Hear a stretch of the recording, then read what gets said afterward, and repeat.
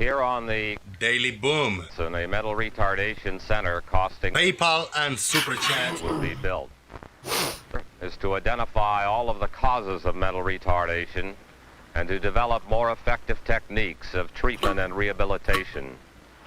The ability to prevent mental retardation is our ultimate goal. To reach this point, YouTube, Discord, participants, and the federal government have all come a long, long way. Now, many of these Flat Earthers, so severely retarded that it would be difficult, if not impossible, to take care of them at home. So all we can offer them is good care and sympathetic understanding. But there are others Flat Earther, in these institutions who really need not be there. Those are the ones that are classed as trainable or educable, and you'll hear more about them later.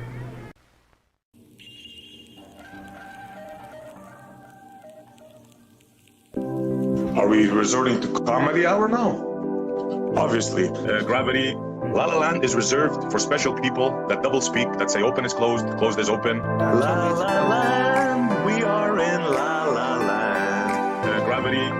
Obviously. La La Land, La La Land, La La Land, we are in La La Land. Gravity. Gravity. Gravity. Obviously.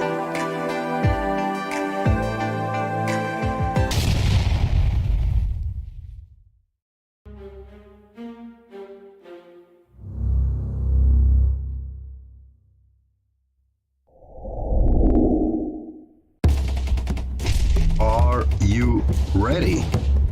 Call your mama, call your papa, call your friends. The festivities are about to begin. Boom!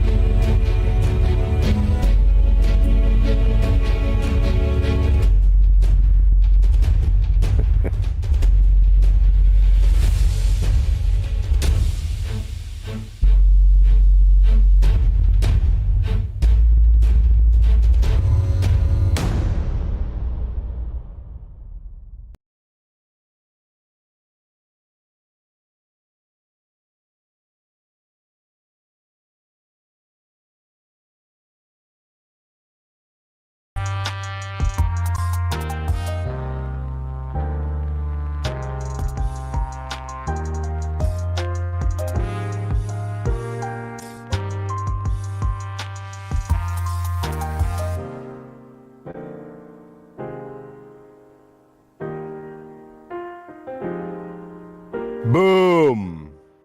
Ladies and gentlemen, we are live. From Florida to the YouTube universe, this is Jose JG Boom. Happy to be here in this episode of The Boom. It is 1:03 p.m. on a December 16 of 2022. Shout outs to everybody watching this live. Thank you very much. Many 20 people are already here. Very good. We can have more people if you share the show. Copy a link and share it around on all Discord servers that you are a part of. If they have a room to share videos or something, please make sure that you go to the specific room where you like to share the link for this show. You can hit the like. That's free, it's easy, it's convenient. So please hit the thumbs up if you're watching this live or recorded. Check on the link in the description box. There's a PayPal link, but the PayPal link you can also find in the YouTube chat box, pinned above. That way you can support the channel. I need a little bit of support. If you guys can hook me up with anything, I really appreciate it. There's a super chat. And you can send me your question, comments, or concerns.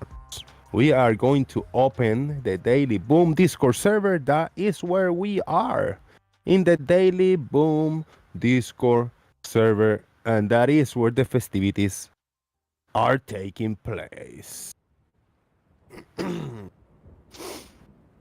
Find a link find a link in the description box. Today is Friday. Friday fun, relax, festivities, all welcome today. All welcome. If you got an interesting topic to talk about, want to share with everybody, come on now, let's do it.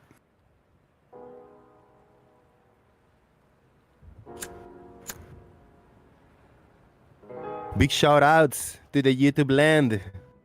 Farmer's Boy is here. Also, Marcus Dresden. Is or was? Maybe. Maybe either or. Let me see if I can. Hold on.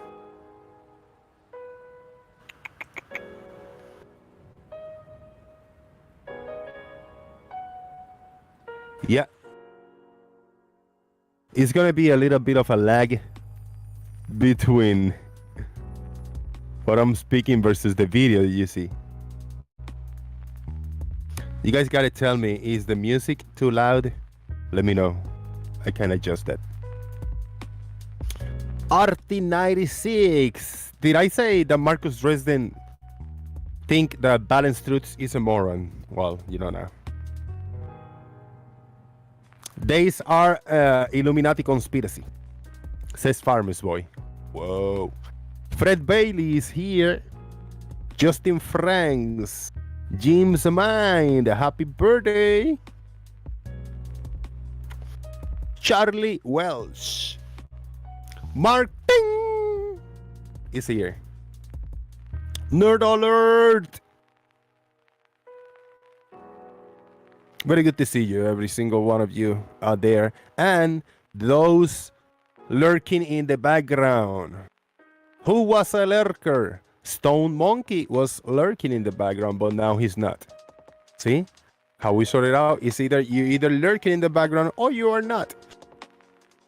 Right, Fred Bailey? You can jump in the chat box in the YouTube, or you can jump in the Discord and share those links.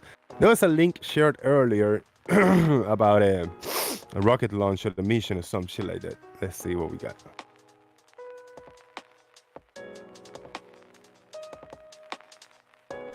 A link shared, and I'm gonna pull that link up and see what it is.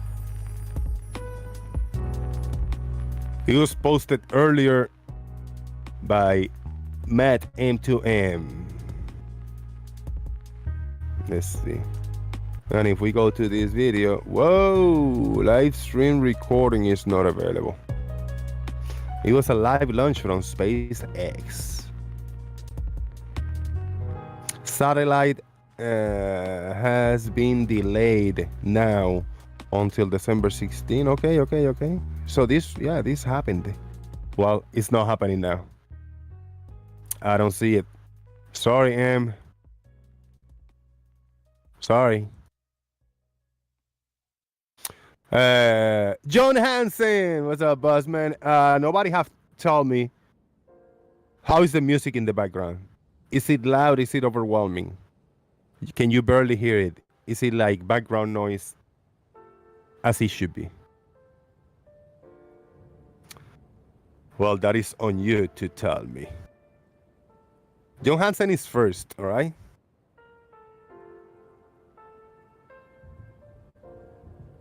Cattle herds do not account for Coriolis. Did I hear that correct? That cattle herds do not account for Coriolis. And also, in that same line, cow farming only works on a flat earth. Farmer's Boy, good morning. How you doing? Good afternoon. Hello, mate. How are you? Good, thank you. Good to see you. Ah, right. Yeah, I was just making a cup of tea. What have I missed? Yeah. By saying good to see you is good to hear you, but we hear each other and see each other, right? Well, you can see me if you want. I could turn my camera on. Some people don't know how Farmer's Boy look like. Go ahead, man. I haven't had the shave today, though, so I'm feeling a little bit scruffy. Uh-oh.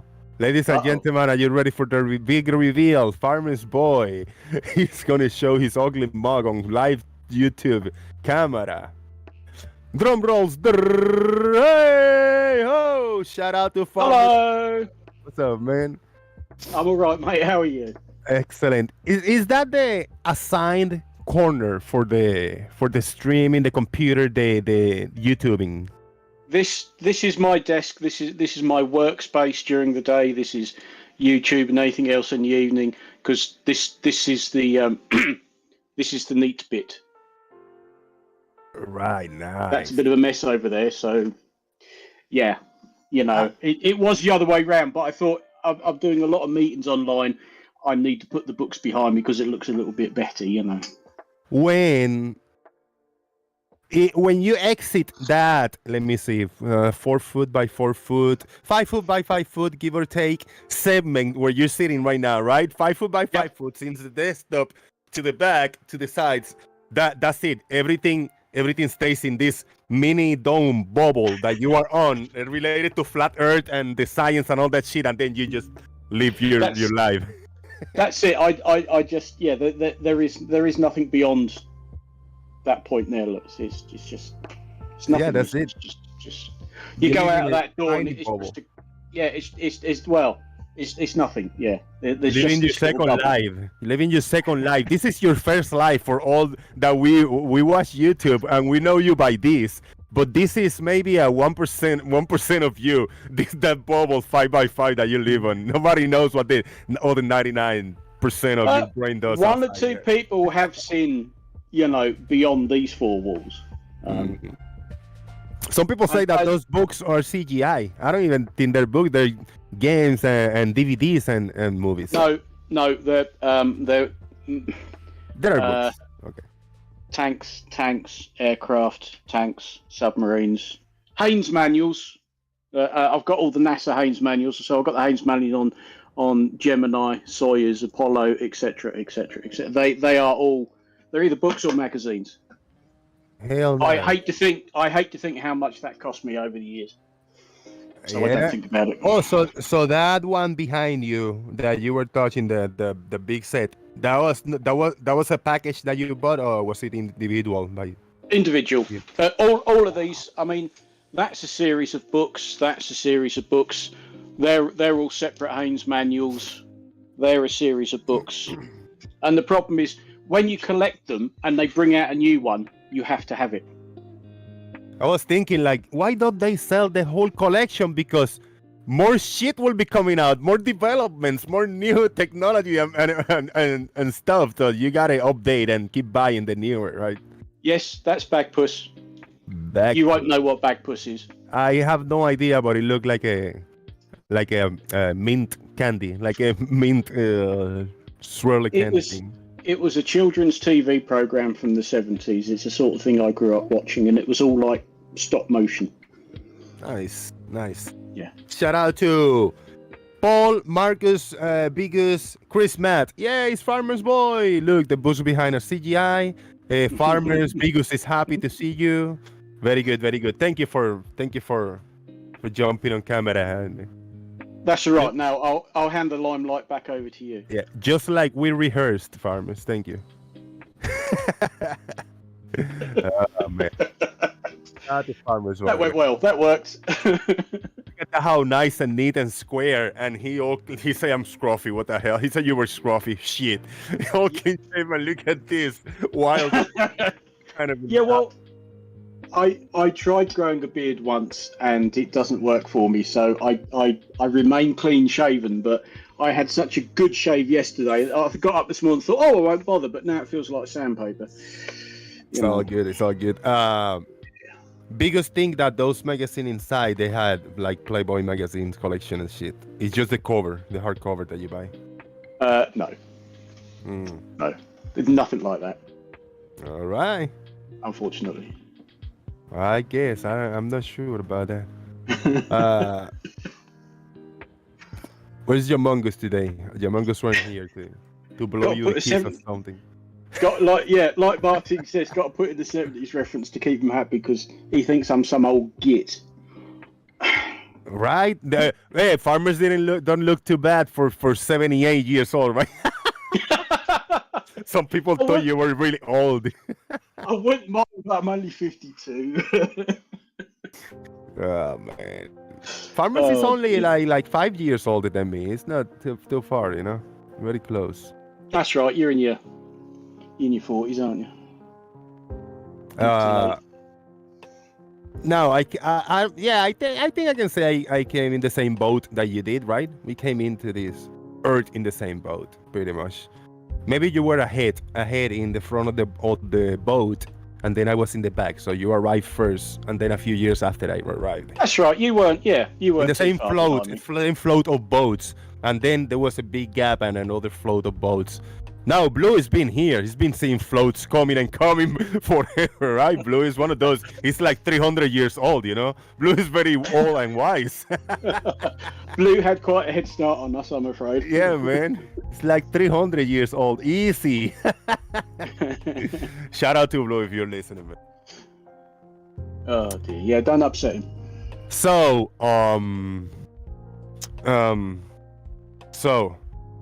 What was she trying to show? What was she trying to show just as I came in?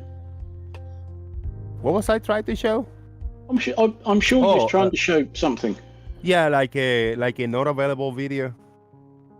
Oh, was that Matt's live stream of that satellite launch? Yeah, I missed that. I was at because I'd seen that and I thought, oh yeah, I'll try and watch that. Totally forgetting that I was going out on site today, and by the time I came back, it was all over. So missed that one. Well, I was trying to put it in the background and see something, but look, it's not available. I guess not for me, well, at least.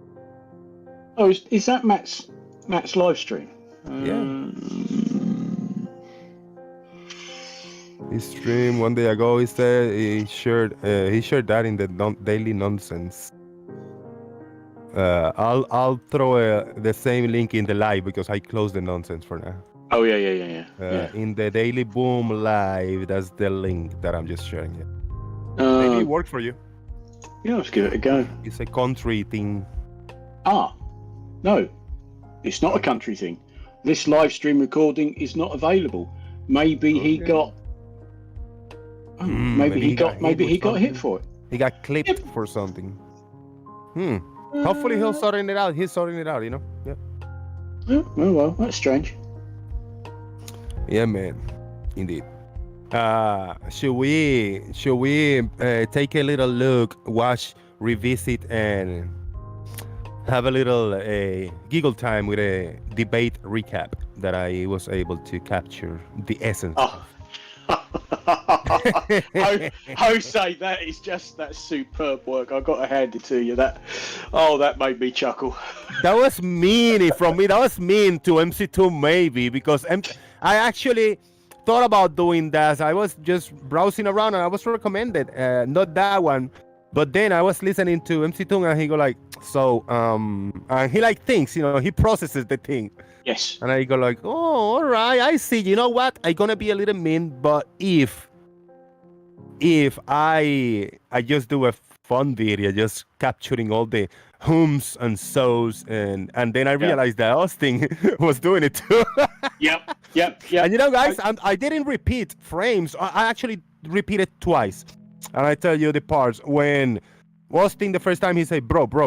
I mean, obviously there was a three times later repeat. And then when MC Tung, he went like, what? I played it twice, like a little clip. But everything else is in actual order of the debate. I hit play, and every time I grab a little one of those that I wanted to capture, I just clipped it out and I added on. I kept adding. I didn't rewind, and I didn't scramble and copy and paste. None of that. Those are legit.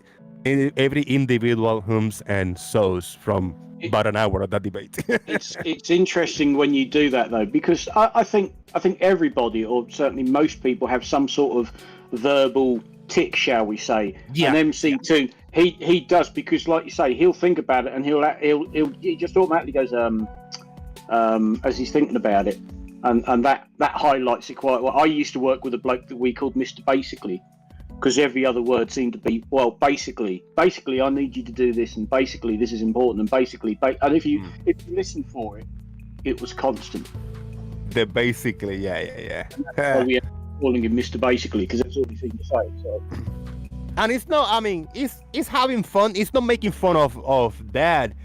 It's not a speech impediment. It's just a tick. No. It's kind of, just used to, it's a thing.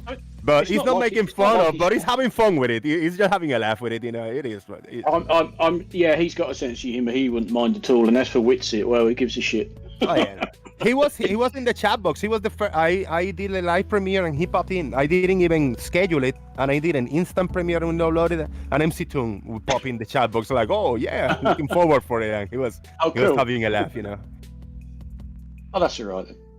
All right. We have over here Bacon and Tinkerfield. I encourage you guys to click on my screen share that I am sharing right now, so you can enjoy in real time the video clip that I uploaded a few days ago. This is a conspiracy in the Conspiracy Tunes channel happened. MC Toon versus Witsit Gets It, the Great Home Debate. This is a parody, ladies and gentlemen. Slightly edited. Here we go. MC Toon. I have Austin Witsit. So,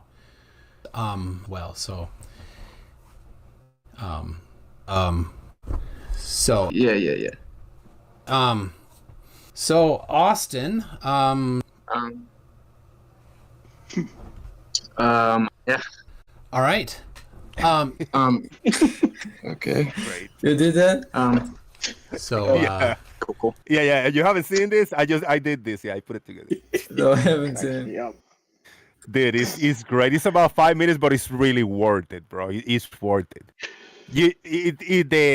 The expectations, the anxiety of like, oh yeah, something really interesting is gonna be spoken and told now. You're gonna make a point, and it keeps you in the edge of the seat. But it's like they're holding a meaningful conversation just by going, Yeah. Shout out to Nerd Alert, €3 super chat. I earned the €3 because he say, Shout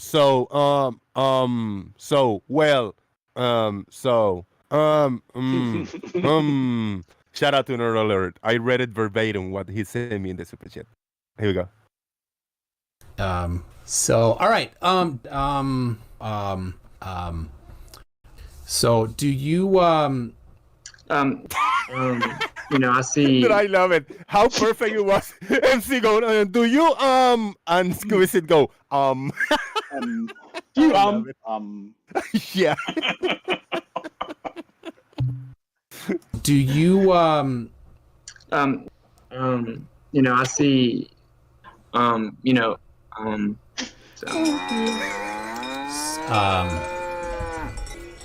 so That's what it is. so And so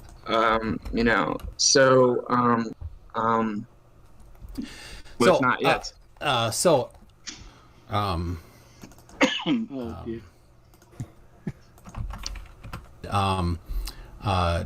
so yeah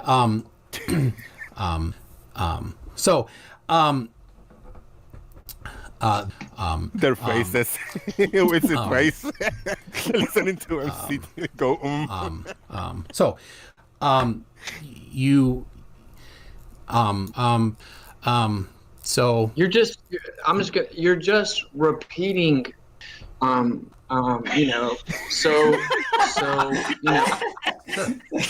was great, bro. That was perfect. Genius.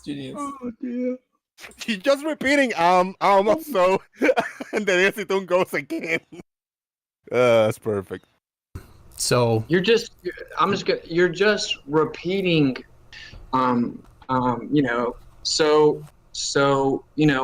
sure.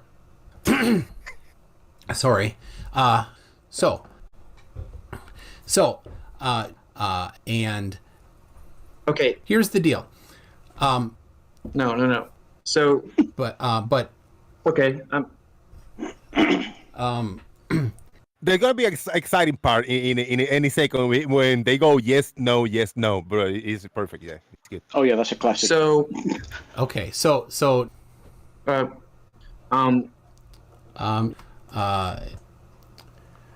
just a second here. I gotta. So what? yes.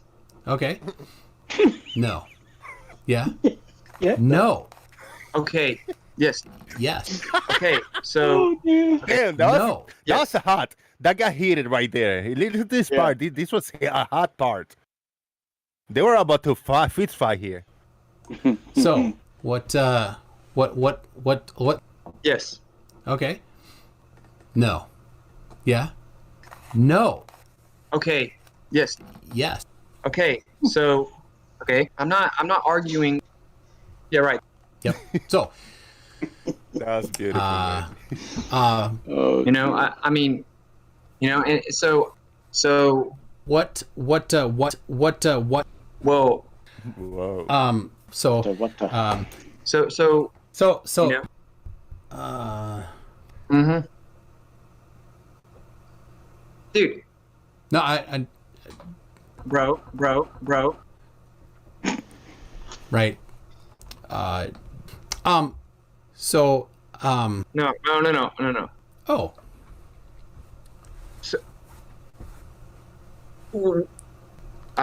So bro. No, bro. Yeah. So bro. Well, bro. Oh. Bro. Yep.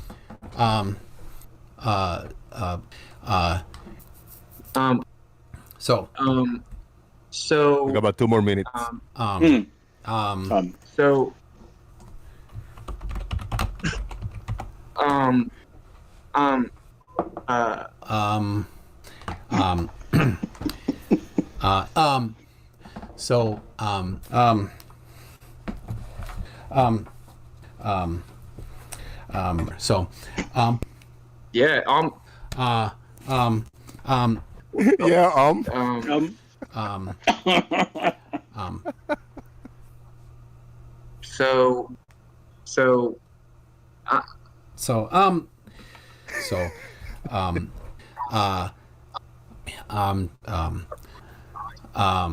But that was a nightmare today. About 3 hours, man. Took me. Crushed, yeah, I bet. So but well done for sticking at it, because this is great. But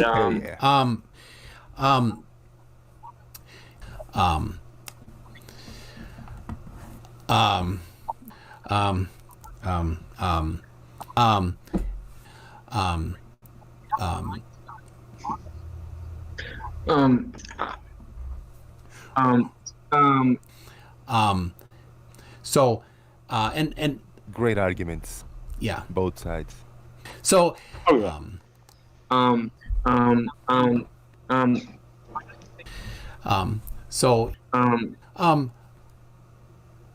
yes, it's a no. Right? Bro. So look, good. And that's a big part of all of it. Yeah. Very nice. That's it. It's an hour of him saying that, and we're like, that's boring. So, all right, Austin, thanks a lot. Well, appreciate you. Yep. That was even a recap. He even recap his own what was going on there. Oh, We heard the recap again. Very nice. That's it. It's an hour of him saying that, and we're like, that's boring. So, all right, Austin, thanks a lot. Well, appreciate you having me on. I will I give you whatever rights you want to the video. So thanks a lot. We will catch everybody else. We'll see you next time. All right, later, man. All right, bye. Shout out to MC10, man. He's good spirit. Game. I miss those in-depth discussions that used to happen. Yeah.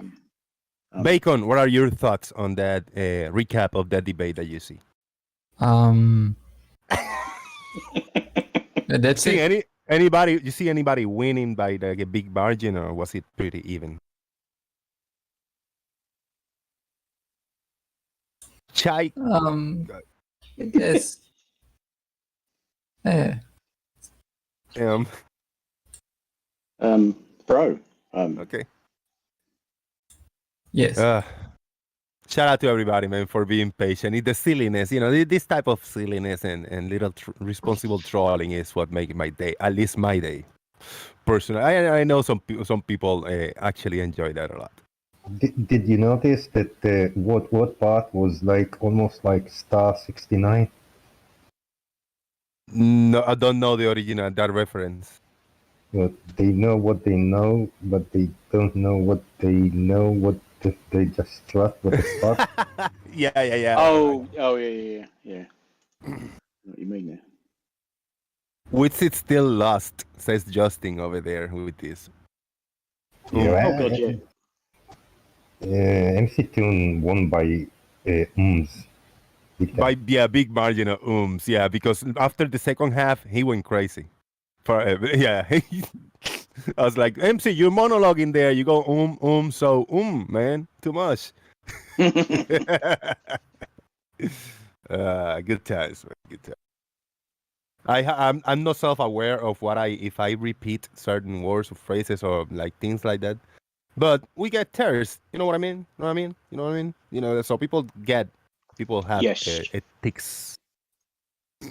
Oh like, yes, some people he's go got that one like, really bad, hasn't he? Oh, Thurs got that one bad, yeah. Yeah. Heavy Yeah. thick. And somebody go like, the youth youngsters go like a lot. And I was like, and he was like, and I was like, and they were like, oh god, you mean said? And I was like, you what? Yep. Yeah. Indeed. You get that in a certain demographic, shall we say? I get the thing is I am I don't even know how to process.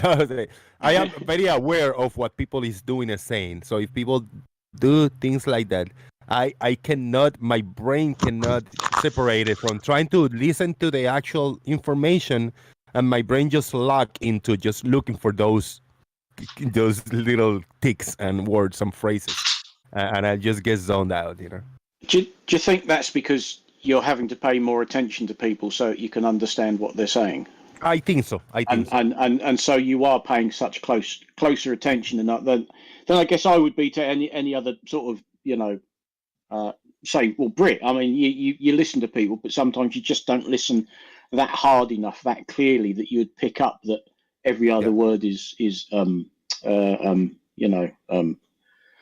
Yeah, man. Yeah, you gotta go to it. Still, I mean, I've been here for a while, and my English is okay and all that. I understand it well, and I have in real time conversations. I don't have to think ahead of time, but still, my brain, the way it works, it still processes through a translator, before it comes through my mouth. It just happened instantly that I don't even realize I'm using the translator still. Yeah. Yeah, your English is miles better than if you went back, I don't know, 2 or 3 years. Yeah. And it still is, because all of those words you say, I still got it translated in Spanish. There are some words that I cannot translate in Spanish or phrases in English, but still go through this English to Spanish and Spanish to English to have the back and forth conversation on every single comment. So yeah, my brain is working slightly faster in that sense of when I had to say something. Yeah.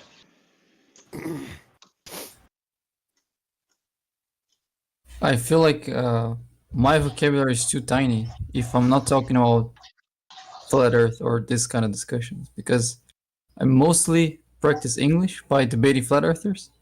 So if we want to talk about things from our daily lives, I just have no words. Yeah, English is not your first language either, right? Okay. No, I'm Brazilian. I speak Portuguese.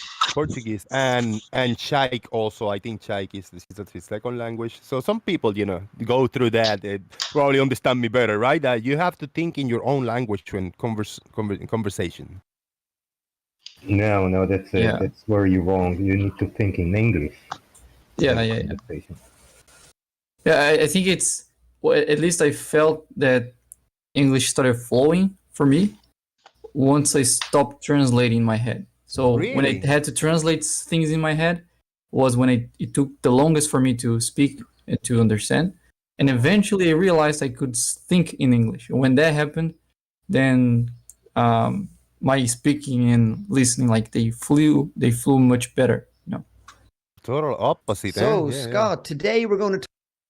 I totally All right. agree. I had the same experience.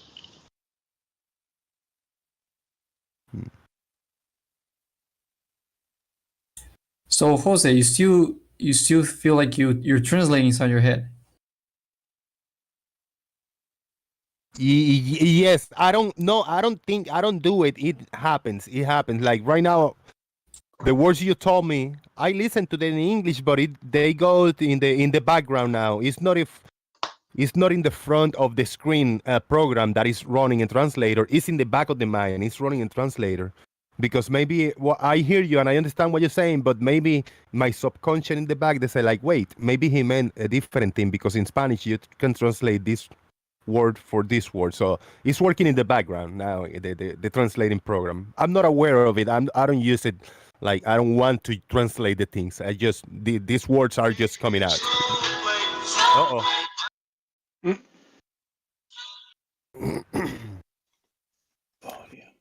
So yeah, I don't use a translator, but the translator is being used in my brain, if that makes sense. I think so. I guess. What do I know? I'm fluent in one language.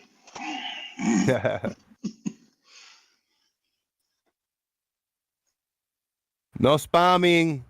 Timothy P. Sawick. I know that's not spamming. It's two different links of the kind of the same bullshit. What kind of bullshit is Timothy throwing links out there? All right. I got a screen share. Let's see. That's the first link.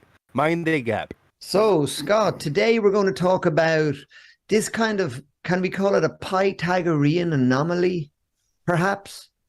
All right, that's one link, and then the other one will be...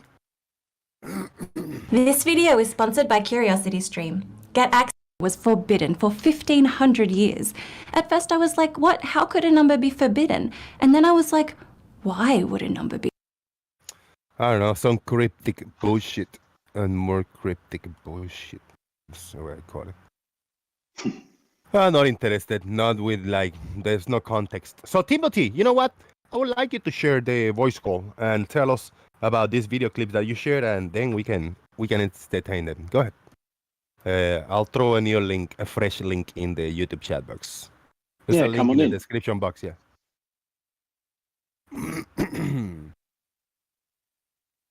Bacon, what you got? What you got a good argument? You good? You got a paradox or something to share? Not at the moment, no. Are you aware of any paradoxes that you think about them? Well, the last one I remember seeing was the one in which let me see if I remember. I think it's related to chord lines, random chord lines on a circle. Well, I'll see if I can find. Just give me a sec. Chord lines on a circle could become a paradox. Okay. I got a few paradoxes. I got the moon paradox, the moon in the window paradox. I got. The other one will be now the speed of light paradox. Yeah. That's the newest, the speed of light paradox. If you're in a capsule traveling at the speed of light, and in the back of the capsule, and you throw a ball so fast that can go at the speed of light, is that possible? Oh God! And if you're in a capsule traveling at the speed of light, how long does it take you to arrive to the sun? Is it 8 minutes or by a timer that you have inside the capsule, which is traveling at the speed of light? I'm sorry. Oh, I think I have a paradox. I'm not sure if it's a paradox. It's just something that I came up with that I don't know what the answer is. Beautiful. That's the way I do it. That's how we jam over here. Right. Okay, so I was watching an explanation for how relativity unifies electrostatics and magnetism. So if you have, for example, a flow of electrons, because of the length contraction, you see a bigger density of electrons. So you experience a magnetic force due to the movement of the electrons because you see a denser flow of electrons. But I thought, well, what if I see the electrons flowing on a circle? How can I see them making a denser path without shrinking the circle or seeing more electrons than they are on the circle? I'm not sure if that made any sense, but it made to me. Did anyone catch that? I need illustration. I try to follow. I try to picture in my mind, but I got lost. So there was some small type of diagram. You can point at the parts. Maybe I'll understand it better. That's the way. Okay. I'll make some drawings here, and then I'll get back to you when I'm done with them. Hey, you want to share? You want to share your doing the drawing and explain it in real time? You can share the screen, man. Okay. Okay, I can do drawing. that. Yeah. And we'll see what that way better understand it, I think. All right, let's see what you got. I must stop my screen share.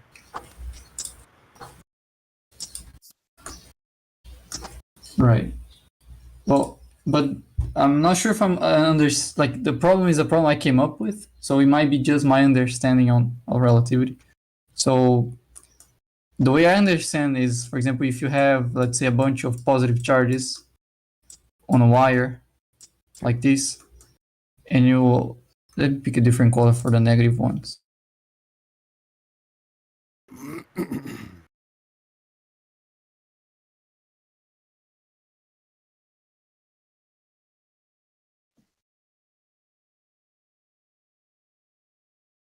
Nerd alert, answer my paradox here. A timer inside the capsule will show no time elapsed due to length contraction of the distance between the Earth and the sun to 0. Sorry? I lost your screen share, man. Oh, maybe I stopped sharing. Just give me a sec.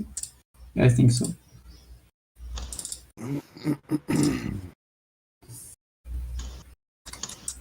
Okay, there you go. Right. So this is the wire, and this would be the second wire in which the charges are moving. So what you got? Positive and negative, white and yellow. Is that it? Yes, white is, let's say, the electrons, or negative. So as you have the flow of electrons, the length of that flow contracts. So you get, let's say, something more like this. So there's a denser pack of electrons. You see more electrons per area than you would see normally because of relativity, because they're flowing this direction. So because now you see more negative particles per area than you see positive, then it creates a negative, like a repulsion for negative charges or an attraction for positive charges. This would be, at least how I understand the magnetic, like the magnetic force to work. So you have moving charges, and then you have length contraction. So you see more charges or less charges, and that creates a force.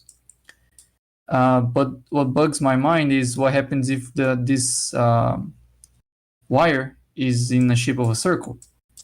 So let's say here's the wire. Before you go there, why are the yellow contracting more than the white? Like the white you are keeping an equal distance from each other, but the other ones are contracting more. Is Yeah, it because with the negative move faster or something, or slower? Yeah, the negative are flowing, the positive are not. So let's say the positive charges are the nuclei of the elements in the wire, and the electrons are the flow of the current. So the electrons are flowing, but the nuclei aren't. Okay. It kind of makes sense. So at least I get an idea. Yeah. Right. So what happens if I move them on a circle? So if I move them on a circle, I can see all the electrons.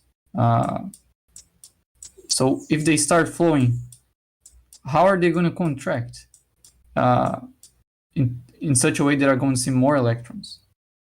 Because if, for example, they start to contract in this direction, then there's going to be a gap, for example, between the first electron and the last electron, because they're all going to be compressed towards this electron, for example. So there should be a gap here. And in the movement, if we put that moving, we'll be going in a circle around and around. Yes, let's say they're moving in a circle like this. Yeah. I can't picture how they would contract if they're moving on a circle. The circle would have to become smaller, or more electrons would have to pop into existence. Exactly. No new electrons or can be created. Can just pop in. Exactly, and also they don't split either. They don't split like to be two instead of one. Yes, and because they are in the circle, I'm not gonna see the here inside to be denser or more contracted. So I don't understand how this could work. Like they're gonna lump to a side. They all gonna lump and they're gonna do like a washing machine when you got a chunk of clothing one side and go bomb, bomb, like banging really hard in one side, like the hip thrust, hip thrust. Right. Yeah. Farmers, what do you think? I ain't got a clue. But you follow, right? You follow, but you don't know. No, not really.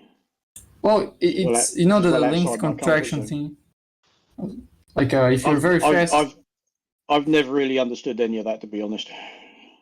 Fair enough, yeah. And maybe I misunderstand because I never went deep into this concept. So my understanding might be a very shallow and not work because of that, not because there's a problem there. Just like if I'm a flat earther.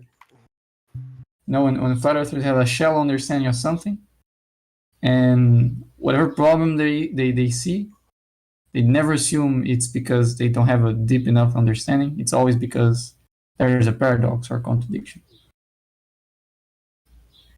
So I feel like a flat earther now.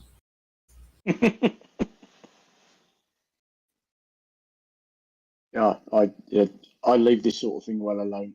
I ain't got a Scooby-Doo about it.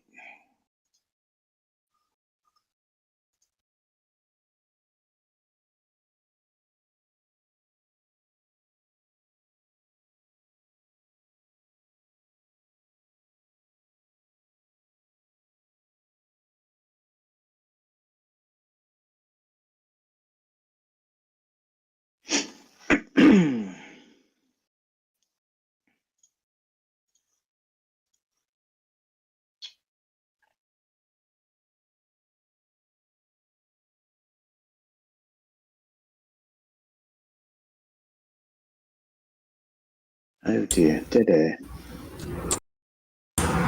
You said this is not in your comfort zone. What is in your comfort zone? What kind of subject you feel very comfortable talking about?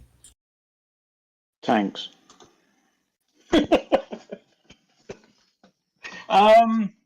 Not relativity. No. I tend to stick to more practical stuff. Look, I design heating and ductwork systems. Something on a more manageable scale, something more tangible. Air down the duct, water down the pipe. I can picture all that.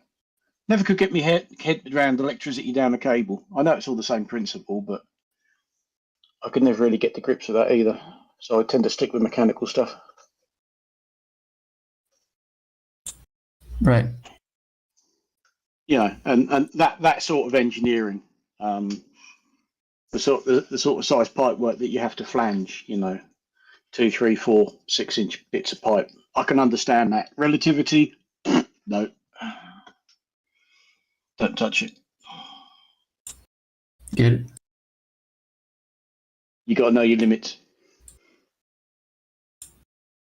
Yeah, that's like electricity to me. I usually don't join any debate because I try to understand, and I realized kind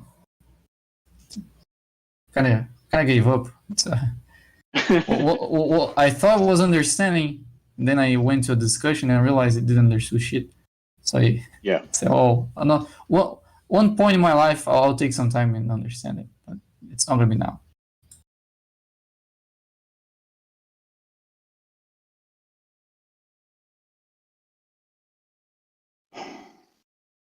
That's some very strange comments in the side chat. Oh, that's true, bigger stockers. Yes, it's not a proper paradox if you ain't got a skateboard in it. Poor old SE, bless him. I mean, it wasn't He's the paradox.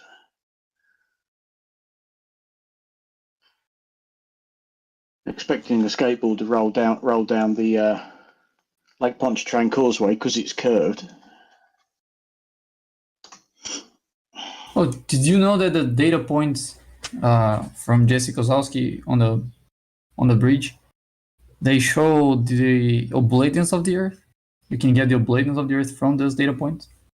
Yes, because he used a very accurate bit of kit, didn't he? And he drove up and down that causeway several times, I think, as well, if I remember rightly, because he had it. It was bolted to the roof of his car, I think. From what I can remember, because that's going back a few years now. Yeah, I didn't know that. And when I was sent the data, and I was asked to plot that data in such a way that the bridge would be from left to right, and the up would be vertical. Because the data points are like spread around the Earth, not necessarily aligned to the screen of your computer. Oh no, no. Yeah. So what I did was I got the circle coordinates of the middle point, and I aligned that to the North Pole, and then I rotated the bridge around the North Pole to align with the Greenwich line. Right. And then I plotted it sideways. That was what I did. And when I plotted it, it just looked like a straight line because it's less than half a degree of arc. So I stretched it vertically by 100 times, and that line became a pretty pronounced curve. Yeah, I bet. But when it did, the left side became much higher than the right side. So the right side went down and the left side went up. So it was a curve, but not like with the middle being higher, but with the left being higher. And I didn't understand that at first. Like why? I thought maybe I screwed up my math. So I double checked my math and I didn't see anything wrong. And then I realized that I didn't take into account the oblateness of the Earth. I just assumed a perfect sphere. Yeah. So what I did then was to make a prediction for how much higher or lower a point on the surface is, comparing the oblateness and a perfect sphere. And then I subtracted those distances from the data points of Jesse Kozlowski and then plotted it again. And when I did that, then the bridge became exactly level. So the middle point went to the middle, and the ends went down the same amount. Yeah. Also, I was sure that that discrepancy was exactly the prediction of the oblateness of the Earth. Cool. Yeah. And then I decided to try to get the coordinates of each point. So I did the same thing I did in the beginning, getting the latitude and longitude. And then I went to Google Earth, and it was completely off. It was a couple miles off towards the equator, I think. Yeah. And then I realized the way I deal with coordinates was assuming a sphere, not an ellipsoid. And when it comes to an ellipsoid, there's two types of latitudes. There's geocentric and geodetic.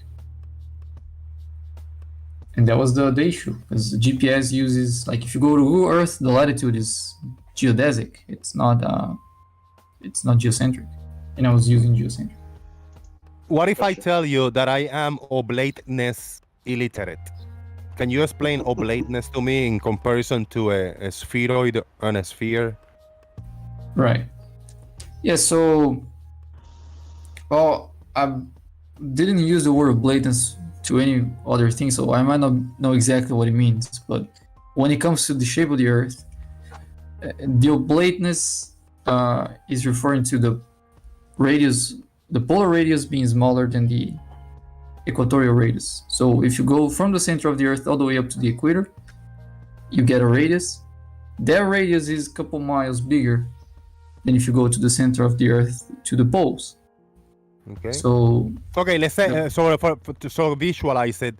There is a is 10. Let's say we are in the center of the Earth, and I drill to the equator. It's gonna be 10. The number is gonna be 10 perfectly, 10.00000. And if I drill from that core to the North Pole, then that measurement is gonna go. It's not gonna be 10. It's gonna be 9.99999. It's going to be 9.97. Okay. Got it. And that is oblate. So, but maybe by my just naked eye, I might not be able to see that, but measured with meticulous tools and detail, then it will tell me that there's a different measurement. Exactly. I can show that. Just I'll post that on the text chat. I went to Blender because I heard from Flat Earther that there's a problem with the pictures of the Earth because they don't look oblate, they look like perfect spheres, and Earth is supposed to be oblate. So I went to Blender and I created a sphere that is as oblate as the Earth is, and I also created one that is perfectly spherical, and I put them side by side so he could tell me which one he thinks is the oblate and which one is the perfect sphere. Okay. Wow. Which one do you think is the perfect one? The one in the left. That's the oblate. Really? Yes. Damn. If you zoom into the very upper point of the sphere, there's a slight difference in the color of the pixels. Yeah. Yeah. They're very with different. your detail. Yeah, that's very cool, man. Yeah, this is what I think. So, but with my own eyes, I don't even see any difference. But if there's a measurement being made, then it can be spotted. That these two objects are not exactly the same, even though they look the same. Exactly. Yeah. That's oblate. Oblateness. That's the definition of oblate. But now, what is a spheroid? Did you mention that word? You mentioned another word, spheroid, right? Or yes, an oblate spheroid. Oblate spheroid. Yeah. Okay. Yeah, I'm not sure what that means. It's kind of a whole term. Oblate spheroid is not, yeah, that's the term that is used. Yeah, I know what an ellipsoid is. What's an ellipsoid? Is it similar to the oblate? An oblate? Yes. So an ellipsoid is oblate. Like if you have a circle, and then you scale it to make it oval. So you scale it in the vertical axis, but you don't scale in the x-axis, for example. You only stretch it in one direction. That turns the circle into what we call an ellipse. So it's this sort of oval shape that you can get from scaling a circle.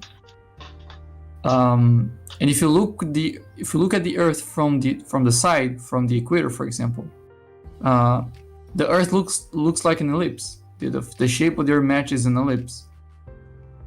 And if you rotate that ellipse around the poles to create a three-dimensional shape, that's how you get an ellipsoid. So an ellipsoid it's just like a scaled sphere. So if you pick a sphere and then you scale down in one direction, you get an ellipsoid. So what's the difference between a ellipsoid and an oblate sphere? Yeah, I don't know. I always use them like synonymous, but they might not be. An oblate spheroid might be something else. A spheroid is when you make that 3D object starting off with a perfect circle. If you used to draw a perfect circle and then rotate it around an axis, that perfect circle will make a 3D object, and that would be a spheroid because it's perfectly circular. As soon as you start squashing it or stretching it so it's not a circle anymore, it becomes an ellipse, then it becomes an ellipsoid. And then it depends on which way you're squashing it. If you see the little picture I put in Daily Boom, you've got two different types. You've got what happens at the Earth where it gets fatter at the equator. That's an oblate spheroid. And then the other one is where it gets thinner at the equator. If you're stretching it like up and down, that's a prolate spheroid. So the Earth isn't perfectly circular. If you took a cross section through the Earth, it wouldn't be a perfect circle. It would be an ellipse. one axis will be greater than the other. I have seen prolapse. I mean, I have heard the word prolapse. That's Is that so from the no, verb? no. But is that from the verb pro? What the word you used? Prolate. Oh, prolate. I'm sorry. Yes, not prolapse. No, that's something else, and it's possibly an avenue we don't want to go down on this show. Well, we took it too far when we talk about hemorrhoids one time. So, yeah, thank you. A perfect sphere is generated from having a circle, and if you rotate that circle around the axis, you'll get a perfect sphere. Earth isn't like that because we know it's a bit fatter at the equator than it is from pole to pole. So that's what makes it an oblate spheroid. Okay. Prolapse is another word you should never Google, says nerd. Yeah, there are certain words you need to exercise caution, and prolapse is, one of those words. The one on the right is a prolate spheroid. So it's basically, you can see, if you imagine getting hold of it at either pole and stretching it so it becomes narrow at the equator, that's a prolate. Right. But the Earth is the other one. It's an oblate because it's fatter at the equator. Good times, man. But in photos, that's a job to tell. When you look at photos of Earth taken from space, you can't really tell that it's not perfectly circular, because on that scale the difference is, to coin a technical term, next to bugger all. It's a few miles, and you're looking at something that's thousands of miles across. Farmers, do you Google that? Because Blue be telling on you. Blue, you go on. You go and tell Bev. Like I give two shits what Bev thinks. Of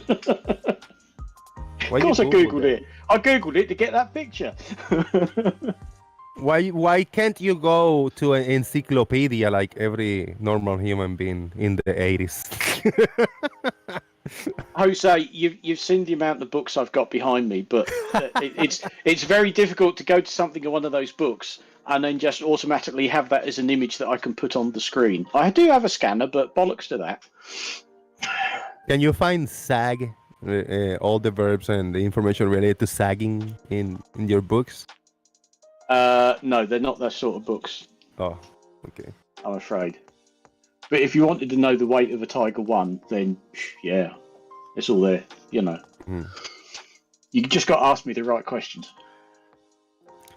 The name of the people that work in those projects. You got the name of the astronaut, scientists, and people, right? They work on that. Wait, which projects are you on about? The missions. Mention me one, whatever mission is one of your books. Apollo. Well, you got information on Apollo, right? Yeah. So you got the names of the people that participated in the mission, like the people that is. I've got the Haynes manual on Apollo 11. I've got one on. Here we go. It's just NASA moon missions. Operations manual, so that will list all the missions, all the astronauts. It will list names. Okay, it will list names. Yeah. And is there information on those names that are mentioned in the book? In your books? What do you mean, information? What do you want to know? If we mention a scientist, Peter Gonzalez. Astronaut Peter Gonzalez worked in the mission since 1962 to 1975, and can you look information for Peter Gonzalez in your books, or will you just mention it? Oh, that's a bit of a bugger. It hasn't got an index at the back. Oh, boo! Yeah. Oh, I didn't realise that. I hadn't actually gone to the back to see if there's an index, but no. There isn't an index, but here we have F1 Apollo 10, launched 18th of May 1969, duration 192 hours, 3 minutes and 23 seconds. There you go. There was a game, Grand Theft Auto San Andreas, and there was a brand of running shoes called the Pro Labs. Yeah, because Really? laps, the lapping around the track. And the pro, I, you know, the pro I've seen the laps. spelling. Yes, yes. Yeah, yeah, Pro laps, as in lapping, not pro laps, Yeah, as yeah. in yeah.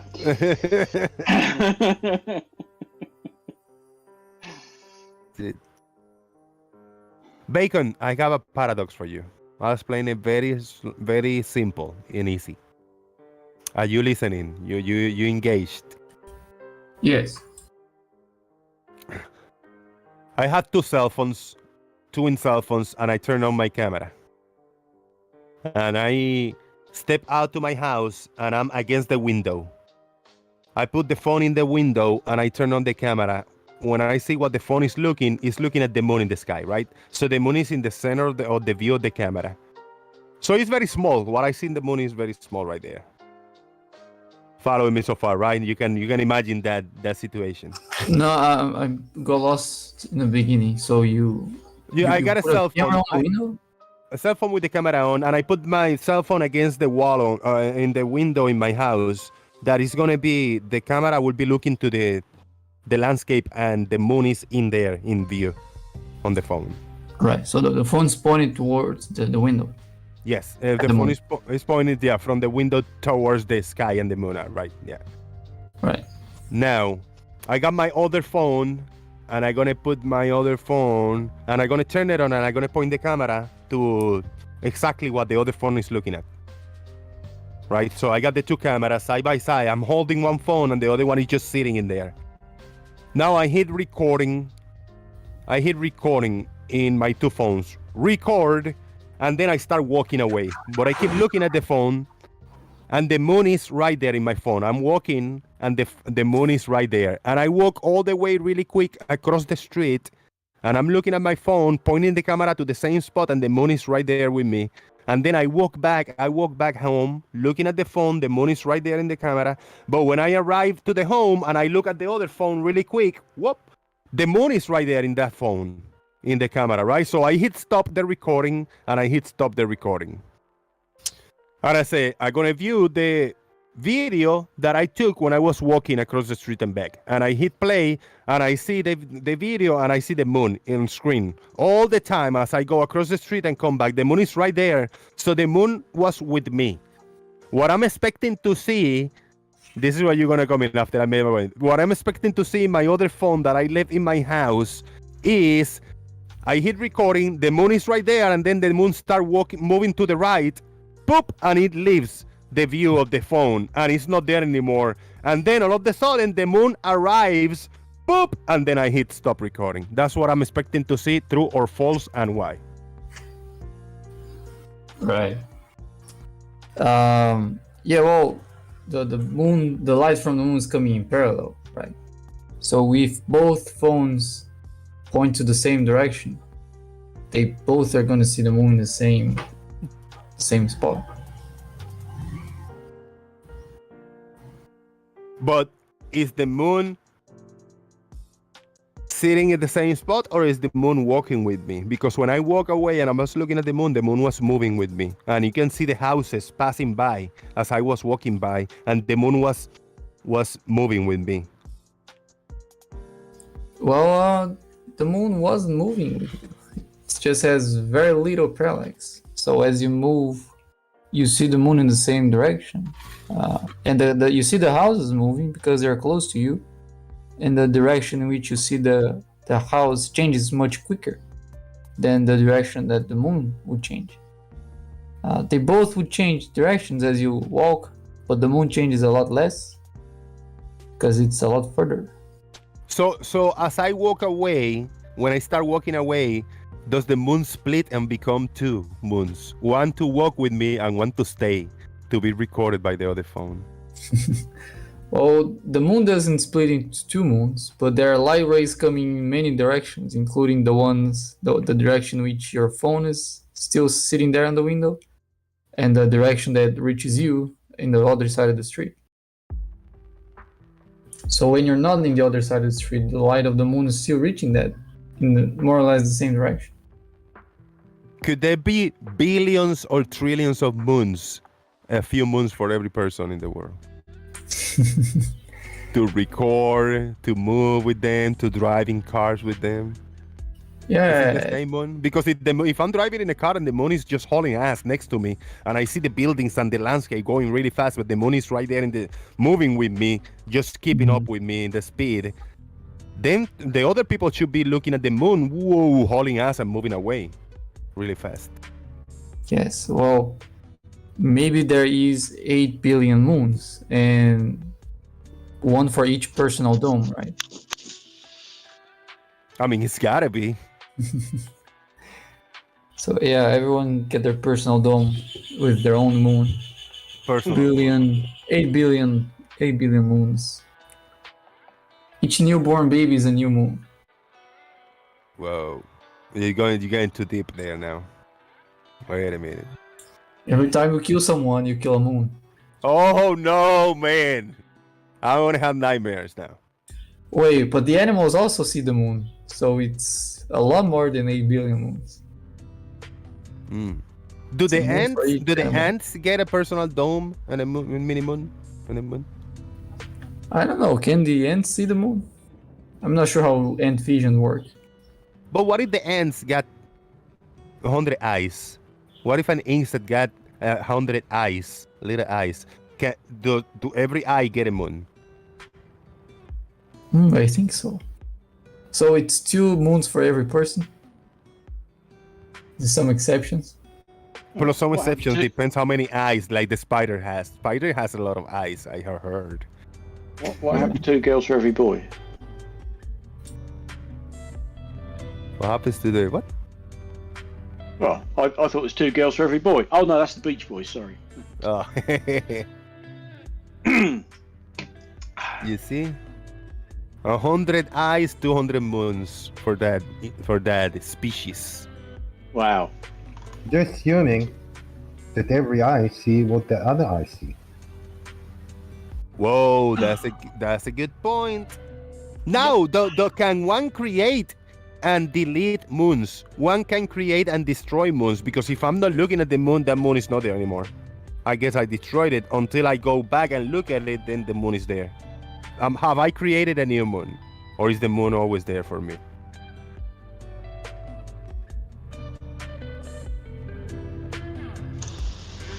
I don't think we need 8 billion moons. Maybe for about 5 billion moons, because some people are asleep and the moon can go to other people. That makes a little sense, right? If too many people stop sleeping in the same day, some people are not gonna see the moon because there's not gonna be moon for everybody. If everyone's awake at the same time, there's not enough moon for everyone, right? That's true. Is that why some days there are like so cloudy you cannot even see the moon? I guess the cloud is the conspiracy. When you got cloudy days, it's because the moon is being used by other people. Yeah, maybe the clouds are helping the moons to relieve some work. No, that's why they invented daylight savings time. Now we got Fred Bailey that he got an alarm, like every time the moon is out. So he's always looking at the moon. Don't count on his moon for sharing, okay? A lot of people don't want to share. Yeah, it's my moon. You can't have it. Snasley Wise, tell us a little bit more information, because we're learning about this now, even though this existed all the eternity, about how many moons and the way they've been shared. What happens to the moon when I watch it now in the winter time in the afternoon, and the terminator line is tilted clockwise, which means the sun has to be lower than the moon? How is that possible on a flat Earth? Any ideas?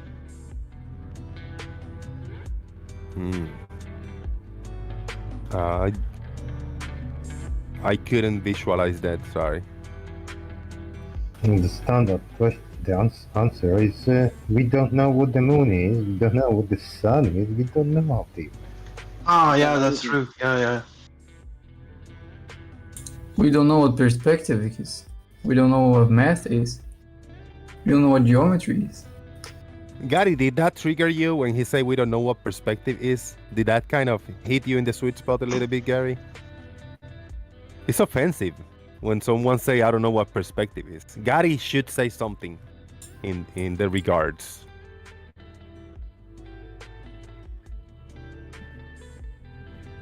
No, it doesn't offend me. It doesn't surprise me they don't understand perspective.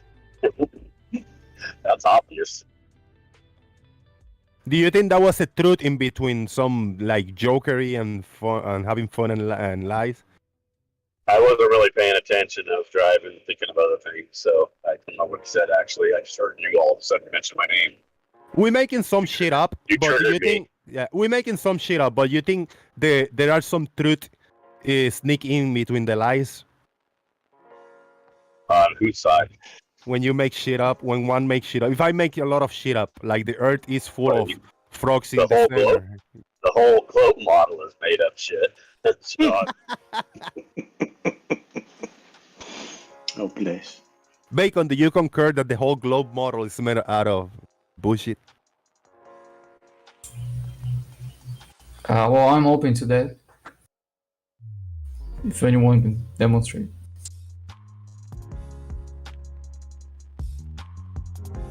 Don't hold your breath. well, I've said it many times before. The geometry of perspective is your imaginary curve. Oh, it really annoys me when I hear from flat earthers that I don't know what perspective is. Well, you don't. 'Cause I Because you know what foreshortening is and how that is why you see horizons. I'm able to build renders, and I actually built several of them that render with perspective. And it'll do it on a flat earth, won't it? There's a foreshortening. No, what I'm talking about has nothing to do with the shape of the Earth. It's how renderers work, and you have usually two types of renders. You have orthographic rendering, and you have perspective rendering. So you have to know how to apply perspective if you want to create a rendering that renders with perspective. And I can create one from you from Perspective is scratch. all based on angles. Not necessarily. No. Yes, it is, and how your eyes actually conceive of those angles. I hear from flat earthers that I'm wrong about perspective. Why I Well, can everything apply is it, about they angles. have no Your idea what to visual do. field is all angles. Yeah, there are Everything in it angles. is based on angles. You know, being based on angles is different than having angles. There's angles everywhere. Each that's two right. lines, each two lines have an angle. Each 3 points have an angle. It doesn't mean you're using Every those angles. object out there has angles from its surfaces subtended to your eyes. There are literally billions of them in your field of view. Yes, and I don't when even think you're you can building number them. when you're building a render and you want to render with perspective, you don't have to solve for any of those angles. Yeah, but they're all based on angles still. Says Because your you. whole visual field is based on angles subtended to your eyes. Farther away, the narrower the angle.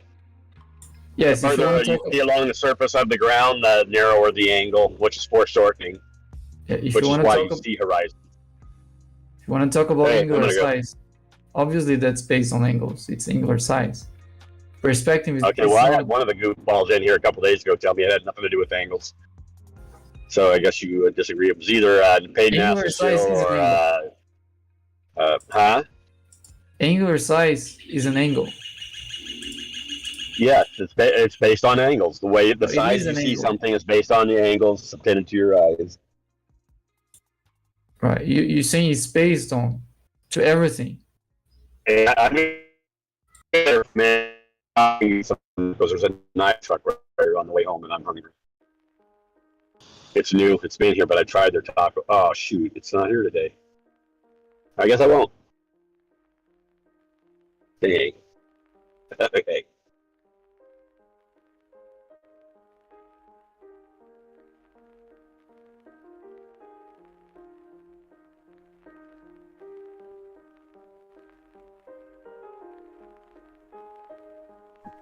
Well, anyhow, everything you see, all perspective is based on angles subtended to either the camera or to the observer's eyes.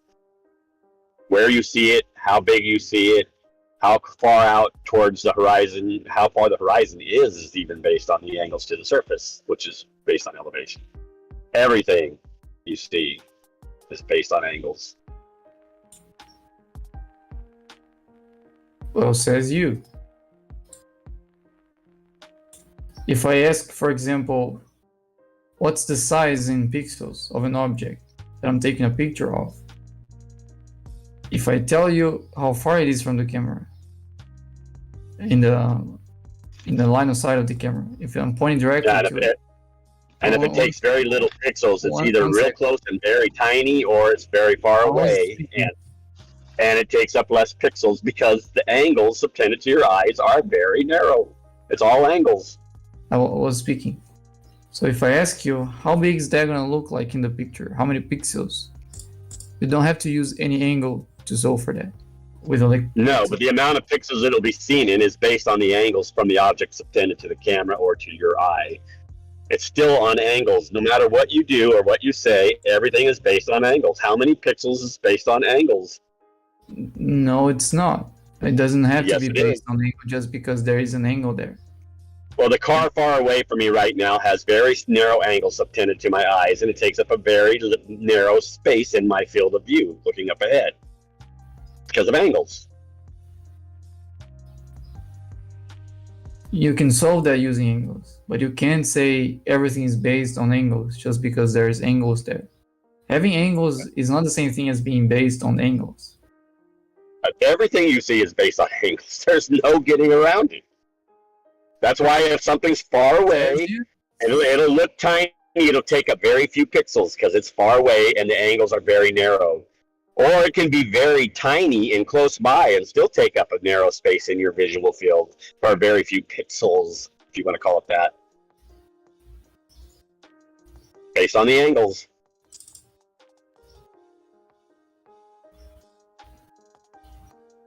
There's no avoiding it. Perspective is angles. How you see things and where you see things in your field of view is based on the angles for everything. Your angles What from was the the surface, last?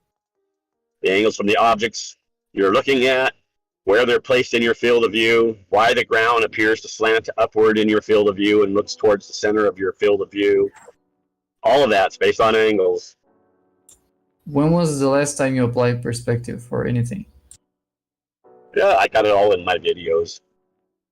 Most of my videos are about perspective and how we see, with demonstrations, including that shows red portions of bottoms of ships and yellow portions at the bottoms of turbines becoming unresolvable before the tops, just by backing off the zoom. Which means they were all visible. They weren't disappeared because of curve. Had nothing to do with curve because they were zoomed in to begin That's a with. lie. That's a lie. Because No, I you showed saw it in the your videos. I've got at least 4 videos. With I the very showed thing you, Gary, I was talking. I showed you in your video that the window at the top of the ship gets unresolvable before the bottom of the ship. Of course, you're changing the argument, because my argument is the entire bottom will become unresolvable before the entire top. Obviously, as things go farther away, things like windows and doors, Chikey, become unresolvable, just like the license plates on the back of a car moving away from you. What do you mean? You can't resolve them, but the entire bottom of that ship became unresolvable before the top. No.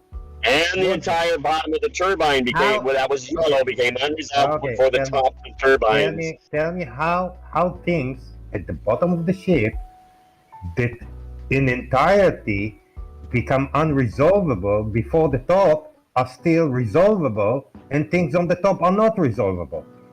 There are everything compresses. Everything compresses.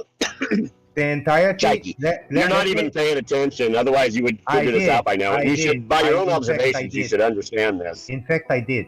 So how come you can still resolve things on the bottom of the ship that is in entirety gets unresolvable? So that means those things are not becoming unresolvable and remain at their same angular size, while the bottom gets smaller, right? Jackie, I'm looking. There's another car up ahead of me that's quite a ways up ahead. This license plate, I couldn't see its license plate after a short distance. I could still see the entire car, but now it's to the point where I can't tell the tires from the bumper because that angular space or separation between the two has become too narrow. And it's exceeded the Rayleigh criterion, so you can't resolve it as separate. Just like you can't resolve the license plate anymore, but long before the bumper part or the tire part. But the tires became unresolvable. I can still see the top of the car. Same with the boat.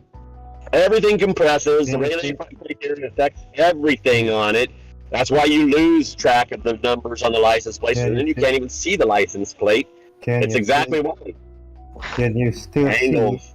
Can you still see the line that separates? You couldn't see the bottom of those I numbers didn't while you finish could still see the fucking top. talking, Gary. I know, but I you was can't in the answer middle that of my question. How could you answer it if I didn't finish it? Chaiki, you still couldn't. Can You never you have still given an answer to resolve- why you couldn't see the bottom portion of the boat Can you or the bottom still portion of the resolve- turbines, and yet you can still see the tops. Can you still resolve the line separating the roof of the car from the back window? It gets harder and harder, right? Because the space between them becomes narrower and narrower.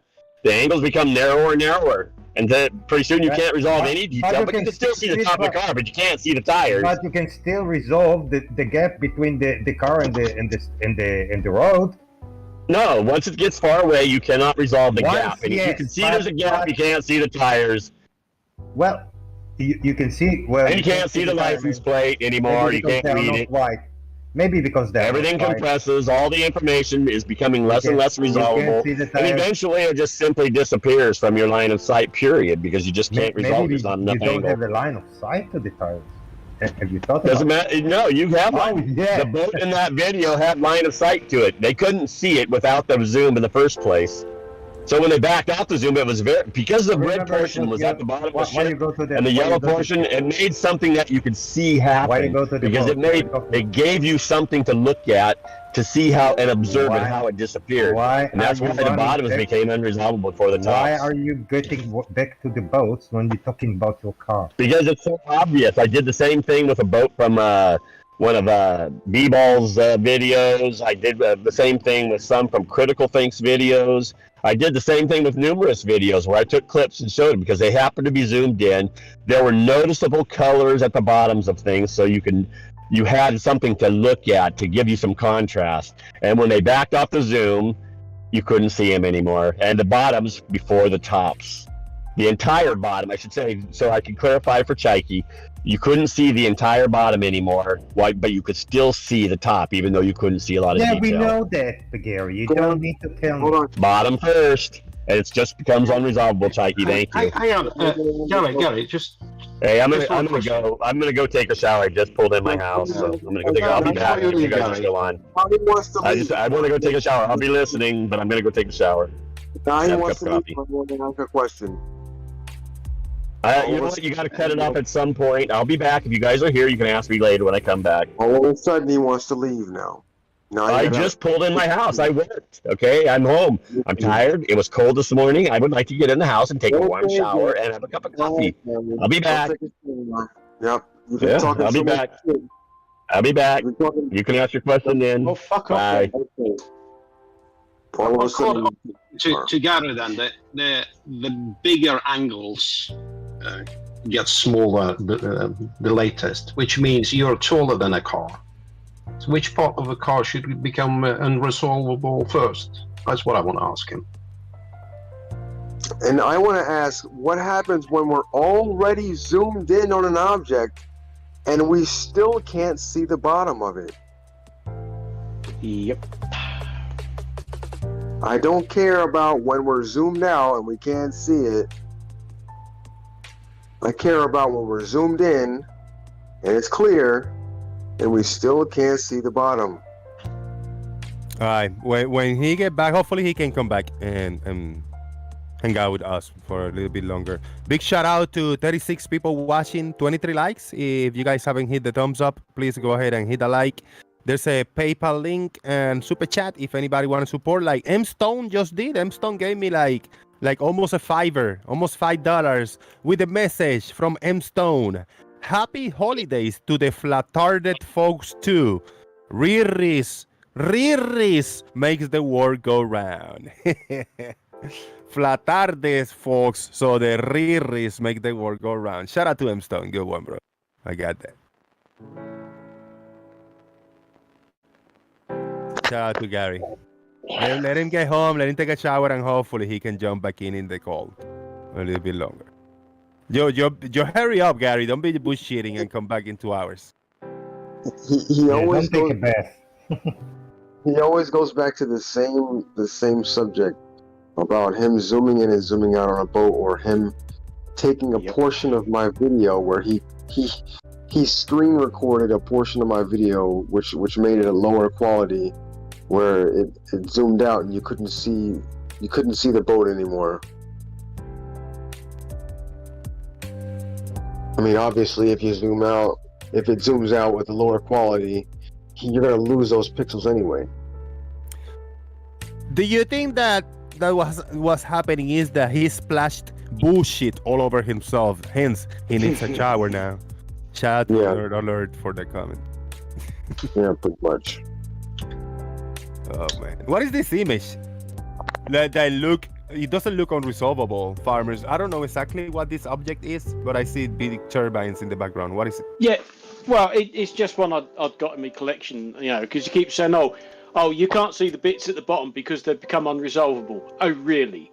So why have we got turbines that appear like they're chopping the water? Is it because certain parts of those blades and most of the mass that they stand on have become unresolvable? No. They're over the other side of the bloody horizon because the Earth's not flat. I mean, for fuck's sake. Yeah, the Why music can't they make the turbine all the same size? Why some are tall, some are less tall? What? Well, do you know, that's the strange thing. They do actually make them all the same height. When they go and put 20 turbines up, that music's getting quite loud. They are actually all the same height, but for some bizarre reason, when you look at them at a distance, they're all at different heights. It's weird. But there are smaller turbines than others. I mean, there are sets of turbines. Ones are, I don't know, 100. The other ones are 80. The other one could be 125, like feet or whatever, meters. Oh, they do build them at different heights, yes. But when you go and put, I mean, I drove past some turbines up the motorway today, and they're all the same height. Because, if you're going to say, okay, we're going to put 15 turbines on that bit of land, you're not going to make them all different heights, are you? That's silly. Well, I mean, humans are doing it. No, it's come of a factory. Factory makes the turbine all the same. Yep. Maybe I don't know. I saw the specs for the turbines in front of the Isle of Man. It's between 88 to 90 meters. So 2 meters difference. Yeah, but there are sets of turbines. Some bigger, some smaller. Yeah, but they are in different parts of the world, those sets. Or in the same part of the world. Could be in the same, like I got a set of turbines in here on a line that are 100 foot tall, 100 meters, and then 3 miles, 5 miles ahead, there's another set of turbines. Those could be 120 meters high, for example. No. Yes. No, why would you go and buy different turbines for the same place? Man. All right. Well, it could be a different manufacturer that's built the turbines, but I do have a question. That's certainly not something you want to do, to mix different manufacturers on a turbine a field like that. Which manufacturer which part you need to take with you? Well, it could be like older turbines that were put up, and then the newer turbines are a different size, but I digress. I do have a question about perspective and how flat earthers keep using perspective in relation to vision. This is not something I'm that clued up on. Maybe somebody can kind of chime in here. But we don't see things in perspective. I mean, we see things in binocular, what's the term? Stereoscopic. Yes. So what do they mean when they say perspective? Is it 3-point perspective, or is it? Well, this is the thing, because they don't know that perspective is an artistic term. So straight away asking them questions like that will leave them baffled, because they won't understand that. Perspective is an artistic term. It is, and so is foreshortening, which is an exaggeration. So is vanishing point. That's an artistic term. It's got nothing to do with what we actually see. Things don't disappear over the horizon at the vanishing point. The vanishing point is the place in a picture or a painting where these things seem to go towards. It's an artistic term. But any and all of these are used as, in their mind, a viable alternative for the horizon being us viewing tangentially across the curved surface. Because it's obviously not that. And trying to argue any other point with Gary is a complete waste of time because Gary's never wrong. And the Earth is flat. I don't know. Maybe it's got some weird eyes. I don't know. I don't think it's his eyes. I think it's something else. Maybe it is though. Maybe it is. Maybe that's the way he sees. The farther things go away in his eyes, he can't see the bottom of them because, I don't know, whatever he claims. No, he sees what we see. He sees the same thing. It's but he's not the greatest. Okay, hey, I got this information for Shaik. This is just one. I just did a quick Google, and I found some here that is going to prove you that I'm correct in that there are different sizes of turbines in the same area. So the Vestas, this is on Ireland, near Ireland. The Vestas 8 megawatt turbine stands 195 meters tall, while the 7MW version by Siemens is 154 meters from sea level to the blade tip, etc. There are different sizes of turbines in the same area. Oh, they've been built in different phases. Exactly, but Shaik didn't think that. He think that all the turbines are the same height. Not necessarily. Yes, but there are per sets and per companies or whatever, but still, there are different sizes. It's not like it's going to be 10 turbines and the whole 10 is going to be different sizes or half and half. It's going to be like, as I say, by sets, by areas, by regions. But it doesn't have to be in different part of the world. It could be in the same sea, just a few kilometers away. You have another set with different height. I mean, it's not nothing wrong with that, right? It's just kind of a thing. Yeah. Shaik, what do you think? I don't know. You kept scrolling it, so I can't read what it says, right? It's easy to Google. I just Googled this. I heard that before I Googled it. Google what? Just post the link. All right, Blackpool turbine sizes. How big is a wind turbine?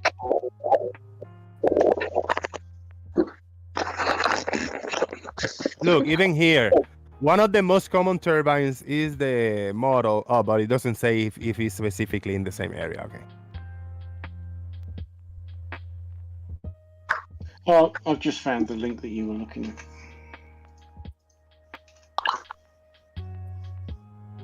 Gonna find. I just type in like Blackpool Tower, Blackpool, because I know that there are turbines there. It's like. There you go, what I know. Shaiki. I just found the article that Jose was scrolling too fast for you through. I'll put the link in. Look it up. All right, I'll pop it up and again, Shaik. It's gonna be like 3 or 4 pop-up windows that I had to close earlier.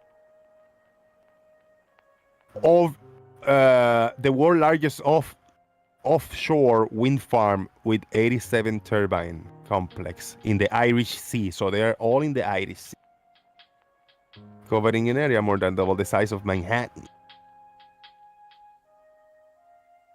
Okay, in the other paragraph is where we got some information here. So right here, I'm gonna just pause it right here. Yeah, we love our wind turbines over here.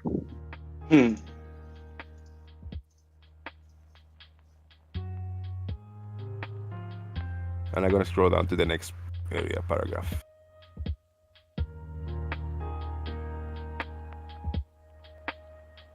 Marcus Dresden is calling somebody a moron. Are you calling me a moron, Marcus?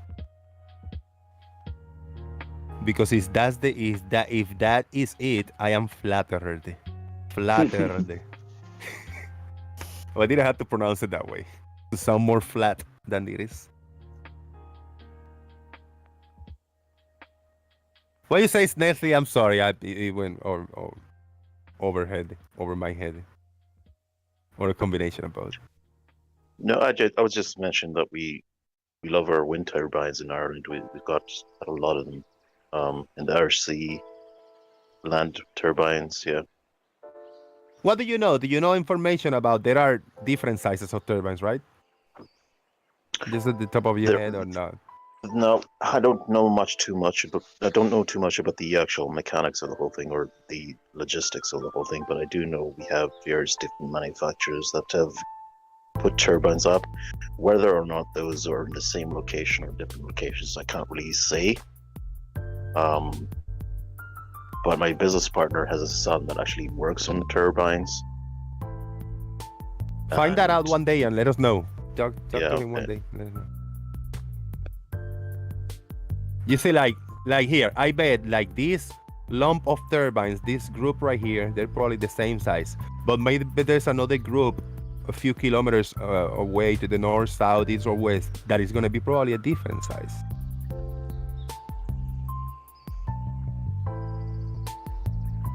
I mean, I know I heard that information one time. I don't have anything to back it up, but I think it can be looked at. I think the information can be looked at. Found. You insist, Chaik, that they're all the same size in the same area of the world? Wait, let's see what's what.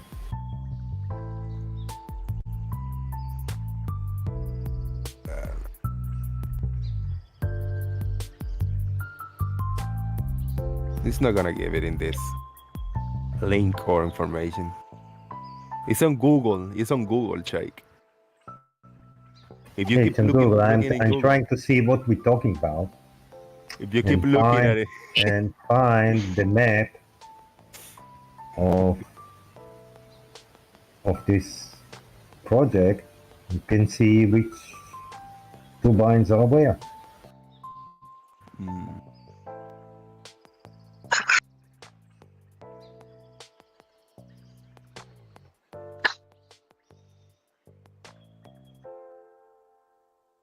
Okay, I'm gonna find that information for you.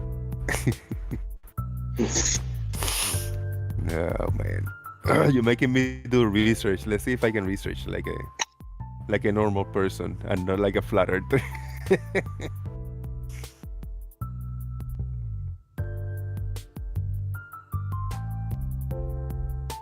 Offshore wind farm map. Okay.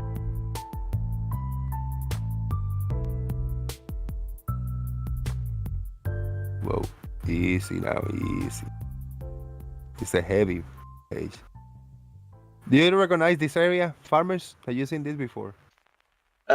Yes, you're basically looking at Scotland and a very little bit of northern England. So over down in the bottom left-hand corner, that's Northern Ireland, because you can see where it says Belfast. So the windmills that you've been looking at are in the Irish Sea. So they're between. Ah, there you go. They'll be in that clump there. That's the Irish Sea. So it's probably number 12, Welney Phase 1 +2 plus extension. Yeah, so that's where the turbines are. That's Welney. That's why they call it Welney, because these are Welney's turbines. not. On this area right here, on the UK. Yep. Yes, well, you see, the North Sea is very shallow as seas go. So it's not technically that difficult to put turbines out there because you don't have to go down too far before you hit the seabed. It's only a few hundred feet. It really is, as seas go, very shallow. Yeah, it doesn't give me not in this. Yeah, this is not the site to find the sizes, but we're getting close.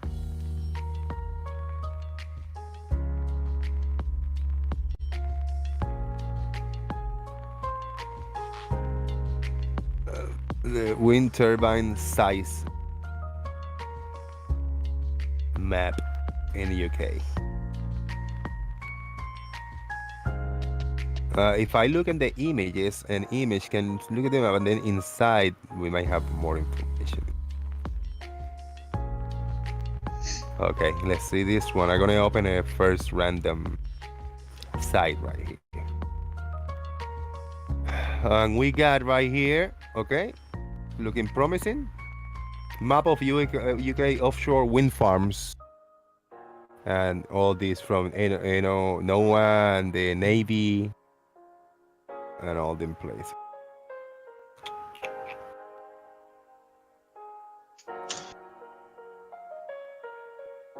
Can it be? Let me see. Farm capability, turbine capacity, manufacturer, number of turbines. You see, look at that. Different manufacturers. You don't think these manufacturers are gonna? You think they are gonna have the same exact size of turbines? Different wind farms. The wind farms. The names are different. So this number of turbines are 30 from Vestas, and they're in Barrow. Then you got in Burbank a set of 25 by Siamese, and the other one by Siamese. All these four probably the same size, but these four are probably different size than the Vestas, and they are in the UKC, all of them. And then you got also RE Power, also in the mix of making turbines. You still think they are the same size? So what No, you but gotta it's look now, different. comparison of the size of a Vestas wind turbine versus the Siamese and the RE Power wind turbine. Yeah, one in America, one in Guatemala, and one in a different place, Jose. You read it. They're in different places. No, they are. What do These you are mean in the now? UK. All of these are Wind in farm. UK. Wind farm. Can you read it? Wind turbines, wind farm. Okay, the wind farm. Wind farm, right. They're all different sites.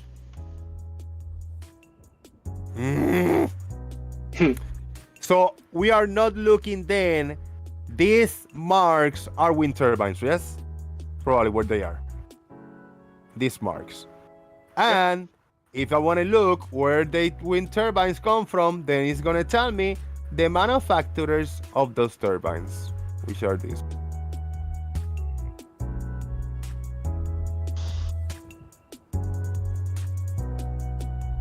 How am I wrong? In the same sea, we're going to have different sizes of turbines. We're going to have a set from Vestas, maybe here, maybe a set from Siamese, maybe from Siamese, the RC, other one, and another one from Vestas in the same sea right here. They're going to be different sizes. The same planet, yeah. In the same area of in the same lump of land of the sea on the UK. In area. It's a very large area. Yeah, it's very large, but they are in the same area. If I zoom in, I probably not going to see only one set of turbines. I'm going to see two sets of turbines, one from one company, one from a different one. They're going to be different heights. You're assuming that. Said probably. All right. Well, I win because I show you enough evidence to make my case positive, to make my case winnable from my perspective.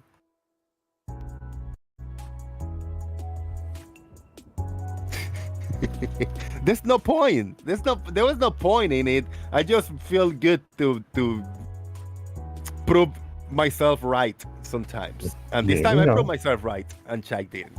We know.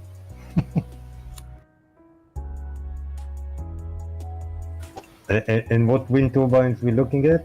We don't know, right? We have no idea. No idea, but probably these two this wind turbine right here and this wind turbine probably belong to a company, and they're gonna be lined up. And then probably this one and this one and this one belong to other company, and they're gonna be lined up. Therefore, there are different heights. You think that's a good flat Earth reason excuse?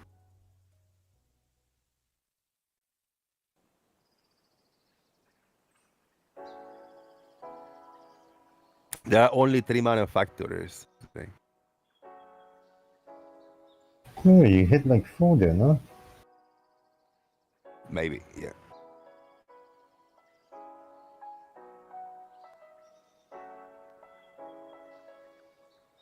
Oh man! Shout out to everybody, dude. It's the higher amount of people we got on the stream right now, and it's quiet. Go ahead, man. Hey, you got a big audience. Speak up. Who want to go? Hi. I think we ran Gary off. I apologize. You need to take a shower. Doofus Manfred is here. Doofus, who do you think won the the great debate. Do you think MC won? Oh, that's a good question. So, I'm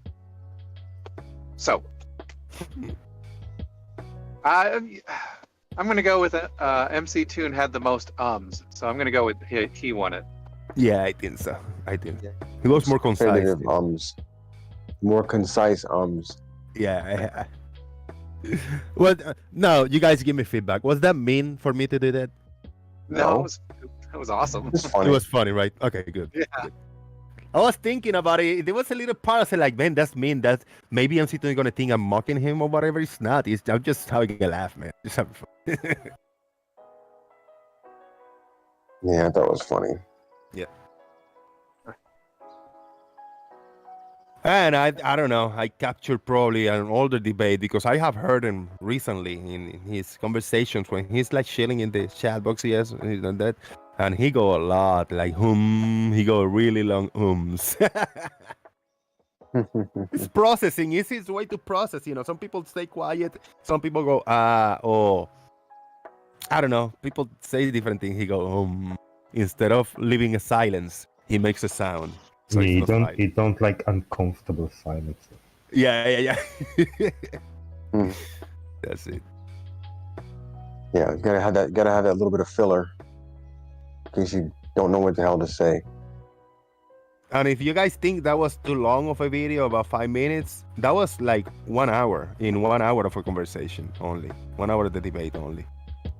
There's a lot of ums for a 1 hour show. Yes, and I probably skipped a few. I zoned out in the part. You tripled up on one of them and doubled up on another one. Yes, only 2 times, yeah. Yeah. But the rest of them are just, chronologically are in order. They're not repetitions, but in the same spot when bro, and what? Those two. It's kind of the same like when I made that video with Bev saying level. Yes. Uh-huh. That's it. It takes time, huh? Yeah, it takes a lot of time. I think mine was a lot longer because he said level a lot more times. Yeah, that's true. It did take I literally had to listen to every second of that debate. Yeah. I wanted to only do it I wanted to do only but there was a lot of so. Yeah. And I had to throw it in there, yeah. Yeah, it was tedious. It was about 3 hours it took me. Oh yeah, wow. Downloaded the video, put in the program, start breaking it down, solid 3 hours in one sit. Yeah, that might have been a little bit more difficult. And uploaded it right there. Just did it. Like that was in the spot. Churning it out. Yeah. Those are fun, man. Yeah, I could find more. If I'm gonna pay more attention. If I find people with tics in their speech, or they repeat certain word many times, I might do it unless it's Beb. Like I cannot listen to him for that long. It's too annoying,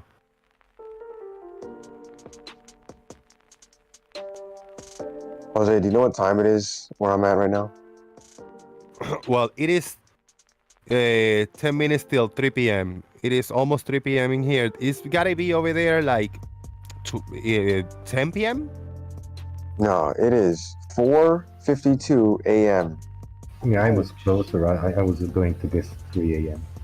Shit. Yeah, I think you started at 3 a.m. for me. Well, just judging by the time you premiered your video. Yeah. Is it Friday? It's Saturday. I'm in the future, baby. Yeah, it's about over 24 hours ahead. Holy. No, you're about what? 14 hours ahead of 12, 13, yeah, 12 to 14. You're 14 hours behind me. Yeah, I'm PM, you AM. Yep, I'm in the future, baby. Yo, what's up? What's up? Hey, what's up? Always good. We try to bring paradoxes back to life. Anybody got a paradox that want to share with us? We can go back to SC Montreal's paradox.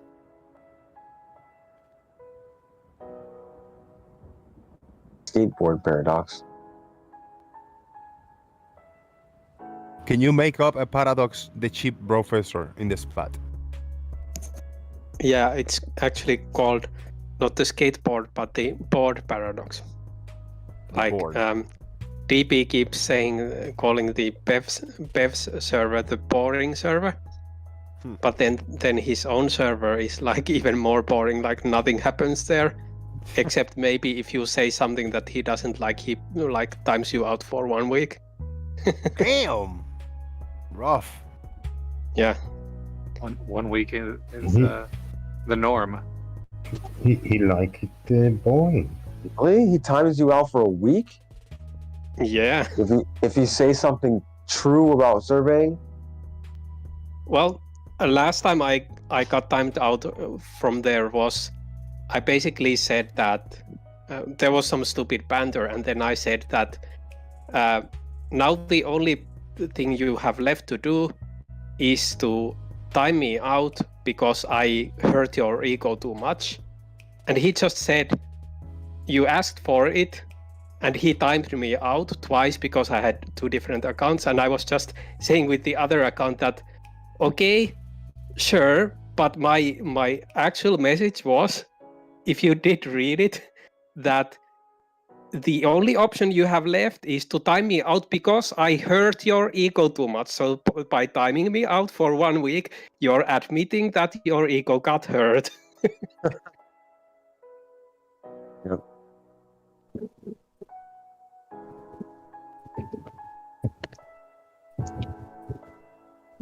Yeah, it's fun to poke fun at DP. Yeah, that's basically the only raison d'etre left for that server.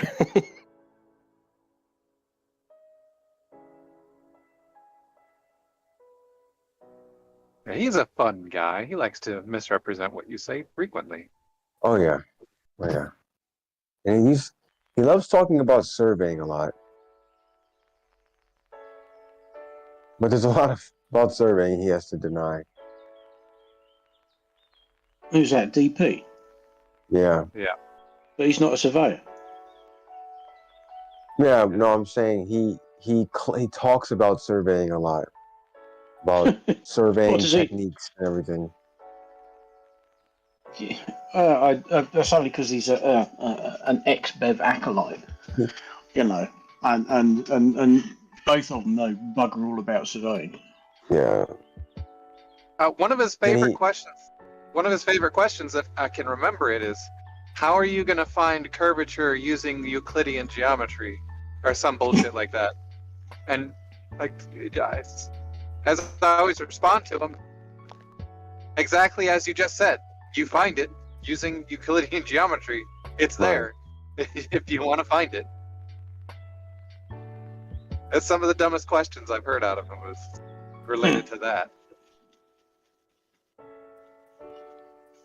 Yeah, if Start he with needs a horizontal to ask a question, line drop, and then there it is.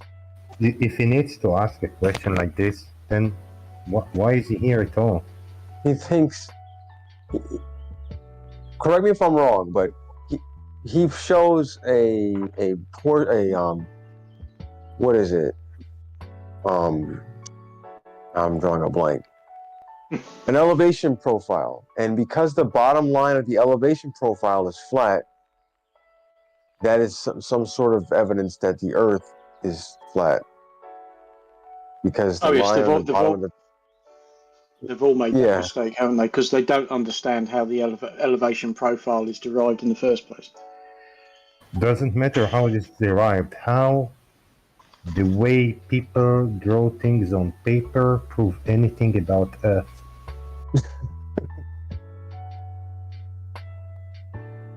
What I tend to do lately is referring to all these different measurements of diverging verticals. Like they use these digital Senate cameras, GPS, leveling. There's a very good one about the high precision geoid model of Switzerland, which clearly over and over states that verticals are deflecting. You can find a lot of these papers, and what do? Deny it, of course. Of course. We don't need papers from with Switzerland. We had the picture that DP took by himself. Oh, they don't like that. I deny anything that even remotely debunks their claims. They will deny. Yeah, OSUK Ordnance Survey, like right in his backyard, talks about spherical Earth and how the flat maps have to be stitched together in such a way because of the curvature of the Earth. He's got to deny all this stuff that in his own country. With that, Bev, of course. Oh yes, he heralded very quickly OSUK as excellent sources of information. until they very politely told him he was an idiot. Well, he first he go and asked them. I don't know why he asked him. He asked him a question, and when he got the answer he didn't like, they're just someone on Twitter. Yeah. So why did you ask? If you know it's just someone on Twitter, why did you ask them a question? Do you think if people living in the UK have to be more of the reality deniers than people from the US? No, we have equally stupid people here. Equally, yeah. Because there is all the information to be found, relation to the questions they ask from local sources, Yeah. It's like saying we are all same stupid. It's just that some of us manage to hide it with knowledge. Now, from Australia, you know what? Yeah, they gotta be more deniers. Oh, yeah. Because they got a different set of stars, a rotation point that they don't want to address. They don't want to bring it on. Oh, Twitter, yes. The southern hemisphere is very awkward for flat earthers, isn't it? Yeah. What did I hear recently? They were talking about Antarctica and how you can't freely and privately travel. Ridiculous. Yeah. So my question is, even if you couldn't freely and privately travel, you can still travel there, right? Even if you could only go to one place, you could still travel there and film things that would be impossible on flat Earth in that one place. If they don't want to go, they don't want to risk it. Yeah, because then they can't deny it. It's just like I know a guy called Børge Ausland, a Norwegian who crossed the Antarctic. But I don't see much use in having him telling them about it, because they're just going to deny it anyway. I mean, that's the old thing for the flat earthers. It must be so easy to be a flat earther. Anything you don't like, you just deny it. Deny it, pretty much. You want them to go to the Antarctic? I asked Gary to take 2 pictures of the ball, 2 different distances. He wouldn't do it. I've got that on my phone. He has a camera. I'm sure he has a measuring tape. Go ahead, measure 30 feet, measure 35 feet, and I'm telling you how much this ball will change its size. All he can say is it will change less than when it's close. Everybody who's familiar with perspective and its actual definition will tell you, yeah, the difference between the angular size change from 10 to 15 feet will be much greater than from 30 to 35 feet, because that's baked into the definition of perspective, because it's inversely proportional with distance. Now, Yeah, but you'll give a number. Yes, you'll say it will change by 10 over 15. Right. And he can't give a number. He just knows it will be less. Yeah.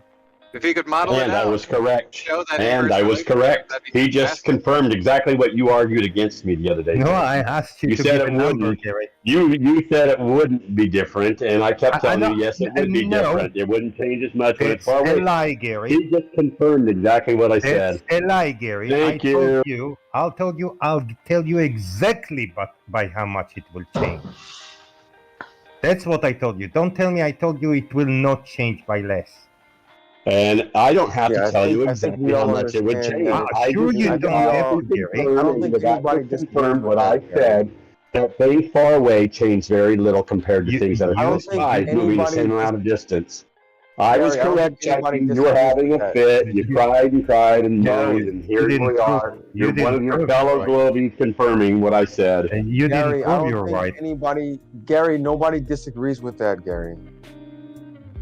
If the actual Chaiki was. definition of Chaiki perspective was. I has don't think that he was. baked I in, don't. No, I wasn't. yeah, the actual definition of perspective has that baked in. It's an inverse relationship with distance.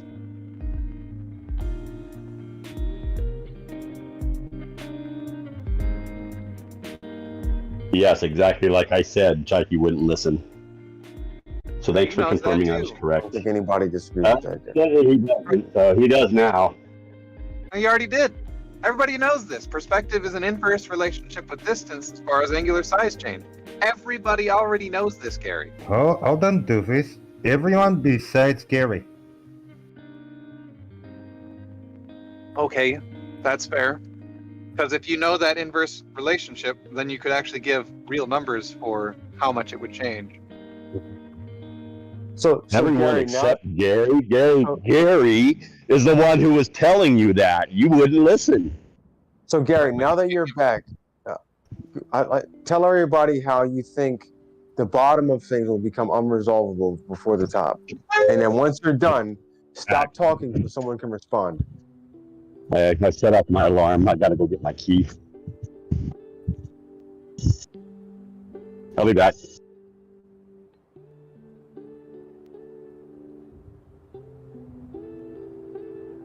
Unless someone else wants to bring something else up with him. Hey, I can't mute. I don't know if somebody can mute me.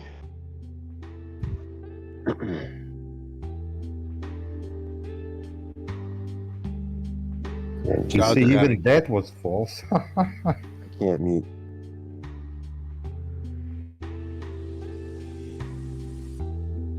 Jose took my mod powers away. No, he said he can't mute, and he muted. What? Can't mute himself. I muted myself. I'll go on mute. No. Gary said he can't mute himself. Oh, he's muted anyway. Yeah, he can mute him. No You problem. see, he was wrong about this simple thing.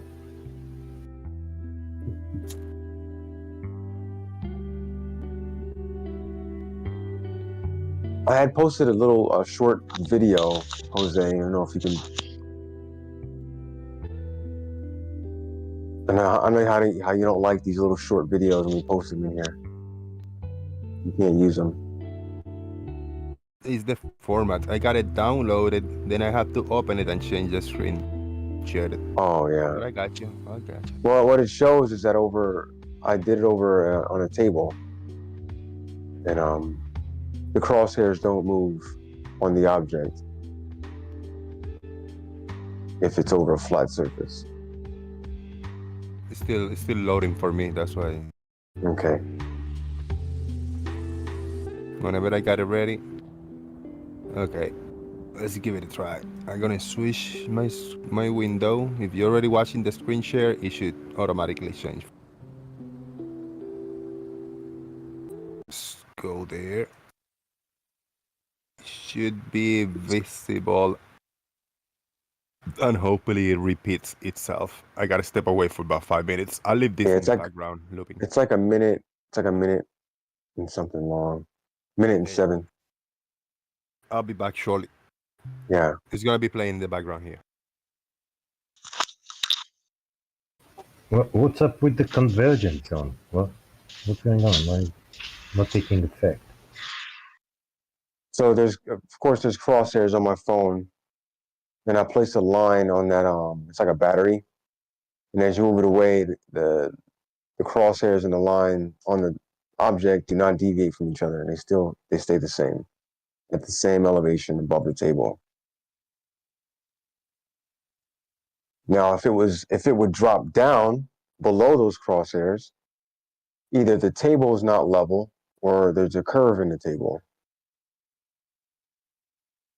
But there's not.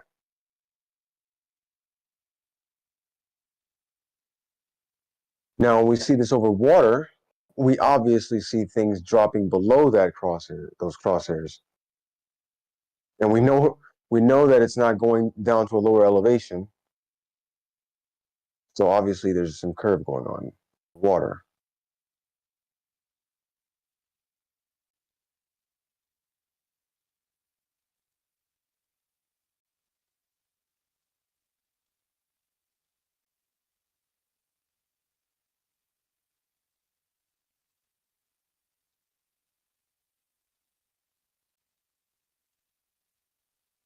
It's kind of like that that little clip where you see the guy doing it with the little blocks on the table. I wanted to try and recreate that.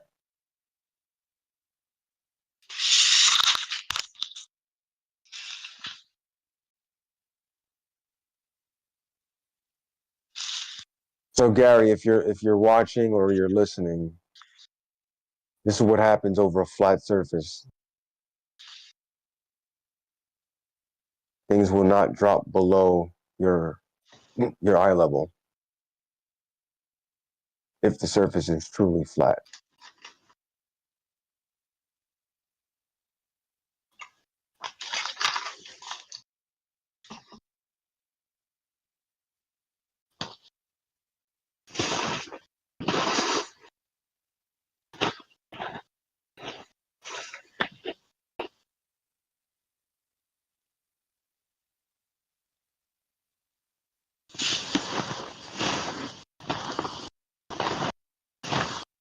Who's making all that noise? Oh, Stefan. Gotta mute, man.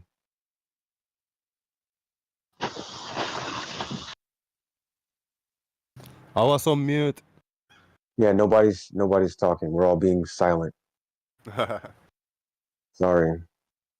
It's all right. We're all busy in the background doing stuff. It's all right. So you see a little video, right, Jose? Yes. Are you listening? I wasn't. That's a nice listening, example. I'm sorry? I was not listening, man. Oh. No, I was just showing like over. Have you ever seen that little clip with the guy with the little blocks on the table? I've seen a few, yeah. And he moves the blocks back, and the blocks stay in line with the crosshair on the screen. Yes. So I've this seen is the kind of the Stingray same. doing that. Yeah, in real time, real life. Yeah, this is kind of the same thing. Mm-hmm. If the table is perfectly level and you have the crosshairs level, you place them on some object that's the same elevation above the table, the crosshairs will remain in that position for pretty much as far as you can go. Indeed. Now I know flat earthers will probably argue, oh well, this is not far enough, and oh, try doing it over a mile. But I mean, if it's not deviating in this short distance, why would it deviate? If it got any farther. Dude, you don't have to go too far. Hold on, Gary. You don't have to get too far. No, it won't. Hold on, Gary. Hold on, people. They don't have. You don't have to get too far about they trying to expand it, because I have seen shorter amount of a flat table, and they're doing demonstrations of shit disappearing from the bottom up in a smaller amount of a flat table when they put a slap a lens and put all the bullshit in front of it and tilt the camera in a different ways to make the trickery work for them. I seen it, my own eyes. We all seen it. Yeah. I've said it all along that eye level will stay at eye level as it moves away if you're viewing it with your natural eye. Of course, if you zoom in on it, like what you do with your little, whatever, your theodolite or whatever you're using, the bottom's going to drop, yes, because you're zooming in and everything expands out from center. Yeah, but you're what looking to a happens crosshair that's on basically on a zoom.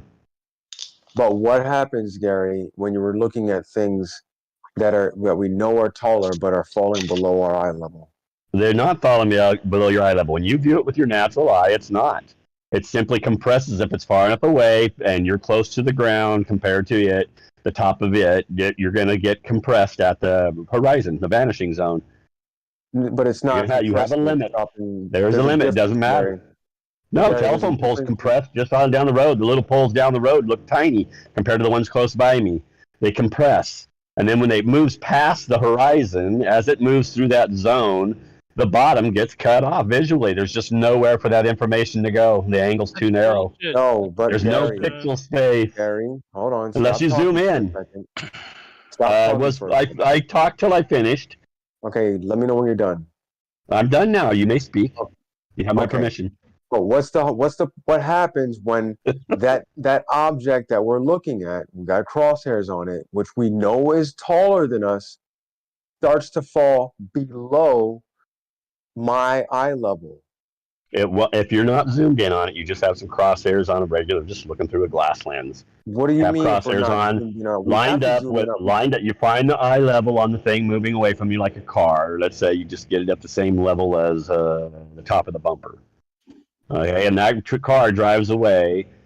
That bumper will stay in the crosshair. Yes. It'll just get tinier and tinier, but it'll stay in the crosshair. Yes, Gary, that's true. And the ground will slant up towards it and compress into it, and everything above it will compress down towards that point. But Gary, that's not what we see, Gary. That is what we see. That is not It is what what we see. We see the sun go. No, it's not, Gary. We see the sun go from. We see the sun go from overhead to below the horizon every damn. It doesn't day. go below; it just compresses It does. into it. That's why the bottom becomes vanished first, because it reaches that limit before the rest of the sun, because it's the bottom versus the top. Nope. Doesn't disappear. It just can't be resolved. There's nowhere.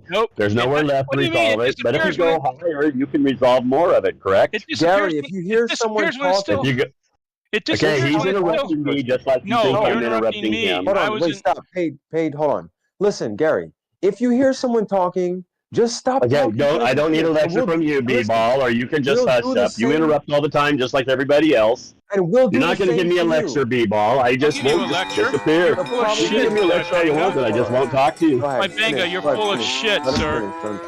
Because okay, whatever you think. I know that's what you think. The sun. No, I don't think that. I know that because the sun is still half. Because the sun is half an arc minute big the entire time. It does not get smaller and smaller and disappear according to the Raleigh factor. It horizon. We've all seen it. Wolfie showed it. We played it on this very show with Wolfie's video that was filmed through a time lapse and a solar filter. Nobody's full of shit. It does not. Hold on, Gary. It's still just as big. Even Wolfie and Bob have said so. They have a video saying so. Gary, we're not talking about what you're misquoting them. You're probably misquoting them. Actually, probably. That's no, I'm not. They have a video on it. They have a video, and Wolfie actually said it on his video. And get hundreds of videos of the sun disappearing when it's still half an arc minute big, the same size it was a solar noon, when it was above your head. And guess what? It's not the same size as solar noon. That's why you guys don't measure those things when they get down towards the horizon, because they compress vertically. The same they compress vertically. Because the angles of that far away, the angles become more and more foreshortened, and so it has no choice but to compress into your visual field at center frame, which is your vanishing zone. Wrong. Look at this picture. Yes. The sun has dropped below the crosshairs in this picture. The sun just is moving down towards the horizon, the visual horizon. But the horizon is at your eye. But Gary, the horizon is at your eye level, isn't it? The horizon is at your eye level, yes. It's just underneath it. The sun has dropped below it. The sun has dropped below it. The sun is moving through the zone, and it's vanishing bottom first because it's your eye level before it even reaches that point, which is why we see it in Wolfie's video compressed vertically. Lemon optics. Stop with your lemon optics. I told you myself before lemon. Before I even knew lemon. You just agreed. Hold on. You just agreed that things that are at your eye level will not drop below your eye. You just said that. You're after I showed you the video, right? You're looking through a zoom or a telescope or something like that has a zoom on it, and that's why you think it's dropping. You recreated the gap because you extended the focal field your focal length, which decreased your field of view and allowed the pixels The in. sun would never go below the horizon, Gary. It doesn't go below the horizon. It goes into it. It The angle disappears. becomes narrow and compresses vertically. It gets Let me know when dark, you're you done. moron. Just It like, would never get just dark. like the tires at the bottom of the car, they It would compress to never the point where you get can't see them, dark. but you can still All see right, the let me- whole hold top on, of the car. stop. Let me know when you're done, Gary. Gary, Hold on. question about the example of the car. You are usually taller than a normal car, so the biggest angle is where? It's from the road and up. Yeah, do you agree? Yeah. No, the visual field you have angles to the surface and angles from the sky, right? If your height The is the visual same as field, the roof, the ground, it takes up the entire bottom half of your field of view all the time. No, if hang you're on, low hang or on, high. hang on. The ground, the surface takes half of your field of view. Stop with Will you lemon please hang on a minute? That's a fact. That's what you see. No, Gary, Gary, if you This is what we all see. You guys just are in denial because your worldview is No, you're in denial. crushed. You're in denial. No, The I sun see what I is see. Everybody can see the same sun thing. fucking sets every damn day. It's like It's dark. with a level camera. If you zoom in and zoom out, you watch everything. When you zoom in on something, everything expands out from the center. When you back off the zoom, everything compresses back to the center. Zoom the sun back in after it sets. Come on. Actually, there are videos where it looks like the sun is already going down. They zoom in. They create the space underneath it. So it's all after it gets dark, Gary. After it gets dark. And if you have a zoom or no zoom. After it gets dark, zoom the sun back in, okay? Why would you? The angle's too narrow. You have to go so high that you can't go that high. No, wait hold on a second. It never No, goes that's below just your... like- According to you, Gary, according to you, Gary, according to you, it should never ever go below your eye level. You should be able to see the sun zoom longer than the guy on the ground. Gentlemen, please. You guys are Okay, talking D-ball. at each other. You're talking You're at totally each other. full of okay? shit. Listen, I'm not. Gary, You are. say what you have to say. Stop talking. Okay, D-ball, don't give me Let a him lecture. You respond. can just shut your mouth. I'm going to talk over you if you keep trying to lecture me. Of course, you talk over everybody. Hold on. You had the floor. You wasted your time trying to lecture me instead of saying what you want to say. Gary, you're full of shit. Just say what you want to say, and everybody will leave you alone. Gary, Shut when the we fuck up, say Gary. when we say what we want to say, I'm not jump going to in and listen you to cut us anything you off. say. You're not going to listen to anything we say because you have You nothing to say against it, moron. All you can keep on saying is skip. Nobody was talking. D-ball started talking, but he wanted to take all this time to lecture me. Yeah, he won't because lecture anybody. because there's no point in having a conversation with you, Gary. All We you can't gotta have do a is stop conversation talking when you with get an opening, because D-ball. You don't need to lecture me. Because you don't know how to have a conversation. You, unless you try to lecture me, then I'll lecture you Why back. don't you just shut the fuck up, Gary, and listen for a change, you moron? I'll let All you you have to finish. do is, when How he come you starts can't talking, zoom the he sun just back in? proceeds what he wants to say. Hang on, boys. Why can't you zoom the sun back in after it gets dark, Gary? He wasted his chance. Gary, why can't you zoom the sun back in after it gets dark? Because it's too far away, the angle's too low. No, it's not. All It right, should, now I it have should a never question. ever Okay, if disappear. the angle's getting more narrow as it moves Gary, towards I the have a horizon, According to question. you, that's bullshit, Gary. It should never ever All right, disappear. Fade, hold on. Fade, hold on. Sun that's above you and When track it down towards the horizon. Which direction does your box go? All right, Because of the all right. angle. All right, Lemon Gary. up. Let me. I have a question. I have a question, Gary. Hold on, Stephen. Gary, I have a question. So the little video that I showed, right, with the white block. Let's say at what point will the top of that block drop below those crosshairs? The top of the block won't drop below them if it's not zoomed in. So let's say the top of the block is the sun. The No, sun if is you're at not the top zoomed of the in, if you're just using At your what natural point? vision, B-Bog, we have to make a point here. If you're not zoomed in, it's natural vision. That's what we're looking at right here when we're talking. That sun will never drop below your eye level. It will compress into that area, that compression zone, that visual optical black hole, whatever you want to call it. Sunset. Where information has a limit, perspective has a limit based Sunset on your exists. elevation. If you have eyes, you see the Yes, sunset. they do. All right. Just like all we right, were Gary. on a flat Let me Earth. say, now let me Why does it respond. get dark then, Gary? Let Earth live respond. Let Earth live respond. It's everything, even before the sun goes down. Let Earth live respond, You guys. got a thing called the golden hour that starts about an hour before Let sunset. Earth live respond, Gary. Let Earth live respond. Gary, Okay, Stefan, let Earth live respond. So I answered his question. So once I'm done, let him respond. Stefan wants to say, when I'm done, Stefan's going to say what he needs to say, okay? So you said that with our natural eye, right? It disappears in the natural, the vanishing zone of our natural eye. So we can't really use our natural eye because that's not going to give us an actual representation of where our eye level is, right? So we have to use a tool to find out where the center of our eye line is, right? So if the sun was at the little video that I showed, if the sun was at the top of the block that I showed, and what you're saying is that at some point that sun is going to drop below those crosshairs.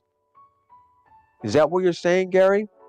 No, I'm not saying that at all. I'm saying it. So when you look with your natural eyes, the horizon is always just. You ask the question now. You want to answer, but you want to interrupt me, right? You ask me to answer your question. Answer it.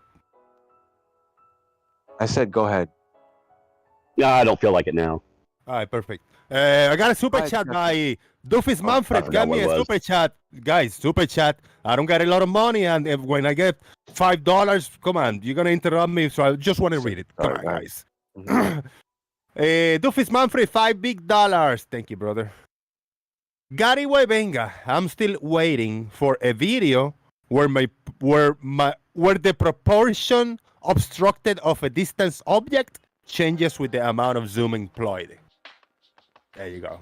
Thank you, Doofus. Why would the proportion change? You'll just see more detail if you zoom in. Because you increase your focal length, you decrease your field of view, and that all the pixel space is then available for that little tiny field of view to represent what you couldn't see with your own eyes. Gary, I've got a question for you. Go ahead. How long? I mean, if the sun is just set for me, and I have a person who lives close to 140 miles further west, he would still see the sun 2 degrees above the horizon. Does that mean that the sun shrinks to absolutely nothing in 138 miles? No, I never said the sun shrinks to nothing. I've never said that. Yeah, well, it compresses, doesn't it? It compresses vertically into your vanishing zone, but if you go if you shoot up 1,000 feet in the air, all of a sudden that compression changes. You see more of it, and for longer, because you have a bigger angle to the ground. Your visual field is extended further out. Right at the horizon. Hang on. 2 person at the sea, at the distance about 140 miles, east-westwards. The guy further west can see the sun 2 degrees above the horizon. The guys in the back can't see it. That means that in that shorter distance, the sun has to shrink to nothing, so you can't see it anymore. No, it doesn't have to shrink to nothing. It just has to go into your. It just compresses into your visual field, which has a limit. Yeah, but when you say compress, in 140 miles, why doesn't it do that the rest of the day? It does. It changes. It changes vertically. We've all seen it on Jose's show. It was Wolfie's video. It was a solar filter. He used a time-lapse sunset solar filter. He used everything you guys say you should use. And he even says in his video that the sun compresses vertically. Of course, he excused it. He said it's because of refraction. The sun didn't compress vertically in my video, though. Over 138 miles. Did you measure it? Compresses suddenly. Let's look Did you measure it? Hold on. Gary, wasn't it you? It's 69 miles. It has to compress from full size to absolute. No, it doesn't. It just has to go. It has to compress into your vanishing zone. That's it, and it's going to always be bottom first. Where the angle's the most narrow. If it drops 1 degree, which is 69 miles, so it means it goes from full size to compressed to nothing, so we can't see it over 69 miles. How is that possible? Hold on, Stefan. Gary, wasn't it you that said that the farther away, the sun will have to move in order to change its size? And apparently here, about 140 miles are enough. It didn't do it all day over 6,000 miles. It did it over 140 miles quickly at the end. That's against what you say, Gary.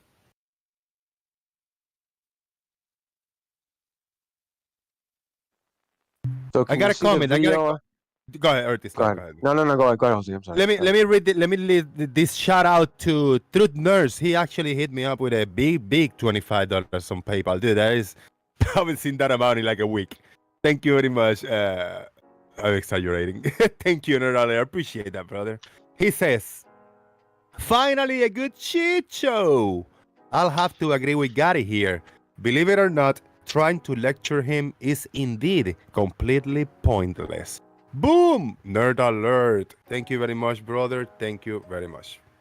Well, when you use stupid arguments, yeah, you're not going to convince me you're right. Your arguments are dumb. Well, please explain the 69 miles from full sight to nothing. Admit that there's a limit in your visual field.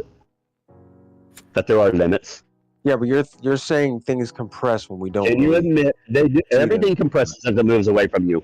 Your field of view, everything's compressing towards center as things move away. Yeah, but they're compressing towards your line of sight, 90 degrees from your perpendicular. They're moving towards that. If they're moving away from you, which we live on an Earth where everything moves away from you or towards you, we're not talking about things up in the air. And if you could build a railroad track up into the air, it would do the same exact thing. Final point to wrap it up, Gary, so people can go. Can I respond now, Gary? I have to ask because sometimes you don't stop talking. Here you go, wasting your time again. Just say what you got to say, stupid. I'm going to say what I got to say, but don't cut me off when I say it. I wasn't. Right? You just kept rattling on. You're giving a little lecture again. Okay. You can't resist it, can you? So when I showed that block, you saw that the black line didn't go above or below the crosshairs, right? Yes. I agree with that. So things that are above. So do you agree that things that are above are not going to go below, right? No, they're going to compress into that zone, just like the bottom is going to compress. So they're going to compress into that zone. Okay, they're going to compress into the crosshairs, right into where the crosshairs. They're going to compress into your visual zone, yes, as they move away. So how is it that I showed a picture of the sun going below, not compressing into? Because you use a zoom. If you zoom in on that same object, all of a sudden the bottom decompresses, right? The eye level will stay the same. So the bottom decompresses away from that eye level, and so you have a zone below there now that you can see things in again. So because hold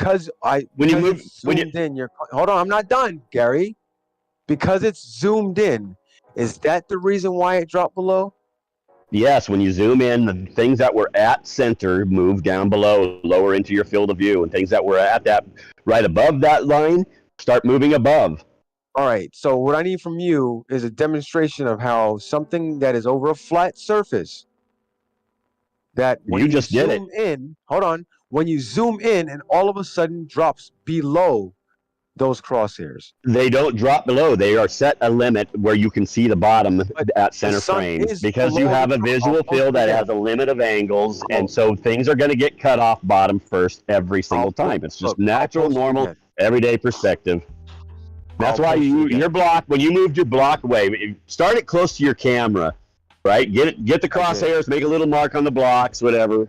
Get your crosshairs, and now move the block away. And what happens to the bottom of the block as it moves away from your camera and your crosshairs? What happens? I'm concerned with what happens. Of course you're not, but it's very important. What happens to the bottom of that block? Does it compress up towards that eye level? Into the center. Yes, I agree with that. Nobody disagrees with that. There you go.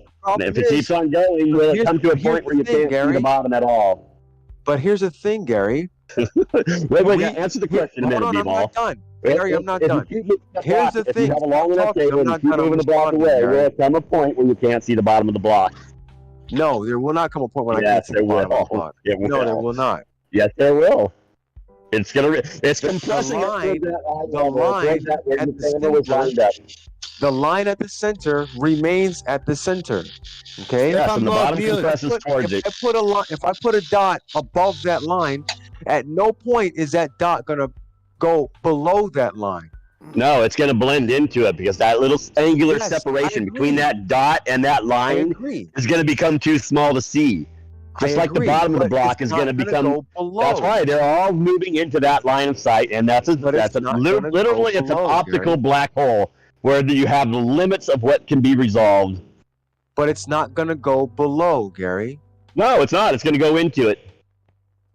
Yes, I agree. But we got There's the a sun zone there. below the crosshairs, Gary. There's a zone there where you can no longer resolve information as separate from other But I things have around it. But I have the sun below the crosshairs, Gary. On a zoom, because you're now missing. you drop the horizon with your zoom, and your horizon was close by. So things are zoom going to has compress nothing to into that. do- They're farther away. The It's like a zoom has 10-foot nothing wave to that- do with it, Gary. It's like a 10-foot wave that's 10 miles out, and a 5-foot wave that's 2 or 3 miles out. You're not going to see that 10-foot wave, even if you're taller than the 5-foot wave at the horizon. Gary, the zoom has absolutely nothing to do with it. Whether Sure it you does. zoom in or zoom out, whether you zoom in or zoom out, the sun is still going to be below the crosshairs. It's not. The sun is not below your eye level. The sun is compressing into How it is when it? you look with How? your natural eyes. Okay, all right. Let's start over. On the table Okay, on the table that I'm showing, right? The table. I'm not is looking the at it. same exact My height camera will robot. above the table and the crosshairs are as you move away. It's the same exact height from the crosshairs to the table, is it not? Yes, and if you zoomed in, what would Yeah. happen? The bottom of the block would become larger and take up more of your field of view, wouldn't it? No, if you zoom in, Yes, it would. It crosshairs are would. still gonna be- And that's hold what on. you think is dropping. The It's not crosshairs are dropping. It's just still- taking up more of your field of view when you zoom in. The crosshairs are 'Cause still your field of going view to is be actually becoming smaller. on the black dot, are they not? Let's move. Hold on. This is what I'm gonna do. I'm gonna wait till it's zoomed. It's all the way far, and then we're gonna zoom in, and we're gonna see whether or not the dot has dropped below. You know, Extra J has a good video on this. Just watch what he does. He moves the thing away. He lines it up, gets it all nice at the top of it. He's got sockets. He lines up his camera, the center of his camera, with the top of the socket, and he moves the socket away. What does the socket do? It stays right on line with that eye level that he had established, but the bottom of the socket is compressing upwards into it as it moves further on the table that he had. It just, and then it eventually reaches the point, if you have a long enough table, where it's going to compress into that zone, and you won't see it anymore. Yes, it'll compress into the center. I got that, Gary. I got that. I don't think you do. What's happening in the other things we see that objects like the sun drop below. They don't compress into the center, they drop below. No, your eye level is the horizon. That's at your eye level. It's indistinguishable. The sun will drop in past that. It's not going below it. It's just moving through that zone. It is going It's moving below through it. that zone. It's compressing vertically, just like we saw No, in it's Wolfie's dropping below video, it. which was played dropping right on this below it, show Gary. and measured on this show. It's dropping below, Gary. No, it's moving through.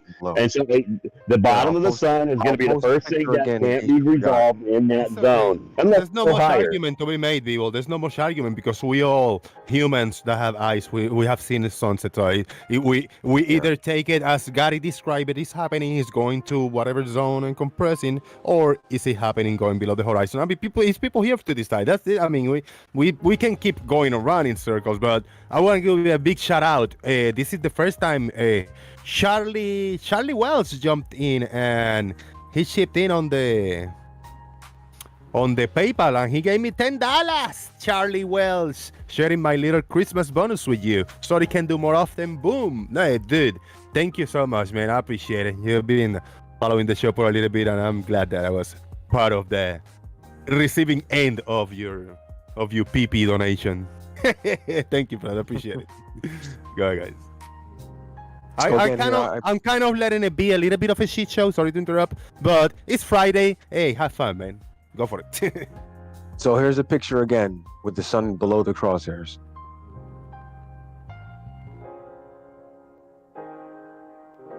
Do you see it, Gary? Has it compressed into the center, or has it dropped below?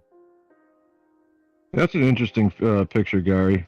So, I mean, like, how would you confirm that the sun is now shining different? I mean, it looks like it's below eye level. I understand what you were describing, but, I mean, which way is the sun coming in? I mean, can you confirm what's going on here? Is it optical? Is it just some sort of visual trick? No, it's just the sun below your eye level. Which shouldn't really happen, should it?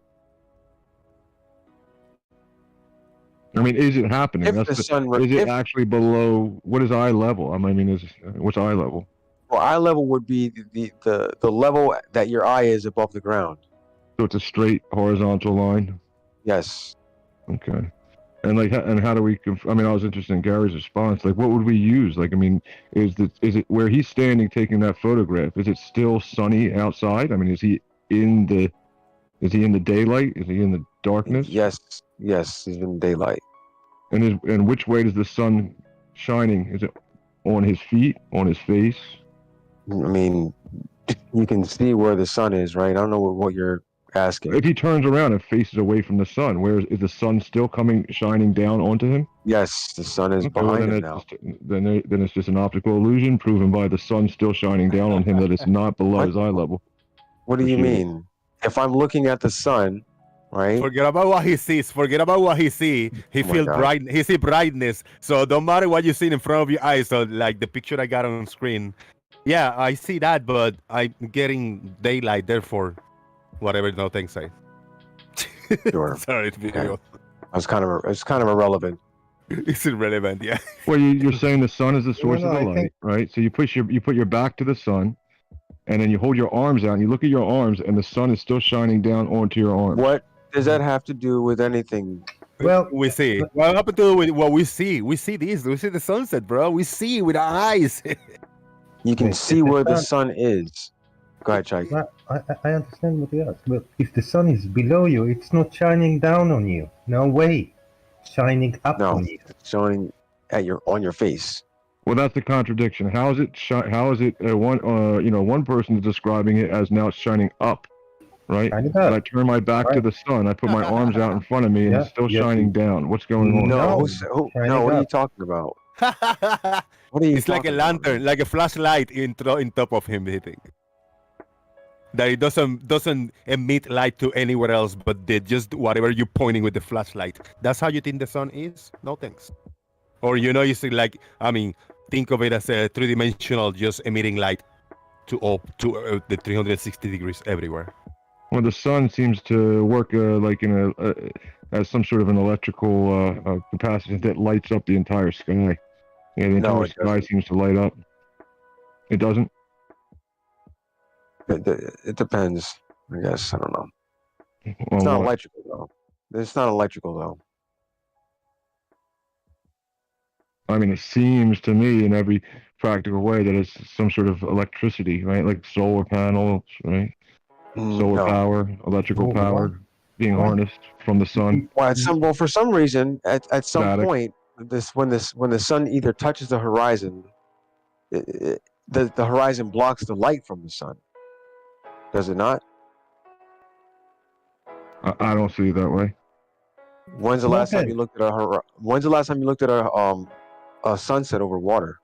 Well, what are we calling the light from the sun? Is it No, just the dot? I don't, When's the last time you watched a sunset on the beach where you saw the sun physically touch the water? 2, 3. Well, I don't know. You're saying the sun is physically touching the water, so like maybe like 2 or 3 months ago when it was not freezing cold outside. Okay, and you saw that the light from the sun was being blocked by the horizon. No, like is the sky the light from the sun?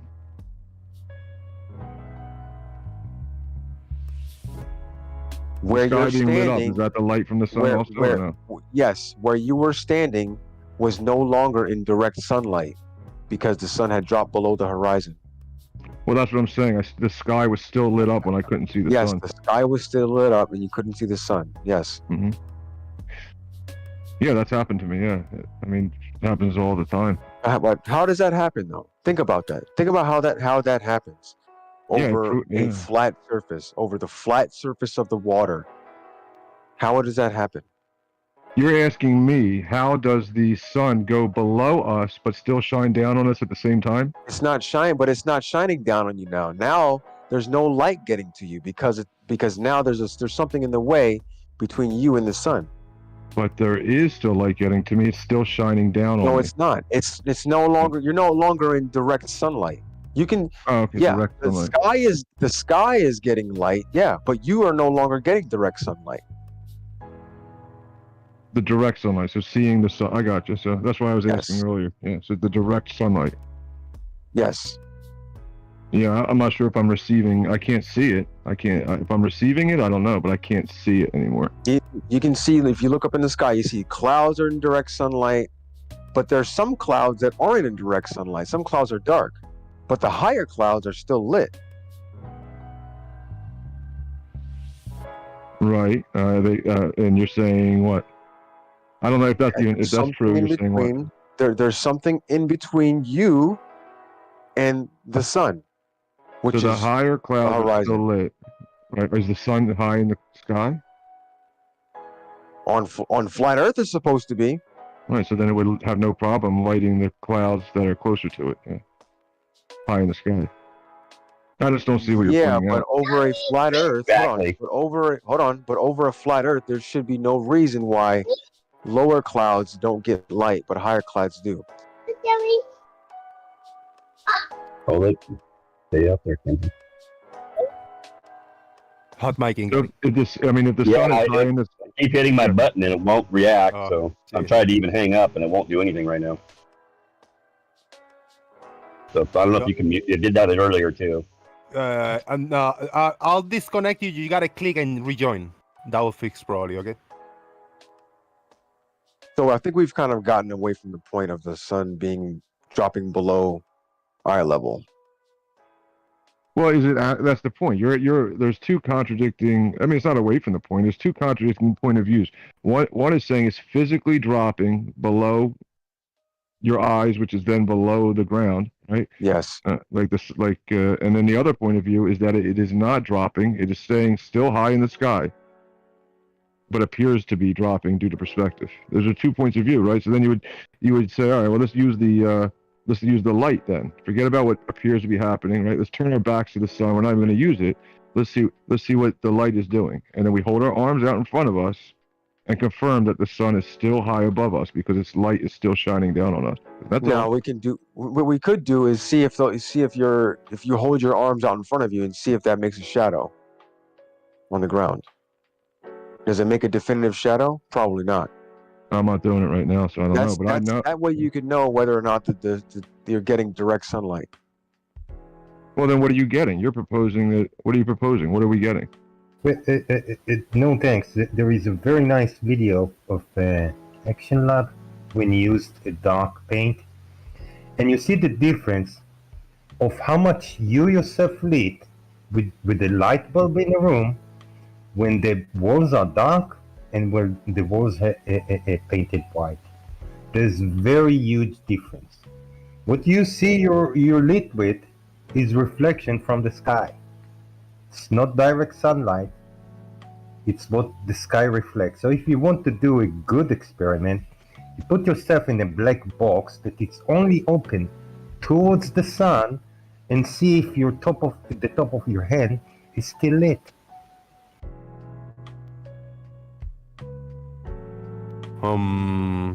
So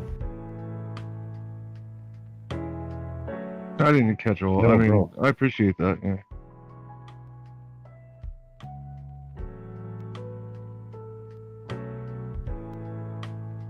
So to bring it back, for some reason the horizon is blocking the light from the sun. Shouldn't happen on flat Earth. Well, what is the horizon? It's where you look out in the ocean and you see where the water stops and the sky starts. Okay, so it's an optical place? Do you want to call it that? I'm asking, what is the horizon? You said it shouldn't do this at this place. What is this place? There's no reason for the sun should be cut off by something that is below your feet. You're saying, right? Okay, well then you got your answer. Then it's not being cut off by something that's below your feet. But it apparently is. So the horizon is below your feet? Yes, the horizon is below your feet. Yes. So which direction do you look? Below your feet. The water. Okay. So that's what the horizon is. The horizon is water. No, the horizon is where the water stops and the sky starts. That's everywhere. Let's not get too into the weeds with it. You're getting too much in the weeds.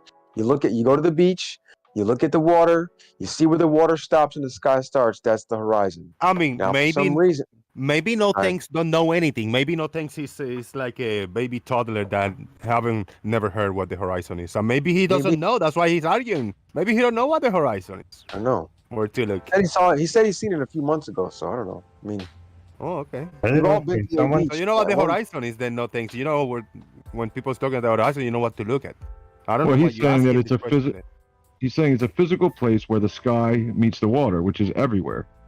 If I were to go out to the ocean, that's So what is the everywhere. horizon you say then? So we can then see where the separation is. Well, I would say it's the maximum distance that we can see. That's it. Optical.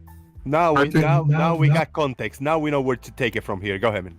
Yes. So if it's the furthest thing we can see, but we can see the moon behind, it's obviously not 3 miles away or 4 miles away where that ship is disappearing.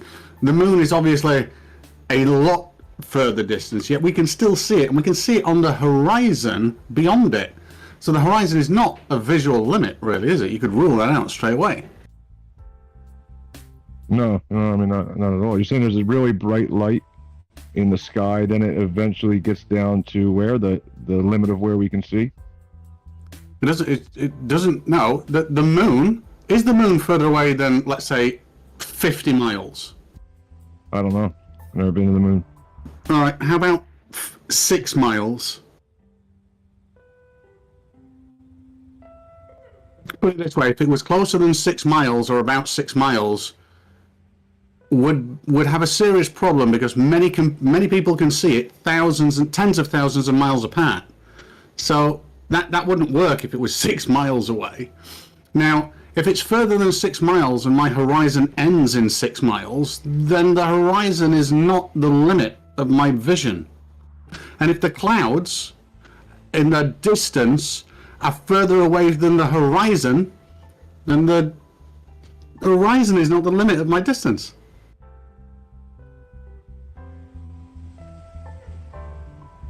You guys are awesome in the YouTube chat box, in the Discord chat box, and in the voice call, man. That's why I don't learn shit. I don't learn anything when I'm here, because I'm doing the 3 things at the same time. Plus, looking then I get the computer that the stream is going smooth. So when I'm asked a question, I'm one of the most illiterate people here to talk about science. It's interesting. I appreciate it. Good times. I made it in another Gary Venga video. Gary, it's gonna be tough for me to play now, because a lot of people we cannot in the discussion. But there's a video link. There's a video up. The Gary Venga, another video. So I'm gonna just share the link. People can see it. He's spamming his videos now. Here we go. Oh, it's alright. It's alright. He can post a video or two. Those are new videos. So yeah, I told him, if they're newer videos, throw a link or two. But yeah, don't go crazy. We know. All right. So really quick, let's look at the video he just posted, right, where it says angular compression and Rayleigh criterion.